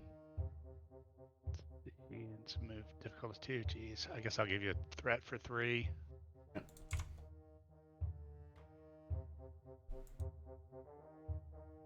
And I could move subtly just so I could use my stealth focus.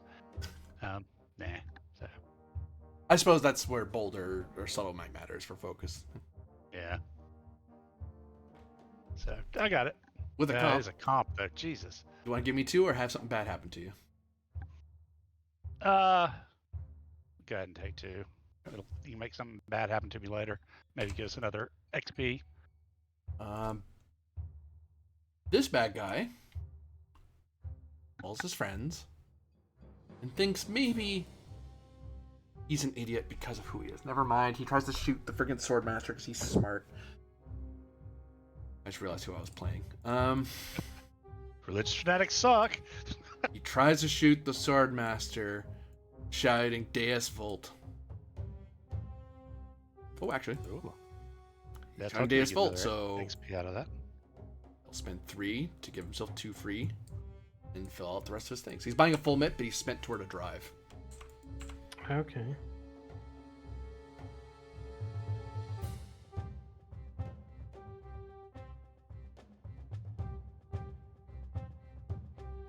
Opposed battle for the swordmaster. Ah.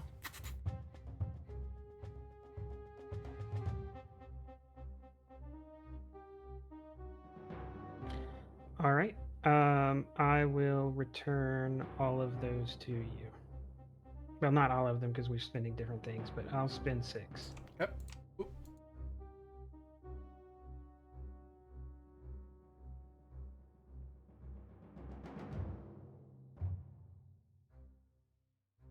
Focus and long blades. Yep.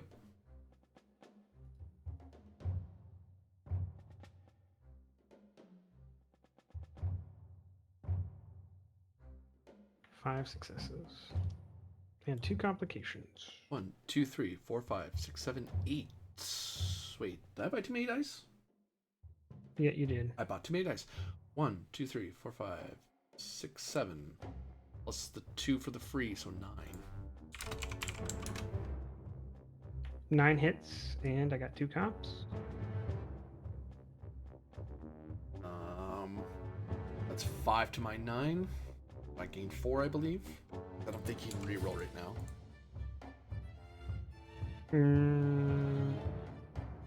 No, he's out of determination unless you're offering. 2 complications on the board. Do you want to give me threat for those, or do extra bad things happen to him? No. Pelodi's gonna take it on the chin. So firstly, as he starts approaching, the guy's able to back off and he's able to fire into Pelodi's legs, which, oh wow, that really hurts. That is amazingly painful.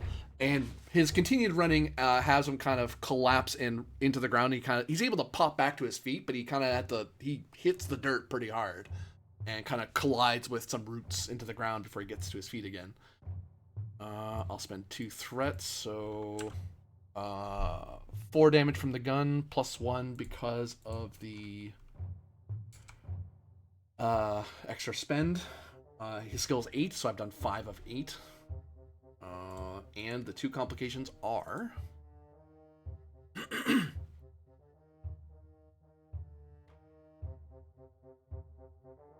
he suffers from the... That's what's correct. He is both...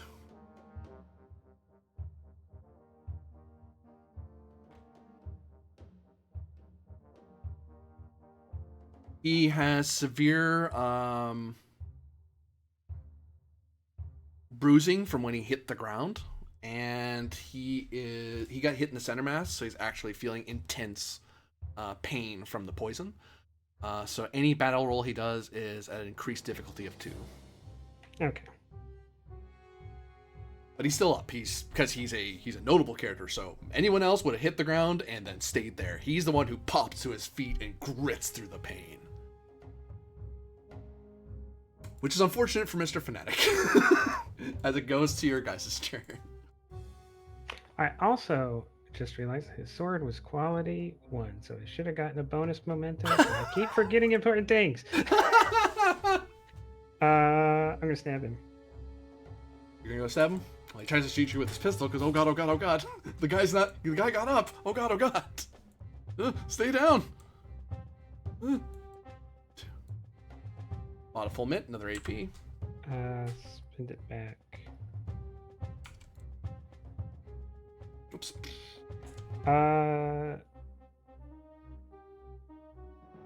Trait Maverick. The architects of the house are now well defended by the marshal. This is personal. This is not house business. I'll take that. I'll shave off one of those difficulty increases for you.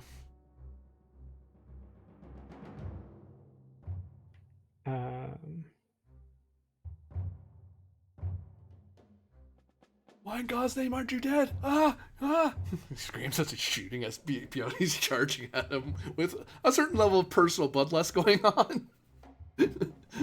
Before he was just doing his job, now he's mad.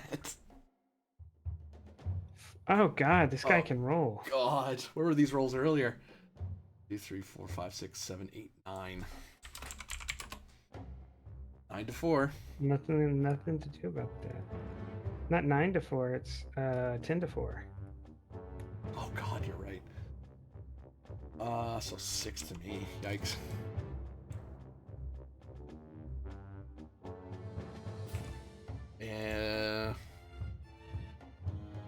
Oh, he goes down just from the damage. He's defeated. However, I believe you can avoid defeat.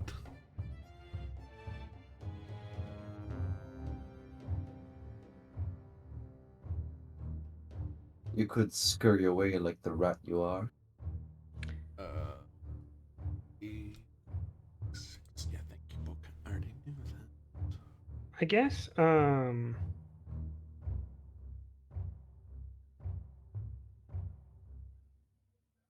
well, so advancement points, they kind of both go to the character and the player, right? Because we get points for you increasing difficulty to other people.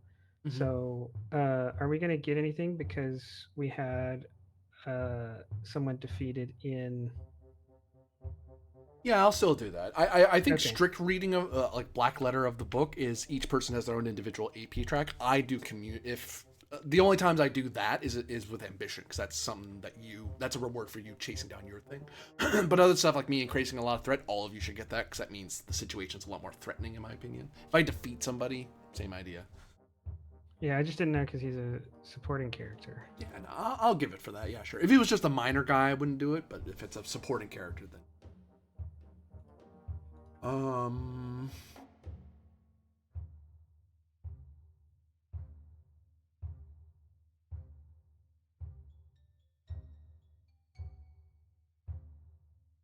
Some characters are harder to overcome than others. Once per scene, if your character would be defeated, you may choose to resist defeat. Resisting defeat. When you choose to defeat, it costs 1 momentum or adds 1 threat. Suffer a complication. This complication could cause loss of one of your assets, an advantage the enemy has gained over you, etc., etc., etc. The amount is equal to the quality of the asset caused to cause the defeat. This okay. So, I'm not spending 2 to kill him. Defeat would just drop him in something, and he's bad. He's in a bad way. To keep him from defeated right now, like keep him in the fight, he would need to spend 4 threat to stay up. Because no, that's incorrect. I said that wrong. It's 1 normally plus the quality, so it'd be 3. My mistake. Okay. And for my learning, do we have the AP now, or do we only get it if he goes down? Because I don't know if he's technically defeated and then he comes back because of the spend, or the spend. If he spends, he never avoided reached the defeated. If he spends, he avoids the defeat, so he never was defeated. Okay. Not to suggest I'm hunting that down. I just want to. Oh no, it's worth asking.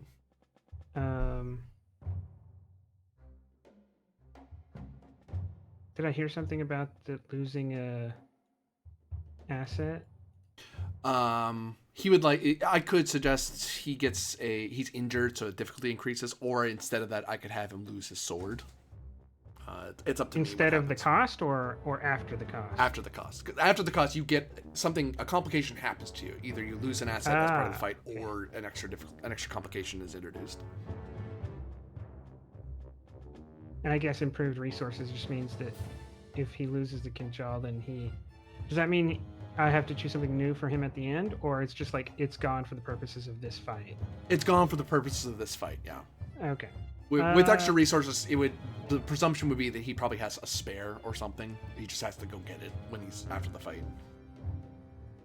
Then I will not have him go down because he is a maverick. Nothing in life has been given to him. Victory won't be given either. He's going to have to take it.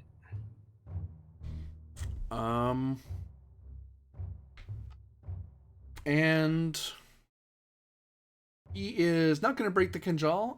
He's just shot for Pilati with so much poison that he's getting dazed. So he's barely awake. So it's difficulty +3 to anything he's doing now. Still has a sword though. I don't know if that's good. That losing the sword would have been better, I think. That was Piatti trying to kill him, I think. So it goes to him unless you guys are keeping. No, we kept for Pilati to go, didn't we? No, we didn't. Sorry. Yeah, it's you. It's me unless you guys want to keep. I mean, we can keep, and maybe Johanna and myself can stabilize the Lady Seraphina. Mayhaps. Sounds like a good idea. Okay, I'll keep. GM, would you allow the 2 of us to work together to stabilize her? If the Bene Gesserit is assisting, her turn will be spent. You want to lead and I'll assist? I don't know what the role is. Because I've got I believe since emergency medicine is under understand, it'd probably be me, and I've got the med kit. Well, my understand's an 8, but it's. Oh, your understand's better than mine. It's tied to different things. I mean, I can try. GM, would you take an understand duty roll?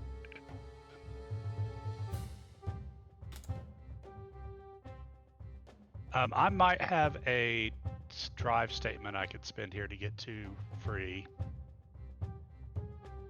If you want me to roll to lead. Yeah, go ahead. I'll assist you then. That's fine. Okay. Yeah, so I will use the understand drive as well, but spend my determination on we are not born to serve ourselves alone. Yeah. Looking at page 170, is this am I working to Are these darts giving her a lasting consequence? Am I like trying to just stabilize her from death, or is this more, if it's no lasting or permanent effect, then just recover the defeat directly?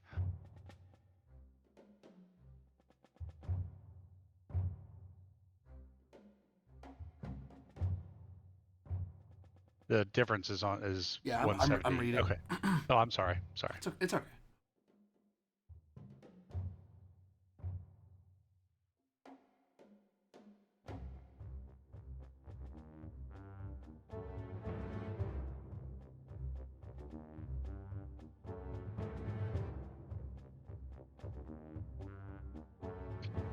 Yeah, there is actually.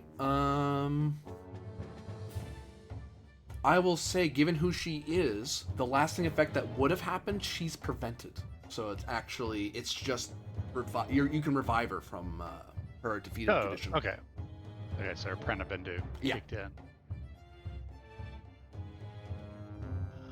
Extended task with a requirement equal to 4 plus the quality of the asset So used to 6.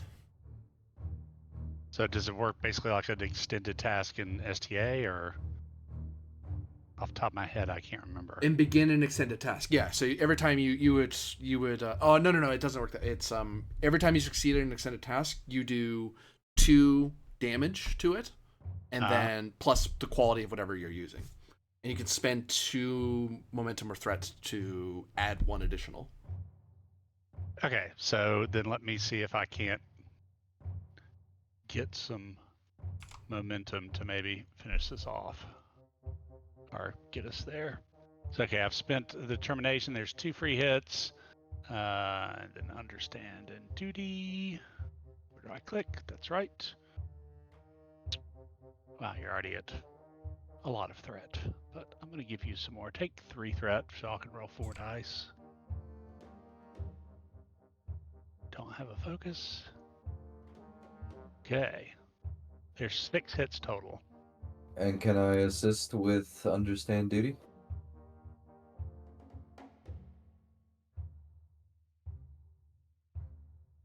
Yes. I've screwed up how this works. Well, you can do your roll. I'm just Ooh. So Huge assist. 8 hits. Oh, I got it backwards. So that isn't to set. The difficulty is 2. The extended task number is the quality plus 4. Okay, so 8 hits total. So 6 momentum was generated, and you were able to heal at least 2 of her defeat. And Okay, so what do we have to get? What is our number we have to hit now? We got 2 damage, quote unquote. What do we have to get up to? What's our threshold number? 6. Okay, so can I just spend 4 momentum to get us there? You can spend 2 to get you 1 closer. Oh, so it's 1 for 2? Yeah. And it's not repeatable? No. Ah, well, that's lame. But okay, yeah, spend 2 to get it to 3 at least. But yeah, as part of that roll, you learned very quickly that she wasn't in. That Prenabindu is what saved her from the poison, actually almost killing her. Yeah, figured. Goes to the bad guy. Last bad guy. What? No! Stay away! And he tries to shoot the Swordmaster. Buying a full miss, because, oh, for the love of God, why won't you go down? Why do you keep coming at me? Go away. I think the Swordmaster is ex-Swordmaster now.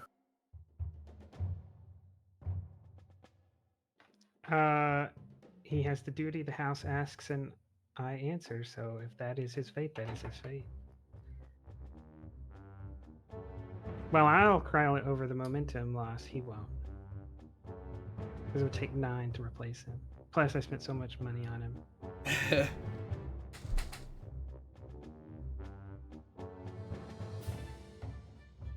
That's what you're spending back there, Swordmaster. Oh, yeah, all of it. 2, 3, 4, 5, 6 to me.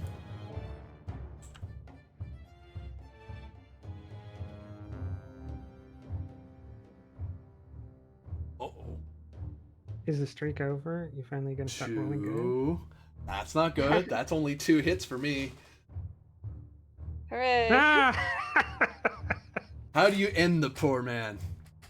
As he screams in terror. Because the zombie's still fighting him. He's full. He has more. He's more darts than man. Yeah, I'm imagine like he's he's firing away. He runs out. He goes to change, and he's so intimidated that he like stumbles through reloading, and Pelote is able to slowly run up to him and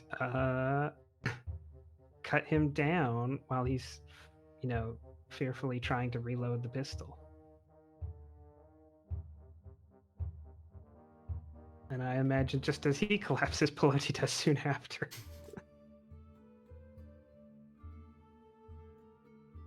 One final epilogue scene as Pelote collapses on the ground. Thankfully not dead, but like just extremely exhausted, probably pulling out darts.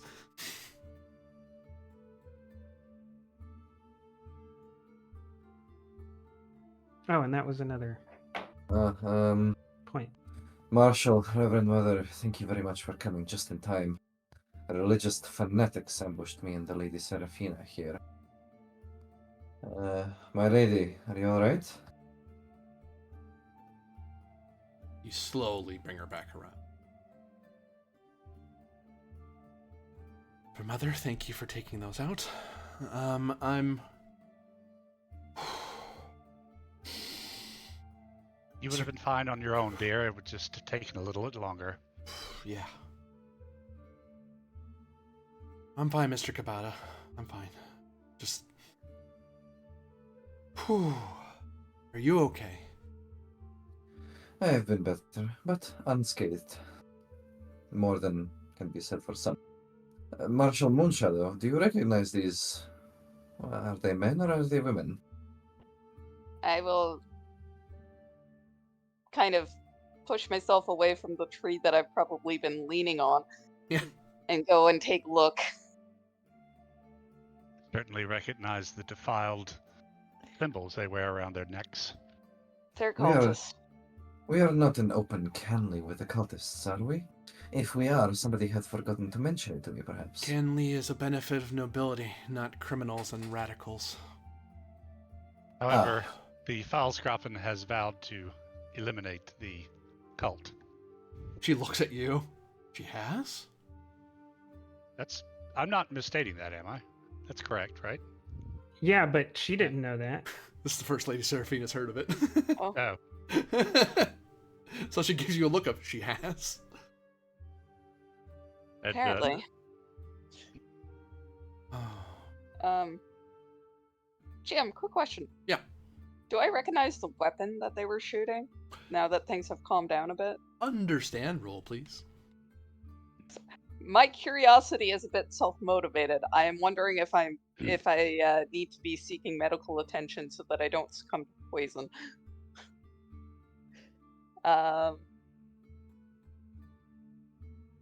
So yeah, I'm not sure. I don't know that this is a duty roll because it's self-motivated, so I'm gonna choose truth. Okay. Is there anything attached to truth that should say no? There's not. Difficulty of 2, I believe. Okay. 2? 2. It's not that complicated. Does my danger sense kick in on this? Say again, sorry?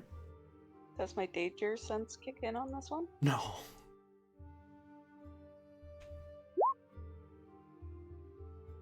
I don't know. That's an AP. That's an AP. Write that down. For difficulty 2? Yes. Sorry to say, it needs to be 3 or higher. Though you do feel an intense burning sensation all along your arm, and there's little darts sticking out of it. Yeah. Does anyone recognize this type of weapon?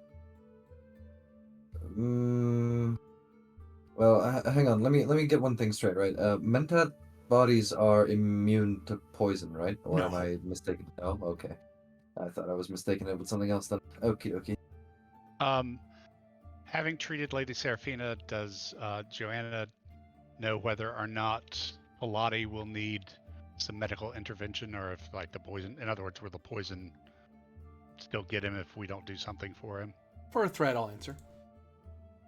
Okie dokie.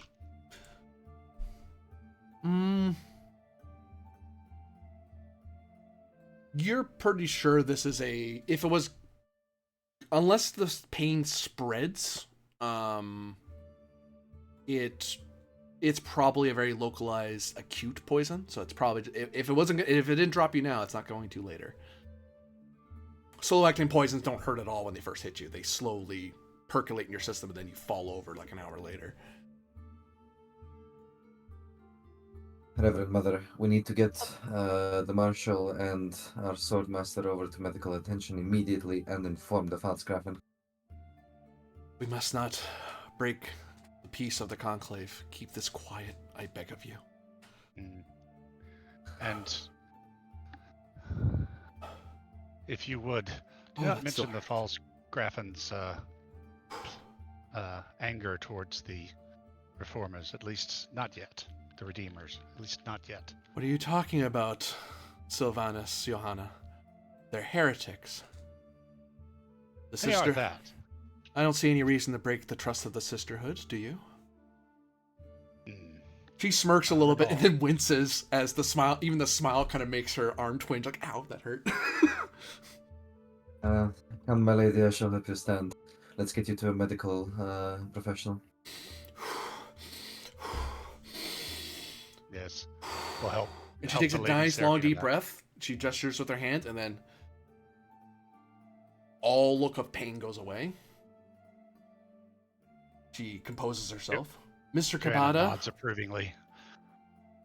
Mr. Kabata, I believe, for both our sakes, we need to stay apart, but you need to stay close to your defenses. I don't think that was aimed at me. I think they were trying to kill you. Well, they aim very poorly then, I imagine. The bad blood between the Redeemers and and Beleza goes back generations. And here I thought they were trying to snipe a member of the Order of Mentat. Very well. My lady, please go seek out medical attention. I shall stay here with my entourage. Silvanus, Johanna.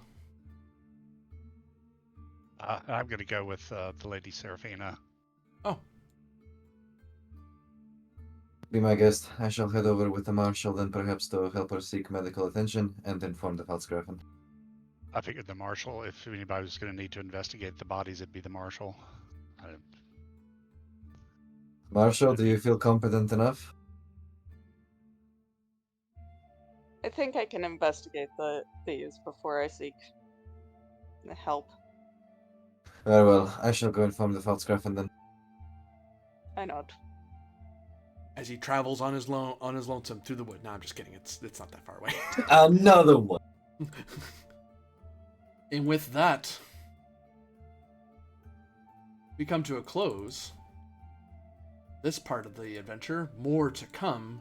Who knows what other dangers lurk in these woods and what the true ambitions are. For now, all of you watching, thank you very much for watching. For those of you playing, thank you very much for playing.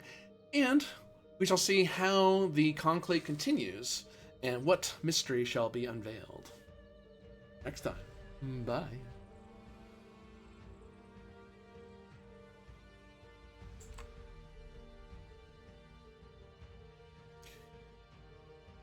I almost killed one of your supporting characters. Good damn. That was very close. As long as I mean, but yeah, there were a lot of breaks that if I really wanted to preserve him, I could have. Yeah, and I got taken. Just insanely lucky for a bunch of. No, you had two rolls there that were just like almost all crits across the board. Yeah. Yeah. In fact, I think that's both how we both pretty much rolled. Either because the two times that Peloti like pulled ahead, he also was rolling a bunch of crits.